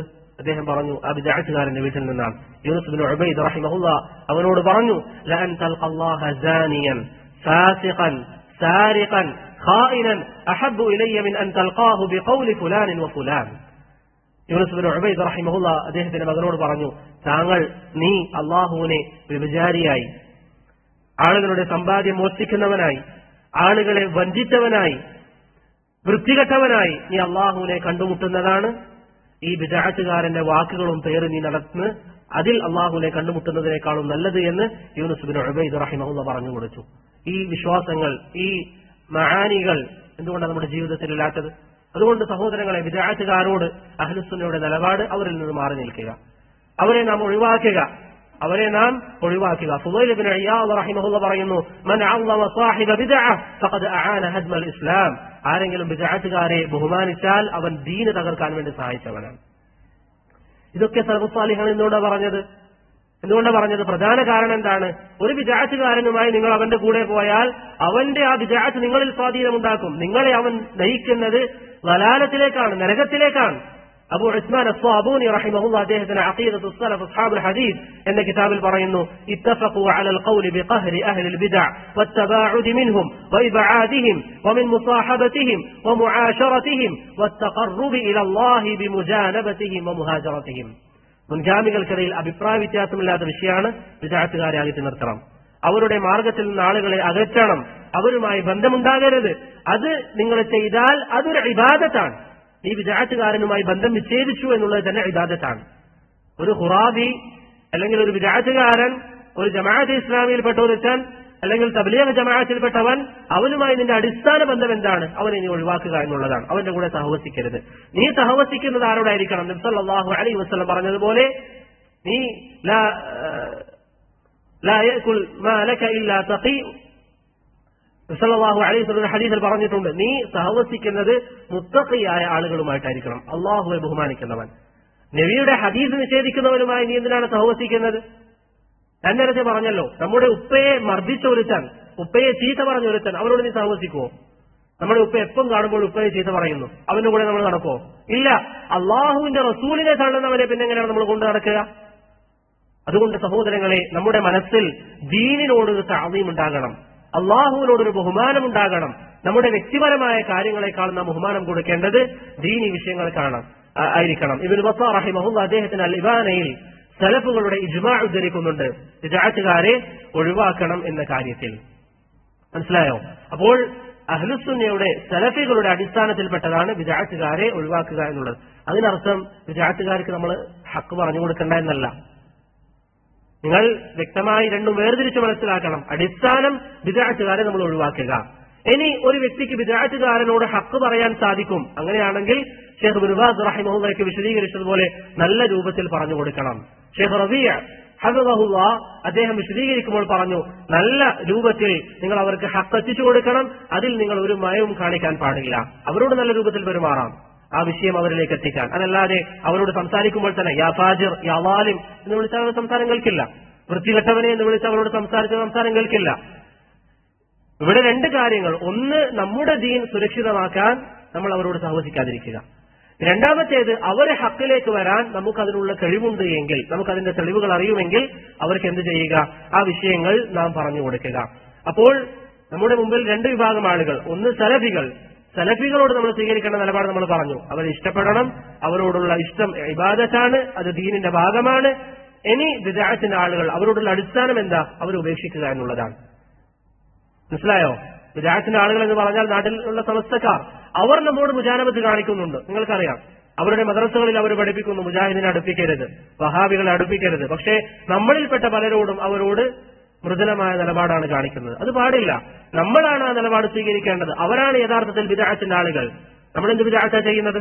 നമ്മൾ അള്ളാഹുവിന്റെ റസൂലും സഹാബത്തും പഠിപ്പിക്കാത്ത ഒരു കാര്യം ചെയ്യുന്നതായി അവർക്ക് പറയാൻ പറ്റുമോ? പറയാൻ പറ്റില്ല. എന്നാൽ അവർ ചെയ്യുന്ന ആയിരക്കണക്കിന് വിഷയങ്ങൾ നമുക്കുണ്ട്. അതുകൊണ്ട് അവരോട് മുജാനബത്ത് കാണിക്കുക എന്നുള്ളത് അഹ്ലുസുന്നയുടെ മാർഗമാണ്. അതല്ല എങ്കിൽ നമ്മുടെ ദീൻ നശിക്കാൻ സാധ്യതയുണ്ട്. അതുകൊണ്ട് നല്ല കൂട്ടുകാരെ നമ്മൾ തെരഞ്ഞെടുക്കുക, അഹ്ലുസുന്നയിൽപ്പെട്ടവരെ നമ്മൾ തെരഞ്ഞെടുക്കുക. അവരോടുള്ള പൊതുവായ നിലപാടും ദഅവത്തിന്റെ സാഹചര്യത്തിൽ അവരോട് സ്വീകരിക്കുന്ന നിലപാടും രണ്ടും വേർതിരിച്ച് നമ്മൾ മനസ്സിലാക്കുക. അവരെ നമ്മൾ ദഅവത്ത് നടത്തണം. ആ ദഅവത്തിൽ നല്ല രൂപത്തിൽ അവരോട് നമുക്ക് ദഅവത്ത് നടത്താം. നബി സല്ലല്ലാഹു അലൈഹി വസല്ലമയോട് അല്ലാഹു പറഞ്ഞതുപോലെ, വലൗ കുൻത ഫളൻ ഗലീദൽ ഖൽബി ലം ഫളു മിൻ ഹൗലി. താങ്കൾ കഠിനമായ സ്വഭാവത്തിനുടമയായിരുന്നുവെങ്കിൽ ആളുകൾ താങ്കളെ വിട്ടുപോകുമായിരുന്നു. അപ്പോൾ നല്ല രൂപത്തിൽ നമുക്ക് അവരോട് ദഅവത്ത് നടത്താം. പക്ഷേ പൊതുവായി ഇപ്പൊ നമുക്ക് അവരോട് സംസാരിക്കാനുള്ള കഴിവില്ല. അവർ സംസാരിച്ചാൽ അവരുടെ ശുഭഹത്തുകൾ നമ്മുടെ മനസ്സിലിട്ട് തരും. അങ്ങനെയൊക്കെയാണ് എങ്കിൽ എന്ത് ചെയ്യണം? അവരുമായി നമ്മൾ ബന്ധം വിച്ഛേദിക്കണം. ഇനി വേറൊരു കാര്യം സഹോദരങ്ങളെ ഇവിടെ നമ്മൾ മനസ്സിലാക്കേണ്ടത്, ഇന്ന് നമ്മുടെ നാട്ടിൽ ചില ആളുകളുണ്ട്, അഹ്ലുസുന്നയിൽപ്പെട്ട നമ്മുടെ ചില സഹോദരങ്ങളെ കുറിച്ച് അവരെന്ത് പറയും? അവർ ബിദ്അഇകളാണെന്ന് പറയും. അഹ്ലുസുന്നയിൽപ്പെട്ട നമ്മുടെ സഹോദരങ്ങളെ കുറിച്ച് അവർ പറയും അവർ ബിദ്അഇകളാണ്, മുബ്തദിഈങ്ങളാണ്. ഇവിടെ ഒന്നാമതായി നാം മനസ്സിലാക്കേണ്ടത്, എപ്പോഴാണ് ഒരു വ്യക്തി സുന്നിയായ സലഫിയായ ഒരു വ്യക്തി ബിദ്അത്തുകാരനാകുന്നത്? വളരെ എളുപ്പത്തിൽ മനസ്സിലാക്കുന്ന കാര്യങ്ങൾ ഞാൻ പറഞ്ഞുതരാം. ഒന്ന്, അഹ്ലുസുന്നയുമായി ഒരു അഖീദയിൽ അല്ലെങ്കിൽ പ്രധാനപ്പെട്ട എന്തെങ്കിലും ഒരു വിഷയത്തിൽ, അഖീദ തന്നെ ആവണമെന്നില്ല, ഒരു വിഷയത്തിൽ, മൊത്തത്തിലുള്ള ഒരു വലിയ വിഷയത്തിൽ അഹ്ലുസുന്നയുമായി ഒരു വ്യക്തി എതിരാവുകയാണ് എങ്കിൽ ആ വ്യക്തി മുബ്തദിയാണ്. ഉദാഹരണത്തിന് നമ്മൾ പറഞ്ഞു സലഫികൾ, അഹ്ലുസുന്ന, നമ്മുടെ മൻഹജ് നമ്മൾ വ്യക്തമായി പറഞ്ഞു. എന്നാൽ അശഅരിയാക്കൾ, നമ്മൾ അവരെ കുറിച്ച് എന്ത് പറഞ്ഞു? അവർ ഖുർആനിനേക്കാളും സുന്നത്തിനേക്കാളും ബുദ്ധിക്ക് സ്ഥാനം നൽകുന്നു. അങ്ങനെ അവർക്ക് ധാരാളം പ്രശ്നങ്ങളുണ്ട്. അഹ്ലുസുന്നയുമായി വലിയ വലിയ വിഷയങ്ങളിൽ അവർ വ്യത്യസ്ത അഭിപ്രായങ്ങളിലുള്ളവരാണ്. അത് കാരണത്താൽ പണ്ഡിതന്മാർ എന്ത് ചെയ്യും? തബ്ദീഅ ചെയ്യും. ഇമാം അഹ്മദ് ബിൻ ഹംബൽ റഹിമഹുല്ലാ അബൂ സഈദ് ബിൻ കുല്ലാബിനെ തബ്ദീഅ ചെയ്തിട്ടുണ്ട്. അപ്പോൾ അഹ്ലുസുന്നയുമായി പൊതുവായ വിഷയത്തിൽ എതിരാവുന്ന ആളുകളെ എന്ത് ചെയ്യും? തബ്ദീഅ ചെയ്യും. ഒന്നും കൂടി വ്യക്തമായി പറഞ്ഞാൽ ജമാഅത്ത് ഇസ്ലാമിയെ നമ്മൾ തബ്ദീഅ ചെയ്യുന്നത് പോലെ, ജമാഅത്ത് തബ്ലീഗിനെ മുബ്തദിയാണെന്ന് നമ്മൾ പറയുന്നത് പോലെ, ഇവിടുത്തെ സമസ്തക്കാരെ കുറിച്ച് മുബ്തദിയാണെന്ന് പറയുന്നത് പോലെ, അതാണ് ഒന്നാമത്തെ കാര്യം. അത് വ്യക്തമാണ്. രണ്ടാമത്തേത്, തബ്ദീഅ ചെയ്യാനുള്ള മറ്റൊരു കാര്യം, ഏതെങ്കിലും ഒരു മസ്അല ആ മസ്അലയിൽ അഹ്ലുസുന്നയും അഹ്ലുൽ ബിദ്അയും തമ്മിൽ അഭിപ്രായ വ്യത്യാസമുണ്ട് എന്ന് സങ്കല്പിക്കുക. ആ വിഷയത്തിൽ ഒരു വ്യക്തി അഹ്ലുൽ ബിദ്അയുടെ അഭിപ്രായമാണ് സ്വീകരിക്കുന്നത് എങ്കിൽ അവനെ പണ്ഡിതന്മാർ തബ്ദീഅ ചെയ്യും. ശരിക്ക് മനസ്സിലാക്കണം. ഉദാഹരണത്തിന് സ്വഹാബത്തിന്റെ വിഷയത്തിലുള്ള നമ്മുടെ വിശ്വാസം, ഒരു വ്യക്തി എല്ലാ സ്വഹാബികളെയും ചീത്ത പറയാണ്. അങ്ങനെയാണെങ്കിൽ അയാളെ എന്ത് ചെയ്യും? തബ്ദീഅ ചെയ്യും. അയാൾ മുബ്തദിയാണെന്ന് പറയും. എന്താ വിഷയം? നമ്മൾ പറഞ്ഞ ഒന്നാമത്തെ കാരണം, അഹ്ലുസുന്നയുമായി ഒരു വിഷയത്തിൽ മൊത്തത്തിൽ അയാൾ എതിരായിരിക്കുന്നു. ഇനി ഒരു വ്യക്തി ഒരു സഹാബിയെ മാത്രം ചീത്ത പറയുന്നെന്ന് സങ്കല്പിക്കുക. അബൂ ഹുറൈറയെ മാത്രം ചീത്ത പറയുന്നു, അല്ലെങ്കിൽ ജമാഅത്ത് ഇസ്ലാമി ചെയ്യുന്നത് പോലെ, അല്ലെങ്കിൽ സയ്യിദ് ഖുത്ബ് ചെയ്തതുപോലെ മുആവിയ ബിൻ അബി സുഫിയാനെ ചീത്ത പറയുന്നു. അങ്ങനെയാണെങ്കിൽ ഒരൊറ്റ സഹാബിയാണ് ചീത്ത പറയുന്നത്, എല്ലാ സഹാബികളെയും അല്ല എന്ന് സങ്കല്പിക്കുക. സയ്യിദ് ഖുത്ബ് ധാരാളം പറഞ്ഞിട്ടുണ്ട്, ഒരാളെയാണെന്ന് സങ്കല്പിക്കുക. അങ്ങനെയാണെങ്കിൽ സഹാബത്തിന്റെ വിഷയം അഹ്ലുസുന്നയും അഹ്ലുൽ ബിദ്അയും തമ്മിൽ അഭിപ്രായ വ്യത്യാസമുള്ള വിഷയമാണ്. അപ്പോൾ പണ്ഡിതന്മാർ അത് കാരണത്താൽ എന്ത് ചെയ്യും? തബ്ദീഅ ചെയ്യും. അയാൾ മുബ്തദിയാണ് എന്ന് പറയും. മനസ്സിലായോ? ഒരാൾ പറയാണ് ഭരണാധികാരികൾക്കെതിരിൽ ഇറങ്ങുക, അവർക്കെതിരിൽ വാളുമായി യുദ്ധത്തിന് പുറപ്പെടൽ ഇസ്ലാമിക ഭരണകൂടങ്ങളിൽ അനുവദനീയമാണെന്ന് പറഞ്ഞാൽ അതൊരു മൊത്തത്തിലുള്ള വിഷയമാണോ ചെറിയ വിഷയമാണോ? ചെറിയ വിഷയമാണ്. മൊത്തത്തിലുള്ള വിഷയം എന്താ? അസ്സമഉ വത്താഅ, ഭരണാധികാരിക്കുള്ള അനുസരണം. അതിന്റെ ഒരു ഭാഗമാണ് അവർക്കെതിരിൽ പുറപ്പെടുക എന്നുള്ളത്. ഒരു മസ്അലയാണ്. ആ ഒരു മസ്അല അഹ്ലുസുന്നയും ഖവാരിജുകളും തമ്മിൽ അഭിപ്രായ വ്യത്യാസമുള്ള മസ്അലയാണ്. അതുകൊണ്ട് ആ വിഷയത്തിൽ ആരെങ്കിലും എതിരായാൽ അയാൾ എന്ത് ചെയ്യും? തബ്ദീഅ ചെയ്യും. അതല്ലാതെ ഒരു മസ്അല, ആ വിഷയത്തിൽ അഹ്ലുസുന്നയും അഹ്ലുൽ ബിദ്അയും തമ്മിൽ അഭിപ്രായ വ്യത്യാസമില്ല എന്ന് സങ്കല്പിക്കുക. അതിൽ ആരെങ്കിലും എതിരായാൽ അയാൾ എന്ത് ചെയ്യില്ല? തബ്ദീഅ ചെയ്യുകയില്ല. ഖാദി ശുറൈഹ് റഹിമഹുല്ലാഹ് അദ്ദേഹം ബൽ അജിബ്തു എന്ന് പറയുന്ന ആയത്തിൽ അള്ളാഹുവിന്റെ അജബ് എന്ന് പറയുന്ന സിഫത്തിനെ അദ്ദേഹം എതിർത്തിട്ടുണ്ട്. ശൈഖുൽ ഇസ്ലാം ഇബ്നു തൈമിയ്യ മജ്മുഉൽ ഫതാവയിൽ പറയുന്നു, വഹുവ മഅ ദാലിക ഇമാമു മിൻ അയിമ്മത്തിൽ മുസ്ലിമീന ബിൽ ഇത്തിഫാഖ്. അതോടൊപ്പം അദ്ദേഹം മുസ്ലിമീങ്ങളുടെ ഇമാമുകളിൽപ്പെട്ട ഒരു വ്യക്തിയാണ്. അദ്ദേഹം അള്ളാഹുവിന്റെ ഒരു സിഫത്ത് എതിർത്തു. പക്ഷേ ആ സിഫത്തിന്റെ വിഷയത്തിൽ അഹ്ലുസുന്നയും അഹ്ലുൽ ബിദ്അയും തമ്മിൽ എന്തില്ല? തർക്കമില്ല. ഇനി എല്ലാ സിഫത്തും അദ്ദേഹം എതിർത്തിട്ടുണ്ടെങ്കിലോ അദ്ദേഹം മുബ്തദിയാണ്. എന്താണ് കാരണം? ഒന്നാമത് പറഞ്ഞ വിഷയം, മൊത്തത്തിൽ ഒരു വലിയ വിഷയത്തിൽ അഹ്ലുസുന്നയുമായി എതിരഭിപ്രായത്തിലുണ്ടായി. മനസ്സിലായോ? ഒന്നുകിൽ അഹ്ലുസുന്നയുമായി കുല്ലിയായ ഒരു മസ്അലയിൽ അഭിപ്രായ വ്യത്യാസത്തിലാവുക, അല്ലെങ്കിൽ ജുസ്ഇയായ ഭാഗികമായ ഒരു വിഷയത്തിൽ അഭിപ്രായ വ്യത്യാസത്തിലായി ആ ഭാഗികമായ വിഷയത്തിൽ അഹ്ലുസുന്നയും അഹ്ലുൽ ബിദ്അയും തമ്മിൽ അഭിപ്രായ വ്യത്യാസത്തിലുണ്ട്. മനസ്സിലായില്ലേ? ഉദാഹരണത്തിന് ഖുഫ് തടവുന്ന വിഷയം ഫിഖ്ഹിയ മസ്അലയാണല്ലോ. വുളൂ ചെയ്യുമ്പോൾ ഖുഫ് തടവാൻ പറ്റോ ഇല്ല എന്ന മസ്അല. ആ മസ്അലയിൽ ഒരാൾ എതിരഭിപ്രായം പറഞ്ഞു, തടവാൻ പാടില്ല എന്ന് പറഞ്ഞാൽ അയാൾ മുബ്തദിയായി പരിഗണിക്കും. എന്തുകൊണ്ടാ? ആ വിഷയത്തിലുള്ള അഭിപ്രായ വ്യത്യാസം അഹ്ലുസുന്നയും അഹ്ലുൽ ബിദ്അയും തമ്മിലാണ്. അപ്പോൾ ബിദ്അത്തിന്റെ ആളുകളും സുന്നത്തിന്റെ ആളുകളും പരസ്പരം അഭിപ്രായ വ്യത്യാസമായിരിക്കുന്ന വിഷയമാണെങ്കിൽ, അത് ചെറിയ മസ്അലയാണെങ്കിൽ പോലും ഒരാൾ ബിദ്അത്തുകാരോട് യോജിച്ചാൽ അയാളെ തബ്ദീഅ ചെയ്യും. അതല്ലാതെ ഏതൊരു വിഷയം ഒരാളിൽ നിന്ന് സംഭവിച്ചാലും അയാളെ തബ്ദീഅ ചെയ്യുക എന്ന് പറയുന്ന രീതി അഹ്ലുസുന്നക്കില്ല. അത് ഹദ്ദാദികളുടെ രീതിയാണ്. ചെറിയ വിഷയങ്ങൾക്ക് ആളുകളെ തബ്ദീഅ ചെയ്യുക എന്നുള്ളത് ഗുലാത്തുകളുടെ ഹദ്ദാദികളുടെ രീതിയാണ്. നമ്മുടെ നാട്ടിൽ ഇന്ന് ചില ആളുകൾ അവലംബിക്കുന്ന രീതി. അങ്ങനെയാണെങ്കിൽ ഖാദി ശുറൈഹിന്റെ വിധി എന്താ? അദ്ദേഹം അള്ളാഹുവിന്റെ ഒരു സിഫത്ത് എതിർത്തിട്ടുണ്ട്. ശൈഖുൽ ഇസ്ലാം അദ്ദേഹത്തിന് ഉദ്ർ കൊടുത്തു. അതുപോലെ തന്നെ ഖസ്സാബ്, അഹ്മദ് അൽ ഖസ്സാബ് ഖബറിൽ ശിക്ഷ കാലാകാലം തുടരുകയില്ല എന്ന് പറഞ്ഞു. ഖബർ ശിക്ഷ ഉണ്ട് എന്ന് അദ്ദേഹം പറയുന്നു. പക്ഷേ ആ ഒരു ചെറിയ ജുസ്ഇയയിൽ, എന്താണ് ജുസ്ഇയ, അത് തുടരുമോ ഇല്ലയോ എന്ന വിഷയത്തിൽ അഹ്ലുസുന്നയുമായ അഭിപ്രായ വ്യത്യാസത്തിലായി. അദ്ദേഹം പറഞ്ഞു തുടരില്ല. അഹ്ലുസുന്നയുടെ അഭിപ്രായം ശിക്ഷ തുടരും. പക്ഷെ ആ വിഷയത്തിൽ ബിദ്അത്തുകാരുമായ അഹ്ലുസുന്നത്ത് അഭിപ്രായത്തെ അറിയപ്പെട്ടിട്ടില്ല. അതുകൊണ്ട് തന്നെ ശൈഖുൽ ഇസ്ലാം ബയാൻ തൽബീസുൽ ജഹ്മിയയിൽ അദ്ദേഹത്തെ തബ്ദീഅ നടത്തിയിട്ടില്ല. നിങ്ങൾക്കൊക്കെ അറിയുന്ന ഇമാം ഇബ്നു ഖുസൈമ റഹിമഹുല്ലാഹ്, അദ്ദേഹം ഒരു ഹദീസ്, അല്ലാഹു സുബ്ഹാനഹു വ തആല ആദം അലൈഹിസ്സലാമിനെ പടച്ചത് അലാ സൂറത്തിഹി എന്ന് വന്നിട്ടുണ്ട് ഹദീസിൽ. അഹ്ലുസുന്നയുടെ വാദം അലാ സൂറത്തിഹി എന്നതിന്റെ ഉദ്ദേശം അള്ളാഹുവിന്റെ രൂപത്തിൽ എന്നാണ്. അള്ളാഹുവിന്റെ രൂപത്തിൽ ആ ഹദീസിന്റെ വിശദീകരണങ്ങൾ പണ്ഡിതന്മാർ പറഞ്ഞിട്ടുണ്ട്. എന്നാൽ ഇബ്നു ഖുസൈമ റഹിമഹുല്ലാഹ് അഹ്ലുസുന്ന പറഞ്ഞ വാദത്തിനെതിരായി പറഞ്ഞു. എല്ലാ പണ്ഡിതന്മാരും പറഞ്ഞു അദ്ദേഹത്തിന് ആ വിഷയത്തിൽ തെറ്റുപറ്റിയിട്ടുണ്ട്. പക്ഷേ അദ്ദേഹം മഅദാലിക അദ്ദേഹം ഇമാമാണ്. ബയാൻ തൽബീസുൽ ജഹ്മിയയിൽ ശൈഖുൽ ഇസ്ലാം ഇബ്നു തൈമിയ്യ റഹിമഹുല്ലാഹ് അദ്ദേഹത്തെ അങ്ങനെയാണ് പറഞ്ഞത്. അതുകൊണ്ട് സഹോദരങ്ങളെ, ഒരു പിഴവ് സംഭവിക്കുമ്പോഴേക്ക് ഒരാളെ അഹ്ലുസുന്നയിൽ പുറത്താക്കാനുള്ള അഹ്ലുസുന്നയുടെ രീതിയല്ല. ഇമാം ദഹബി റഹിമഹുല്ലാഹ് പറയുന്നു, അങ്ങനെ ഓരോരുത്തരെയും പിടിച്ചു പുറത്താക്കിയാൽ ദീനിൽ ഒരാളും ബാക്കി ഉണ്ടാവുകയില്ല. അപ്പൊ നിങ്ങൾ സമീപകാലം ജീവിച്ചവരെ നിങ്ങൾ മനസ്സിലാക്കാൻ മാത്രം ഇതാരും ദുരുപയോഗം ചെയ്യാനല്ല. നമ്മുടെ നാട്ടിലുള്ള ഒരു ചെറിയ, ഇപ്പൊ നമ്മുടെ സഹോദരങ്ങൾ നിയാബ് ബിൻ ഖാലിദ് വഫഖഹുല്ലാഹ് അദ്ദേഹത്തെ തബ്ദീഅ നടത്തുന്നവർ, മുഹ്സിൻ ഐദീദിനെ തബ്ദീഅ നടത്തുന്നവർ, ഇങ്ങനെ നമ്മുടെ സഹോദരങ്ങളെ തബ്ദീഅ ചെയ്യുന്ന ഒരു മാനദണ്ഡവും ഇല്ലാതെ തബ്ദീഅ ചെയ്യുന്നവർ, അവരോട് ചോദിച്ചാൽ എന്താ പറയാ? ഇന്ന വ്യക്തിയെ തബ്ദീഅ നടത്തിയിട്ടുണ്ട്, ആ പണ്ഡിതനെ ഇന്നയാൾ അംഗീകരിച്ചിട്ടുണ്ട്, ആ അംഗീകരിച്ച ആളെ നിയാബ് അംഗീകരിക്കും.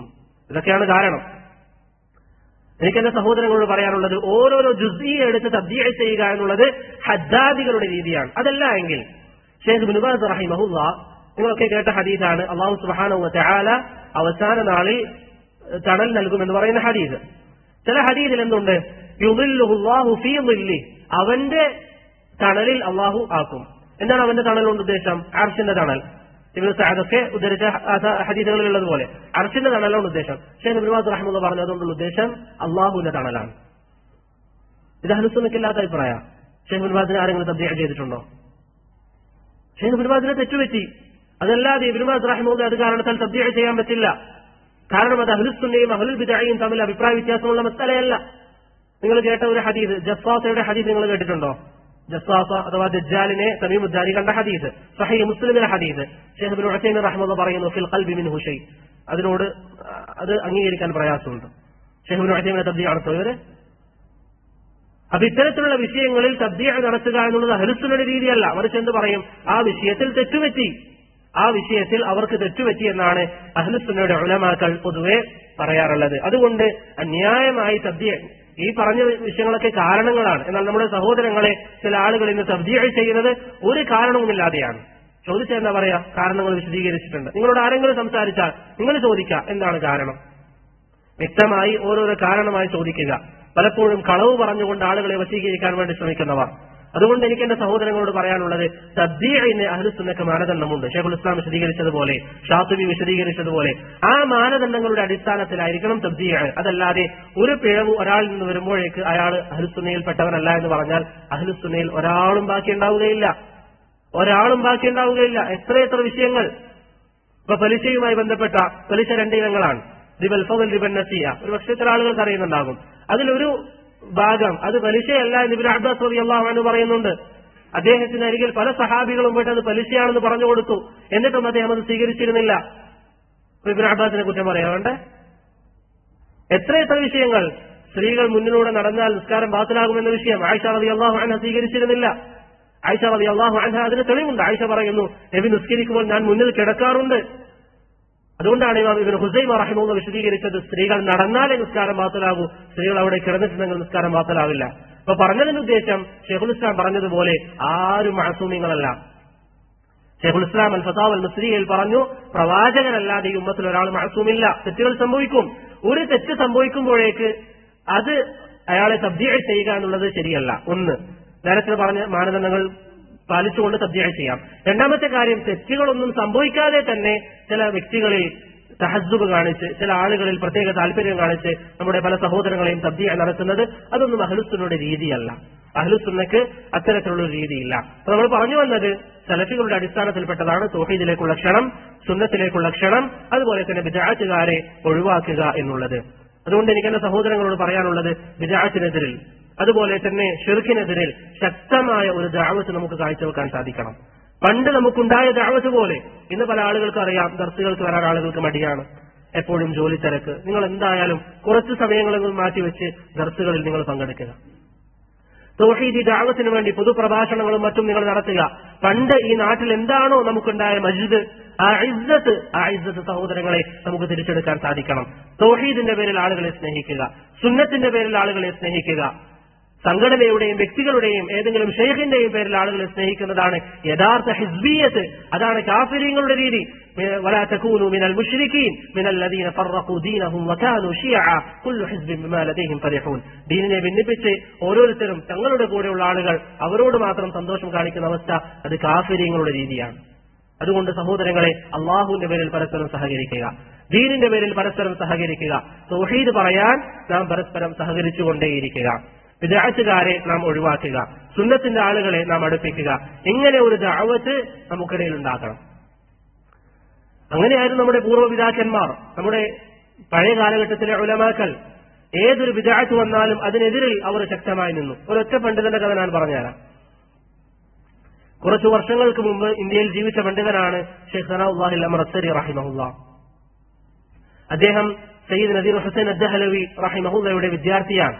ബീഹാറിലുള്ള നദീർ ഹുസൈൻ അദ്ദഹലവി റഹിമഹുല്ല അദ്ദേഹത്തിന്റെ വിദ്യാർത്ഥിയാണ് സനാഉല്ലാഹിൽ അംറസരി റഹിമഹുല്ലാഹ്. അദ്ദേഹത്തെ കുറിച്ച് പറയപ്പെടുന്നത് തന്നെ രാത്രിയിൽ ഒരു ബിദ്അത്ത് വന്നാൽ രാവിലെ ആകുമ്പോഴേക്ക് അദ്ദേഹത്തിന്റെ മറുപടി അതിന് വന്നിട്ടുണ്ടാകും.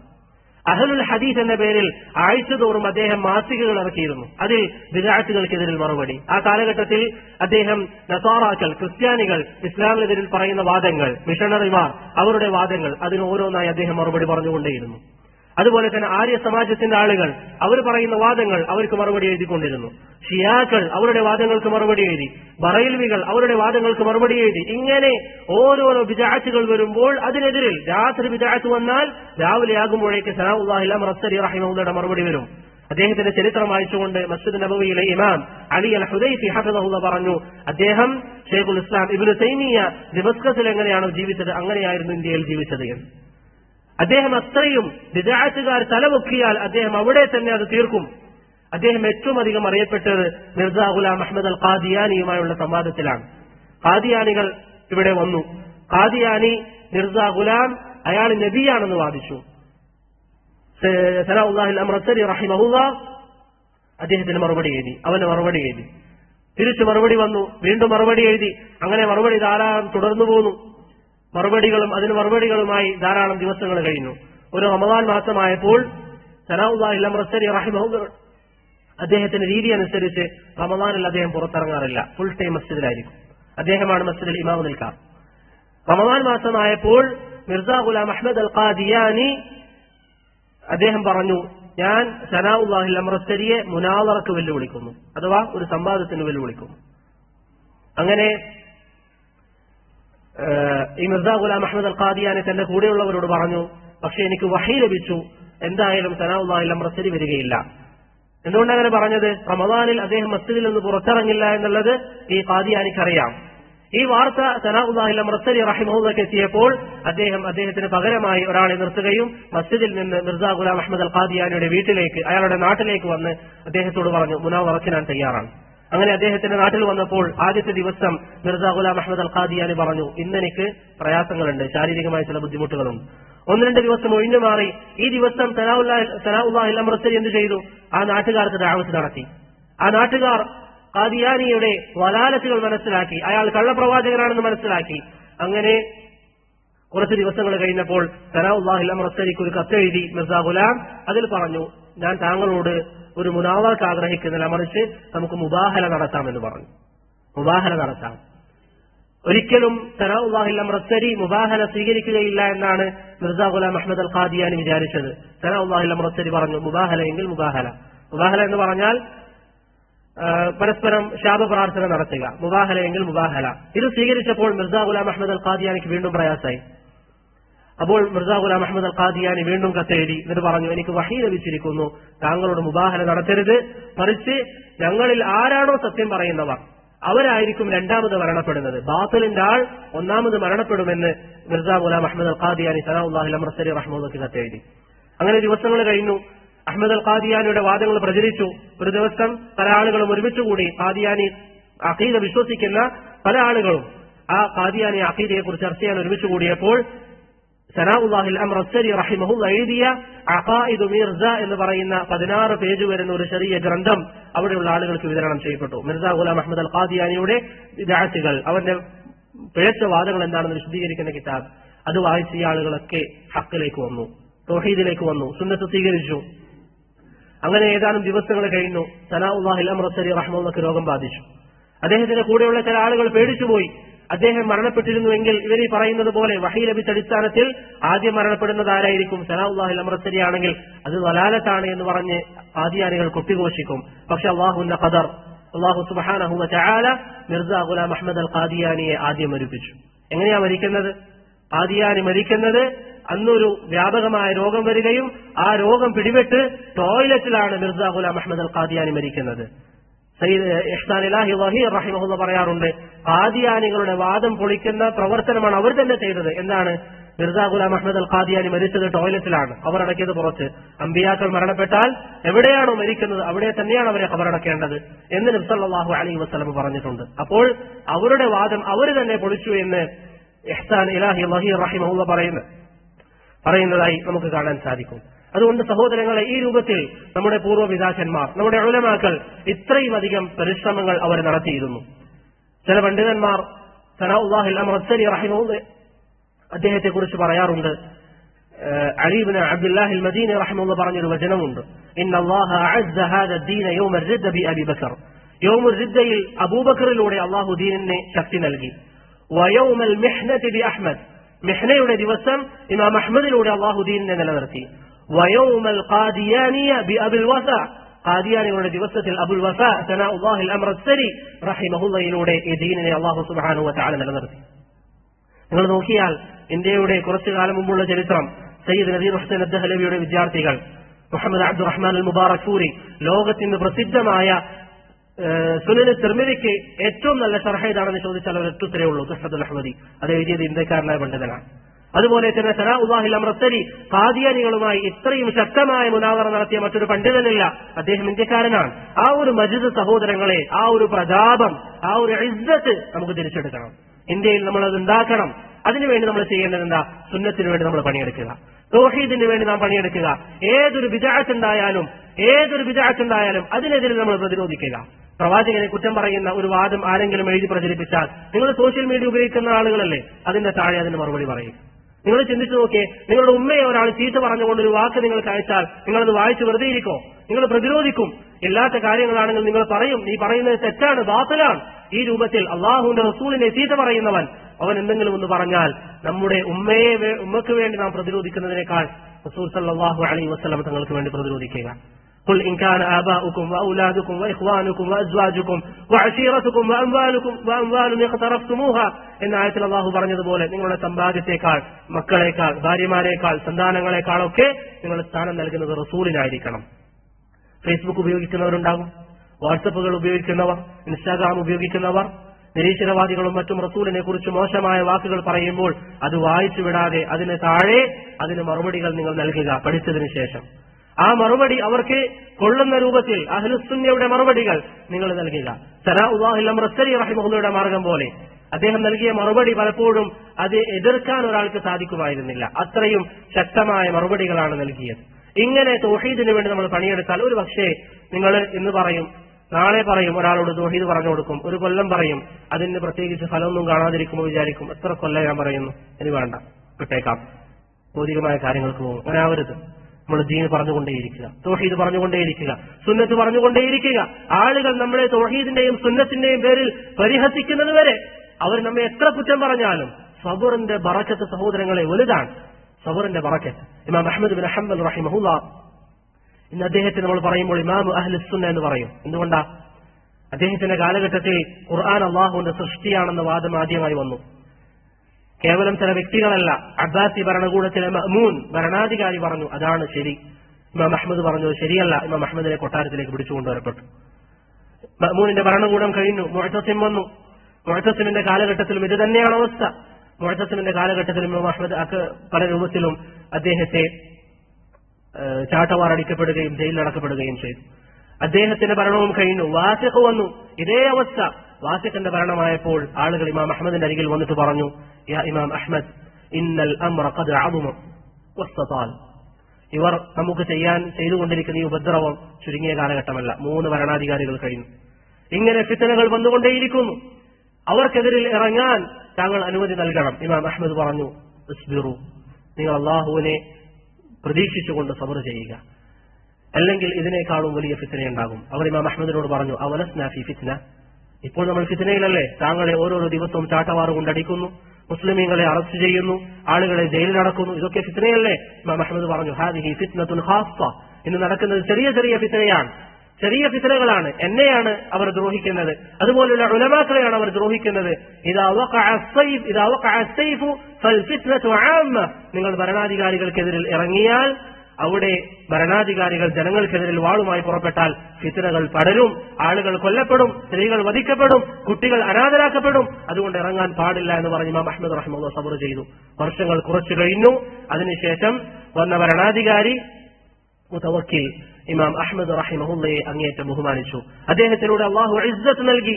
ഖുർആൻ അള്ളാഹുവിന്റെ സൃഷ്ടിയാണെന്ന് വാദം അദ്ദേഹം തള്ളിക്കളഞ്ഞു. ഖുർആൻ അള്ളാഹുവിന്റെ കലാമാണെന്ന് പറഞ്ഞു. അതിനുശേഷം ഇമാം അഹ്മദിനുണ്ടായ ഇസ്സത്ത് എങ്ങനെയാണെന്നറിയോ നിങ്ങൾക്ക്? മുതവക്കിലിന്റെ ഭരണകൂടത്തിൽ ഒരു ഖാദിയെ നിശ്ചയിക്കുമ്പോൾ ഒരു പേപ്പറിൽ ആ ഖാദിമാരുടെ പേരുകൾ എഴുതിയിട്ട് ഇമാം അഹ്മദിന്റെ അരികിലേക്ക് കൊടുത്തു ചോദിക്കും, ഇയാളെ ഖാദിയാക്കണോ? ഇമാം അഹ്മദ് പറയും, അത് സുന്നിയാണ്, ഖാദിയാക്കാം. മറ്റേയാൾ ജഹ്മിയാണ്, അവനെ ഖാദിയാക്കണ്ട. ഇന്നയാൾ മുബ്തദിയാണ്. ഈ രൂപത്തിൽ ഭരണാധികാരി തന്നോട് അഭിപ്രായം ചോദിക്കുന്ന അവസ്ഥയിലെത്തി. അതാണ് സബറിന്റെ ബറക്കത്ത്. ഷെയ്ഖുൽ ഇസ്ലാം ഇബ്നു തൈമിയ്യ റഹിമഹുല്ലാഹ് അദ്ദേഹം ജയിലിലടക്കപ്പെട്ടു. ജയിലിൽ നിന്ന് പുറത്തേക്ക് വന്നു, വീണ്ടും ജയിലിലടക്കപ്പെട്ടു, പുറത്തേക്ക് വന്നു, വീണ്ടും അദ്ദേഹം ഷാമിലേക്ക് ഈജിപ്തിൽ നിന്ന് നാട് കടത്തപ്പെട്ടു, പിന്നെ വീണ്ടും തിരിച്ചു വന്നു, വീണ്ടും ജയിലിലടക്കപ്പെട്ടു, വീണ്ടും പുറത്തു വന്നു, വീണ്ടും അടക്കപ്പെട്ടു. അവിടുന്ന് അദ്ദേഹം വാസസിയെ എഴുതുന്നു. അതിൽ അദ്ദേഹം പറയുന്നു തൗഹീദിലേക്കുള്ള ക്ഷണം, സുന്നത്തിലേക്കുള്ള ക്ഷണം. തന്റെ ദഅവത്ത് ആളുകൾ സ്വീകരിക്കുന്നില്ല എന്ന് മാത്രമല്ല, ആ ദഅവത്ത് സ്വീകരിച്ചവരെ ഭരണകൂടം ദ്രോഹിക്കുന്നു. ഷെയ്ഖുൽ ഇസ്ലാം ഇബ്നു തൈമിയ്യ റഹിമഹുല്ലാഹ് ജയിലിൽ വെച്ച് മരണപ്പെട്ടപ്പോൾ അവിടുന്ന് വിളംബരമുണ്ടായി, ഏതെങ്കിലും ഒരു വ്യക്തിയുടെ കയ്യിൽ ഷെയ്ഖുൽ ഇസ്ലാമിന്റെ കിതാബുകളോ അദ്ദേഹം എഴുതിയിരിക്കുന്ന പേജുകളോ ഉണ്ടോ എങ്കിൽ അവന് ശക്തമായ ശിക്ഷ ഭരണകൂടം നൽകുന്നതാണ്. എത്രയോ വർഷങ്ങൾ കഴിഞ്ഞു. 3ാമത്തെ സൗദി ഭരണകൂടം വന്നു. നിങ്ങൾക്കറിയാം, സൗദി ഭരണകൂടം 1ാമത് വന്നത് നഷ്ടപ്പെട്ടു, 2ാമത് വന്നു, അതും നഷ്ടപ്പെട്ടു. ഇത് 3ാമത്തെ ഭരണകൂടമാണ്, ഇന്ന് നിലനിൽക്കുന്ന ഭരണകൂടം. മലിക് അബ്ദുൽ അസീസ് റഹിമഹുല്ലാഹ് വന്നു. അദ്ദേഹം 2 ഉലമാക്കളെ തെരഞ്ഞെടുത്തു. ഒന്ന് അബ്ദുറഹ്മാൻ ഇബ്നു ഖാസിം, മറ്റൊന്ന് അദ്ദേഹത്തിന്റെ മകൻ മുഹമ്മദ്. ഈ 2 ആളുകളോടും പറഞ്ഞു, ലോകത്തിന്റെ ഏത് ഭാഗത്തേക്കും നിങ്ങൾക്ക് പോകാം, എത്ര സമ്പാദ്യം വേണമെങ്കിലും ചെലവഴിക്കാം, ഷെയ്ഖുൽ ഇസ്ലാമിന്റെ കിതാബുകൾ ഓരോന്നായി പരതിയെടുക്കണം. ആ കാലഘട്ടം വരെ ഇബ്നു തൈമിയ്യയുടെ കിതാബുകളില്ലായിരുന്നു. ഇബ്നു തൈമിയ്യയുടെ സകല കിതാബുകളും നിങ്ങൾ പരതിയെടുക്കണമെന്ന് പറഞ്ഞു. അങ്ങനെ ഈ 2 പണ്ഡിതന്മാർ വ്യത്യസ്ത രാജ്യങ്ങളിലേക്ക് സഞ്ചരിച്ചു. അവിടെ നിന്ന് ഈ കിതാബുകളൊക്കെ ശേഖരിക്കുകയും ആ കിതാബുകൾ ഭരണകൂടത്തിന്റെ ചെലവിൽ കൊണ്ടുവരികയും ചെയ്തു. അങ്ങനെ 30 വാള്യത്തിൽ മജ്മുഉൽ ഫതാവ ക്രോഡീകരിച്ചു. മുജമ്മഉൽ മലിക് ഫഹദിൽ ഖുർആനിന്റെ കൂടെ മദീനയിൽ വെച്ച് ഇന്നും മജ്മുഉൽ ഫതാവ പ്രിന്റ് ചെയ്യപ്പെടുകയും ഫ്രീ ആയി ലോകത്തിന്റെ വ്യത്യസ്ത ഭാഗങ്ങളിലേക്ക് വിതരണം ചെയ്യപ്പെടുകയും ചെയ്യുന്നു. ഇന്ന് ഏത് വിദഅത്തുകാരന്റെ കടയിൽ നിങ്ങൾ പോയാലും അവിടെ ഇബ്നു തൈമിയ്യയുടെ കിതാബുകൾ വിൽക്കുന്നുണ്ട്. അദ്ദേഹത്തിന്റെ കാലഘട്ടത്തിൽ അദ്ദേഹം ക്ഷമിച്ചത് ചില്ലറയല്ല. അതുകൊണ്ട് സഹോദരങ്ങളെ, ഒരുപക്ഷെ നമ്മുടെ ദഅവത്ത് അതിന്റെ അസർ പെട്ടെന്ന് നമുക്ക് കാണാൻ സാധിക്കണമെന്നില്ല. പക്ഷേ അള്ളാഹു പറഞ്ഞതുപോലെ ഫഅമ്മാ മൻ സദ്ദഖ ബിൽ ഹുസ്ന വസനയസ്സിറുഹു ലിൽ ഉസ്ര, സത്യസന്ധമായി പ്രവർത്തിക്കുന്നവൻ അവർക്ക് അല്ലാഹു സുബ്ഹാനഹു വ തആല നന്മയിലേക്കുള്ള മാർഗങ്ങൾ എളുപ്പമാക്കി നൽകുക തന്നെ ചെയ്യും. അതുകൊണ്ട് നാം തൗഹീദിലേക്കുള്ള ദഅവത്ത് വർദ്ധിപ്പിക്കുക. എന്റെ സംസാരം കേൾക്കുന്ന സഹോദരങ്ങളോട് എനിക്ക് ആവർത്തിച്ച് പറയാനുള്ളത്, ഇത് നിങ്ങൾ കേൾക്കുമ്പോൾ പൊതുവെ ചില ചർച്ചകളൊക്കെ കേട്ട് നമ്മൾ വിടുന്നത് പോലെ വിടരുത്. അള്ളാഹുവിനെ മുൻനിർത്തി ഞാൻ നിങ്ങളോട് പറയുന്നു, നിങ്ങൾ തൗഹീദിന് വേണ്ടി പരിശ്രമിക്കുക. പണ്ട് നമ്മുടെ പരിശ്രമം ഉണ്ടായതിനേക്കാൾ നല്ല രൂപത്തിൽ നമുക്കിടയിൽ വ്യക്തിപരമായ വിദ്വേഷങ്ങൾ മറന്ന്, വ്യക്തിപരമായ ദേഷ്യങ്ങൾ മറന്ന് തൗഹീദിനെ ഉണർത്താൻ, സുന്നത്തിനെ ഉണർത്താൻ, ആളുകളെ സുന്നത്തിലേക്ക് ക്ഷണിക്കാൻ, സുന്നത്തിന്റെ പേരിൽ ആളുകൾ ഇവർ സുന്നത്തിന്റെ ആളുകളാണെന്ന് പറയുന്ന രൂപത്തിൽ നമ്മെ പരിഹസിച്ചാലും നമുക്ക് പ്രശ്നമില്ല. അത്രയും നല്ല രൂപത്തിൽ തൗഹീദിന് വേണ്ടി നാം പണിയെടുക്കുക. നമ്മുടെ ആളുകൾ കുറ്റം പറഞ്ഞാൽ, നമ്മെക്കുറിച്ച്, നമ്മുടെ സഹോദരങ്ങളെ കുറിച്ച് ആളുകൾ ചീത്ത പറഞ്ഞാൽ അതിന് നിങ്ങൾ ചെവി കൊടുക്കേണ്ടതില്ല. ആ ദഅവത്തുകളൊക്കെ നിൽക്കും. തൗഹീദിന്റെ ദഅവത്ത് മാത്രമേ നിൽക്കുകയുള്ളൂ.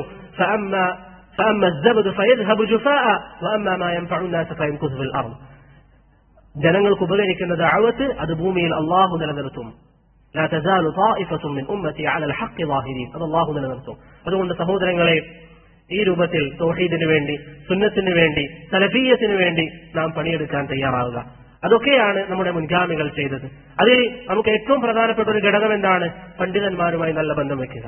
ഷെയ്ഖ് അബ്ദുസ്സലാം അൽ ബർജിസ് റഹിമഹുല്ലാഹ് അദ്ദേഹത്തിന്റെ ഉസൂൽ ദഅവ സലഫി എന്ന കിതാബിൽ അദ്ദേഹം വളരെ പ്രധാനപ്പെട്ട ഒരു കാര്യമായി പറയുന്നത് അൽ ഇർതിബാത്തുൽ വസീഖ് ബിൽ ഉലമാ, ഉലമാക്കളുമായി നല്ലൊരു ബന്ധം നാം ഉണ്ടാക്കിയെടുക്കണം.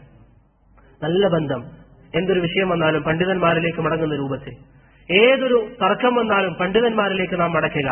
അങ്ങനെ പണ്ഡിതന്മാരുമായി നല്ലൊരു ബന്ധമുണ്ടാക്കിയെടുത്താൽ അവർ നമ്മുടെ ദീനിന്റെ മാർഗം നമുക്ക് പറഞ്ഞു തരും. അനസ് റളിയല്ലാഹു അൻഹു പറയുന്നു, റസൂൽ സല്ലല്ലാഹു അലൈഹി വസല്ലം പറഞ്ഞു, ഇന്ന മസലൽ ഉലമാഇ ഫിൽ അർദ് കമസലിൻ നുജൂമി ഫിസ് സമാ യുഹ്തദാ ബിഹാ ഫി ളുൽമാത്തിൽ ബർരി വൽ ബഹർ. ആകാശത്തുള്ള നക്ഷത്രങ്ങളെ പോലെയാണ് ഭൂമിയിലുള്ള പണ്ഡിതന്മാർ. അവരിലൂടെയാണ് നമുക്ക് ശരിയായ മാർഗം കണ്ടെത്താൻ വേണ്ടി സാധിക്കുക. അതുകൊണ്ട് സഹോദരങ്ങളെ, പണ്ഡിതന്മാരെ മുറുകെ പിടിക്കുക, അവരുടെ മാർഗങ്ങൾ നാം മുറുകെ പിടിക്കുക. അവരാണ് ഹക്ക് നമുക്ക് പറഞ്ഞു തരുന്നത്. ഇബ്നുൽ ഖയ്യിം റഹിമഹുല്ലാഹ് ധാരാളം പഠിച്ചതിന് ശേഷമാണ് ഷെയ്ഖുൽ ഇസ്ലാമിനെ കണ്ടുമുട്ടുന്നത്. എന്നിട്ടും ഷെയ്ഖുൽ ഇസ്ലാമിന്റെ മുലാസിമായി അദ്ദേഹം നിൽക്കുകയും ധാരാളം ഇബ്നു തൈമിയയിൽ നിന്ന് പഠിക്കുകയും ചെയ്തു എന്ന് അദ്ദേഹത്തിന്റെ നൂനിയയിൽ പറയുന്നതായി നമുക്ക് കാണാൻ സാധിക്കും. അതുപോലെ നമ്മുടെ സഹോദരങ്ങൾ എല്ലാവരും ശ്രദ്ധിക്കേണ്ട സലഫിയ്യത്തിന്റെ അടിസ്ഥാനങ്ങളിൽപ്പെട്ടതാണ് അറിയാത്ത കാര്യങ്ങളിൽ സംസാരിക്കാതിരിക്കുക. ഇബ്നു തൈമിയ റഹിമഹുല്ലാഹ് പറയുന്നു, ഒരുവൻ ദീനി വിഷയത്തിൽ ശരിക്ക് ചിന്തിക്കണം. ദീനി വിഷയത്തിൽ ഒരു കാര്യം പറഞ്ഞു, അവൻ പറഞ്ഞത് ശരിയാണെന്ന് സങ്കല്പിക്കുക. അവൻ അത് അറിയില്ലായിരുന്നു, അവൻ പറഞ്ഞത് ശരിയായി പോയതാണ്, എങ്കിലും അവൻ തെറ്റുകാരനാണ്. അബ്ദുല്ലാഹ് ഇബ്നു മസ്ഊദ് റളിയല്ലാഹു അൻഹു പറയുന്നു, മൻ അഫ്തന്നാസ ഫീ കുല്ലി മാ യസ്അലൂനഹു ഫഹു മജ്നൂൻ. ജനങ്ങൾ ചോദിക്കുന്നതിനൊക്കെ മറുപടി പറയുന്നവൻ വെഡ്ഡിയാണ്, ഭ്രാന്തനാണ്. ഇന്ന് ചില ആളുകൾ എങ്ങനെയാ ദീനി വിഷയത്തിൽ സംസാരിക്കുക? ആരെങ്കിലും ഇന്ന വിഷയത്തിൽ എന്താ അഭിപ്രായം? എനിക്ക് തോന്നുന്നത് ഇങ്ങനെയാണ്, ഞാൻ മനസ്സിലാക്കുന്നത് ഇങ്ങനെയാണ്. നേരെ മറിച്ച് ഒരാൾ വന്നിട്ട് എനിക്കൊരു അസുഖമുണ്ട്, ഏത് ഗുളിക കുടിക്കണം, എനിക്ക് തോന്നുന്നു ഇന്ന് ഗുളിക കുടിച്ചോ, നീ കുടിക്കോ? കുടിക്കൂല. പക്ഷെ ദീനിന്റെ വിഷയത്തിൽ അലസതയാണ്. നമുക്കിന്ന് പണ്ഡിതന്മാരോട് ചോദിക്കാനുള്ള അവസരങ്ങൾ എത്രയും. സൗദി അറേബ്യയിലെ ലജ്നത്തു ദായിമയോട് ചോദിക്കാൻ വരെ നമുക്ക് അവസരങ്ങളും എല്ലാവർക്കും ഓരോരുത്തർക്കും സാധിക്കുന്ന അവസരങ്ങളാണ്. അതുകൊണ്ട് സഹോദരങ്ങളെ, പണ്ഡിതന്മാരിലേക്ക് നമ്മുടെ വിഷയങ്ങൾ നാം അടയ്ക്കുക, അറിയാത്ത വിഷയങ്ങളിൽ സംസാരിക്കാതിരിക്കുക. അവസാനമായി സൂചിപ്പിക്കാനുള്ളൊരു കാര്യം, പല വിഷയങ്ങളുണ്ട്, പക്ഷേ വലിയൊരു വിഷയമായതുകൊണ്ട് തന്നെ ചുരുക്കി ചില വിഷയങ്ങൾ പറഞ്ഞു എന്ന് മാത്രം. അവസാനം ഈ വിഷയം കൂടി പറഞ്ഞു നിർത്താം. സലഫി ദഅവത്തിന്റെ പ്രത്യേകതയാണ് ഈ ദഅവത്ത് സഹോദരങ്ങളെ കേവലം അഖീദയിൽ മാത്രമുള്ളതല്ല. തൗഹീദ്, സുന്നത്ത് എന്ന് പറയുമ്പോൾ അഖീദയിലും വിശ്വാസ കാര്യങ്ങളിലും മാത്രമുള്ളതല്ല, മറിച്ച് നമ്മുടെ സ്വഭാവം അത് സലഫിയത്താണ്.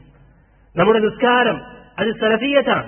ഇമാം അബൂ ഉസ്മാൻ അസ്സാബൂനി റഹിമഹുല്ലാഹ് അദ്ദേഹത്തിന്റെ അഖീദത്തുസ് സലഫ് അസ്ഹാബുൽ ഹദീസ് എന്ന കിതാബിൽ പറയുന്നു, സലഫികൾ അല്ലെങ്കിൽ ശരിയായ അഹ്ലുസുന്നയുടെ ആളുകൾ അവരെന്ത് ചെയ്യും? അവർ പരസ്പരം ഖിയാമുൽ ലൈൽ വസിയത്ത് ചെയ്യുന്നവരായിരിക്കും. നിങ്ങൾ ഖിയാമുൽ ലൈൽ നിസ്കരിക്കണമെന്ന് പറയുന്നവരായിരിക്കും. ഈ രൂപത്തിൽ നമ്മുടെ സ്വഭാവം സലഫിയായിരിക്കണം. നമ്മുടെ ഖിയാമുൽ ലൈലിൽ നാം സലഫിയായിരിക്കണം. നിന്റെ സഹോദരനോടുള്ള പെരുമാറ്റത്തിൽ നീ സലഫിയായിരിക്കണം. അവൻ നിന്നോട് എന്തെങ്കിലും പ്രശ്നം കാണിച്ചാലും നീ അവന് വിട്ടുവീഴ്ച നൽകുക. ഞാൻ നിങ്ങൾക്ക് നല്ലൊരു ഇൻവെസ്റ്റ്മെന്റ് പറഞ്ഞുതരാം, വലിയൊരു പ്രോഫിറ്റാണ് അതിന്. അല്ലാഹു സുബ്ഹാനഹു വ തആല ഖുർആനിൽ പറയുന്നു, വൽയഅഫു വൽയസ്ഫഹു, ജനങ്ങളെ നിങ്ങൾ വിട്ടുവീഴ്ച ചെയ്യുകയും മാപ്പാക്കുകയും ചെയ്യുക. ഇതാണ് ഇൻവെസ്റ്റ്മെന്റ്. അതിന്റെ പ്രോഫിറ്റ് എന്താ? അലാ തുഹിബ്ബൂന അൻ യഗ്ഫിറല്ലാഹു ലക്കും, അല്ലാഹു നിങ്ങൾക്ക് മാപ്പ് നൽകും. നിങ്ങളോട് അതിക്രമം ചെയ്തിരിക്കുന്ന ഒരു വ്യക്തിക്ക് മാപ്പ് നൽകിയാൽ നിങ്ങളുടെ പാപങ്ങൾ അല്ലാഹു മാപ്പാക്കി നൽകും. ഏതാ നമുക്ക് വലുത്? അതുകൊണ്ട് സഹോദരങ്ങളെ, ചില ആളുകൾ പറയും, അവൻ എന്നോട് ഗുൽമ ചെയ്തു. ആയിക്കോട്ടെ, അവൻ നിന്നോട് ഗുൽമ ചെയ്താൽ നീ അവനോട് ഇഹ്സാൻ ചെയ്യുക. അല്ലാഹു പറയുന്നു, ഇദ്ഫഅ ബില്ലതി ഹിയ അഹ്സൻ, ഏറ്റവും നല്ല മാർഗത്തിൽ നീ അവരോട് പെരുമാറുക. എന്നാൽ എന്ത് സംഭവിക്കും? ഫൈദല്ലദി ബൈനക വബൈനഹു അദാവത്തുൻ കഅന്നഹു വലിയുൻ ഹമീം, നിനക്കും അവനുമിടയിൽ ശത്രുതയുണ്ട് എങ്കിൽ അത് നല്ല സൗഹൃദമായി മാറുമെന്ന് പരിശുദ്ധ ഖുർആൻ. സലഫിയത്ത് എന്ന് പറയുന്നത് അഖീദയിൽ മാത്രമല്ല, നിന്റെ ഖിയാമുൽ ലൈലിൽ നിന്റെ ഉപ്പയോടുള്ള പെരുമാറ്റം, നിന്റെ ഉമ്മയോടുള്ള പെരുമാറ്റം, നിന്റെ ഭാര്യയോടുള്ള പെരുമാറ്റം, നിന്റെ മക്കളോടുള്ള പെരുമാറ്റം, അവിടെയൊക്കെ നിന്റെ സലഫിയത്ത് വേണം. എല്ലാ വിഷയത്തിലും നമ്മുടെ സലഫിയത്ത് പ്രകടമാകണം. അത് നമ്മുടെ അഖീദയുടെ ഭാഗം തന്നെയാണ്.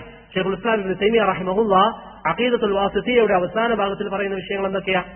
അഹ്ലുസുന്നയെ കുറിച്ച് അദ്ദേഹം പറയുന്നു, അവർ സൽ സ്വഭാവങ്ങളിലേക്ക് ക്ഷണിക്കുന്നവരാണ്, നമ്മോട് ബന്ധം വിച്ഛേദിച്ചവരോട് ബന്ധം സ്ഥാപിക്കാൻ വേണ്ടി പറയുന്നവരാണ്. ശൈഖുൽ ഇസ്ലാം പറയുന്ന വാക്കുകളാണ്. അതുപോലെ തന്നെ എന്തെങ്കിലും പ്രയാസങ്ങൾ ഉണ്ടായാൽ അതിൽ സബർ ചെയ്യണമെന്ന് പരസ്പരം വസിയത്ത് ചെയ്യുന്നവരാണ്. ഇങ്ങനെ നന്മകളിൽ, എല്ലാ സൽ സ്വഭാവങ്ങളിൽ സഹകരിക്കുന്നവരാണ് യഥാർത്ഥ സലഫികൾ. അതുകൊണ്ട് സഹോദരങ്ങളെ, സലഫിയത്ത് എന്ന് പറയുന്നത് ഏതെങ്കിലും ചില വിഷയങ്ങളിലുള്ളതല്ല, മറിച്ച് അത് ഷാമിലായ ഒരു ദീനാണ്. അതാണ് നേരത്തെ പറഞ്ഞത്, അസ്സലഫിയ്യ ഹിയൽ ഇസ്ലാം. സലഫിയത്ത് എന്ന് പറഞ്ഞാൽ ഇസ്ലാമാണ്. അതുകൊണ്ട് നമ്മുടെ സ്വഭാവത്തിൽ നമ്മൾ സലഫികളാവുക, മറ്റുള്ളവർക്ക് വിട്ടുവീഴ്ച ചെയ്യുക, സല്ലല്ലാഹു അലൈഹി വസല്ലം ഒരു കഥ നമുക്ക് പറഞ്ഞു തന്നിട്ടുണ്ട്. ഒരു വ്യക്തി ഉണ്ടായിരുന്നു. അദ്ദേഹം ആളുകൾക്ക് പണം കൊടുക്കും കടമായിട്ട്.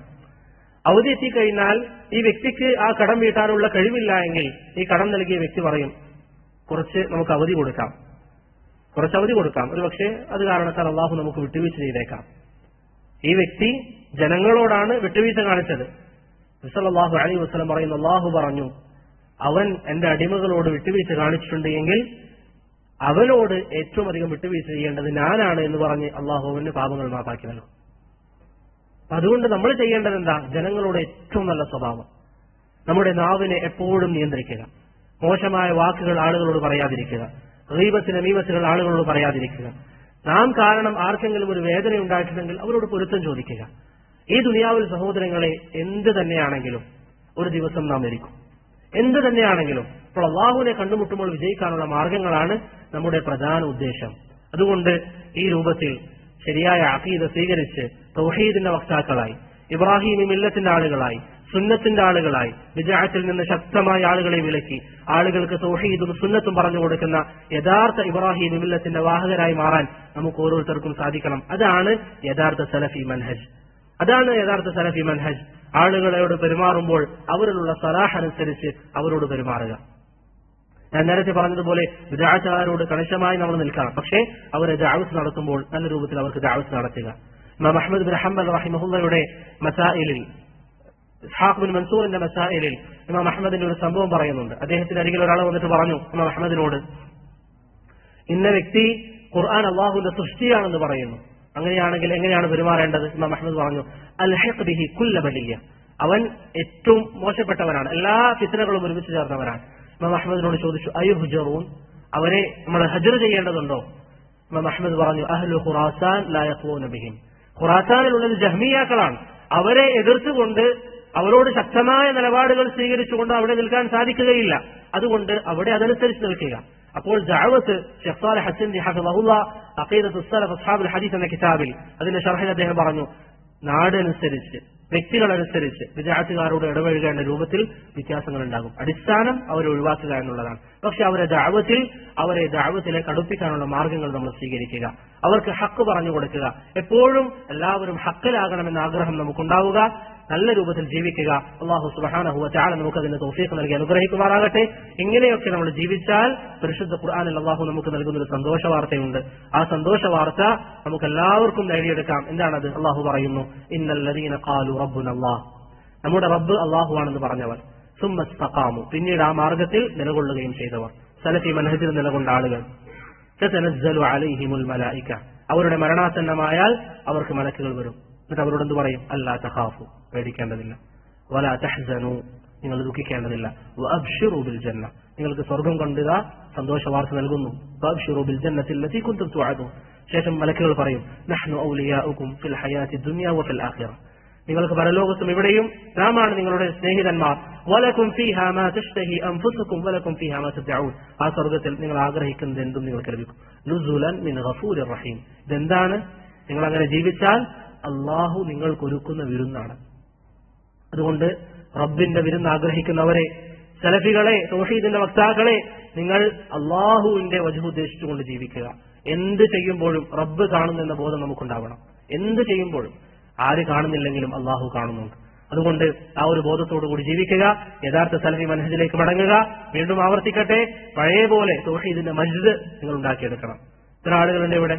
നിങ്ങളൊക്കെ വിചാരിച്ചാൽ ചെറിയ ചെറിയ കാര്യങ്ങൾ നിങ്ങൾക്ക് ചെയ്യാൻ സാധിക്കും. നിങ്ങളുടെ നാട്ടിൽ നിങ്ങളുടെ കുടുംബക്കാർക്ക് നിങ്ങളിത് പറഞ്ഞു കൊടുക്കുക.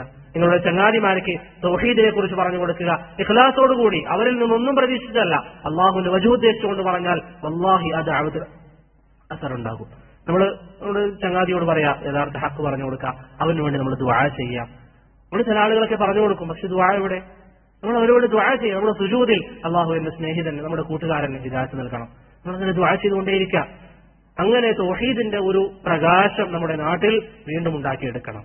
സമസ്തക്കാരും ഖുറാഫികളും വളരെ മോശപ്പെട്ട വാദങ്ങൾ പറഞ്ഞു നടക്കുമ്പോൾ അതിനിടയിൽ ഒരു അസറും ഇല്ലാതെ നമ്മുടെ ദഅവത്ത് മടങ്ങിപ്പോകരുത്. മറിച്ച് ഏറ്റവും നല്ല ഇസ്സത്തോടുകൂടി നമ്മുടെ ദഅവത്ത് തുടരുക. അല്ലാഹു അതിന് തൗഫീഖ് നൽകി അനുഗ്രഹിക്കുമാറാകട്ടെ. ദീർഘമായി സംസാരിച്ചതിൽ ക്ഷമ ചോദിക്കുന്നു. എന്റെ സംസാരത്തിൽ എന്തെങ്കിലും ഖൈറുണ്ടെങ്കിൽ അത് അള്ളാഹുവിന്റെ ഭാഗത്ത് നിന്നാണ്, എന്തെങ്കിലും തെറ്റുകളുണ്ടെങ്കിൽ എന്റെയും പിശാചിന്റെയും ഭാഗത്ത് നിന്നുള്ളതാണ്. അള്ളാഹു സുബ്ഹാനഹു വ തആല ഹഖ് മനസ്സിലാക്കാനും ഹഖിന്റെ ആളുകളായി നിലകൊള്ളാനും നമുക്ക് ഏവർക്കും തൗഫീഖ് നൽകി അനുഗ്രഹിക്കുമാറാകട്ടെ. വസല്ലല്ലാഹു അലാ മുഹമ്മദിൻ വഅലാ ആലിഹി വസഹ്ബിഹി വസല്ലം.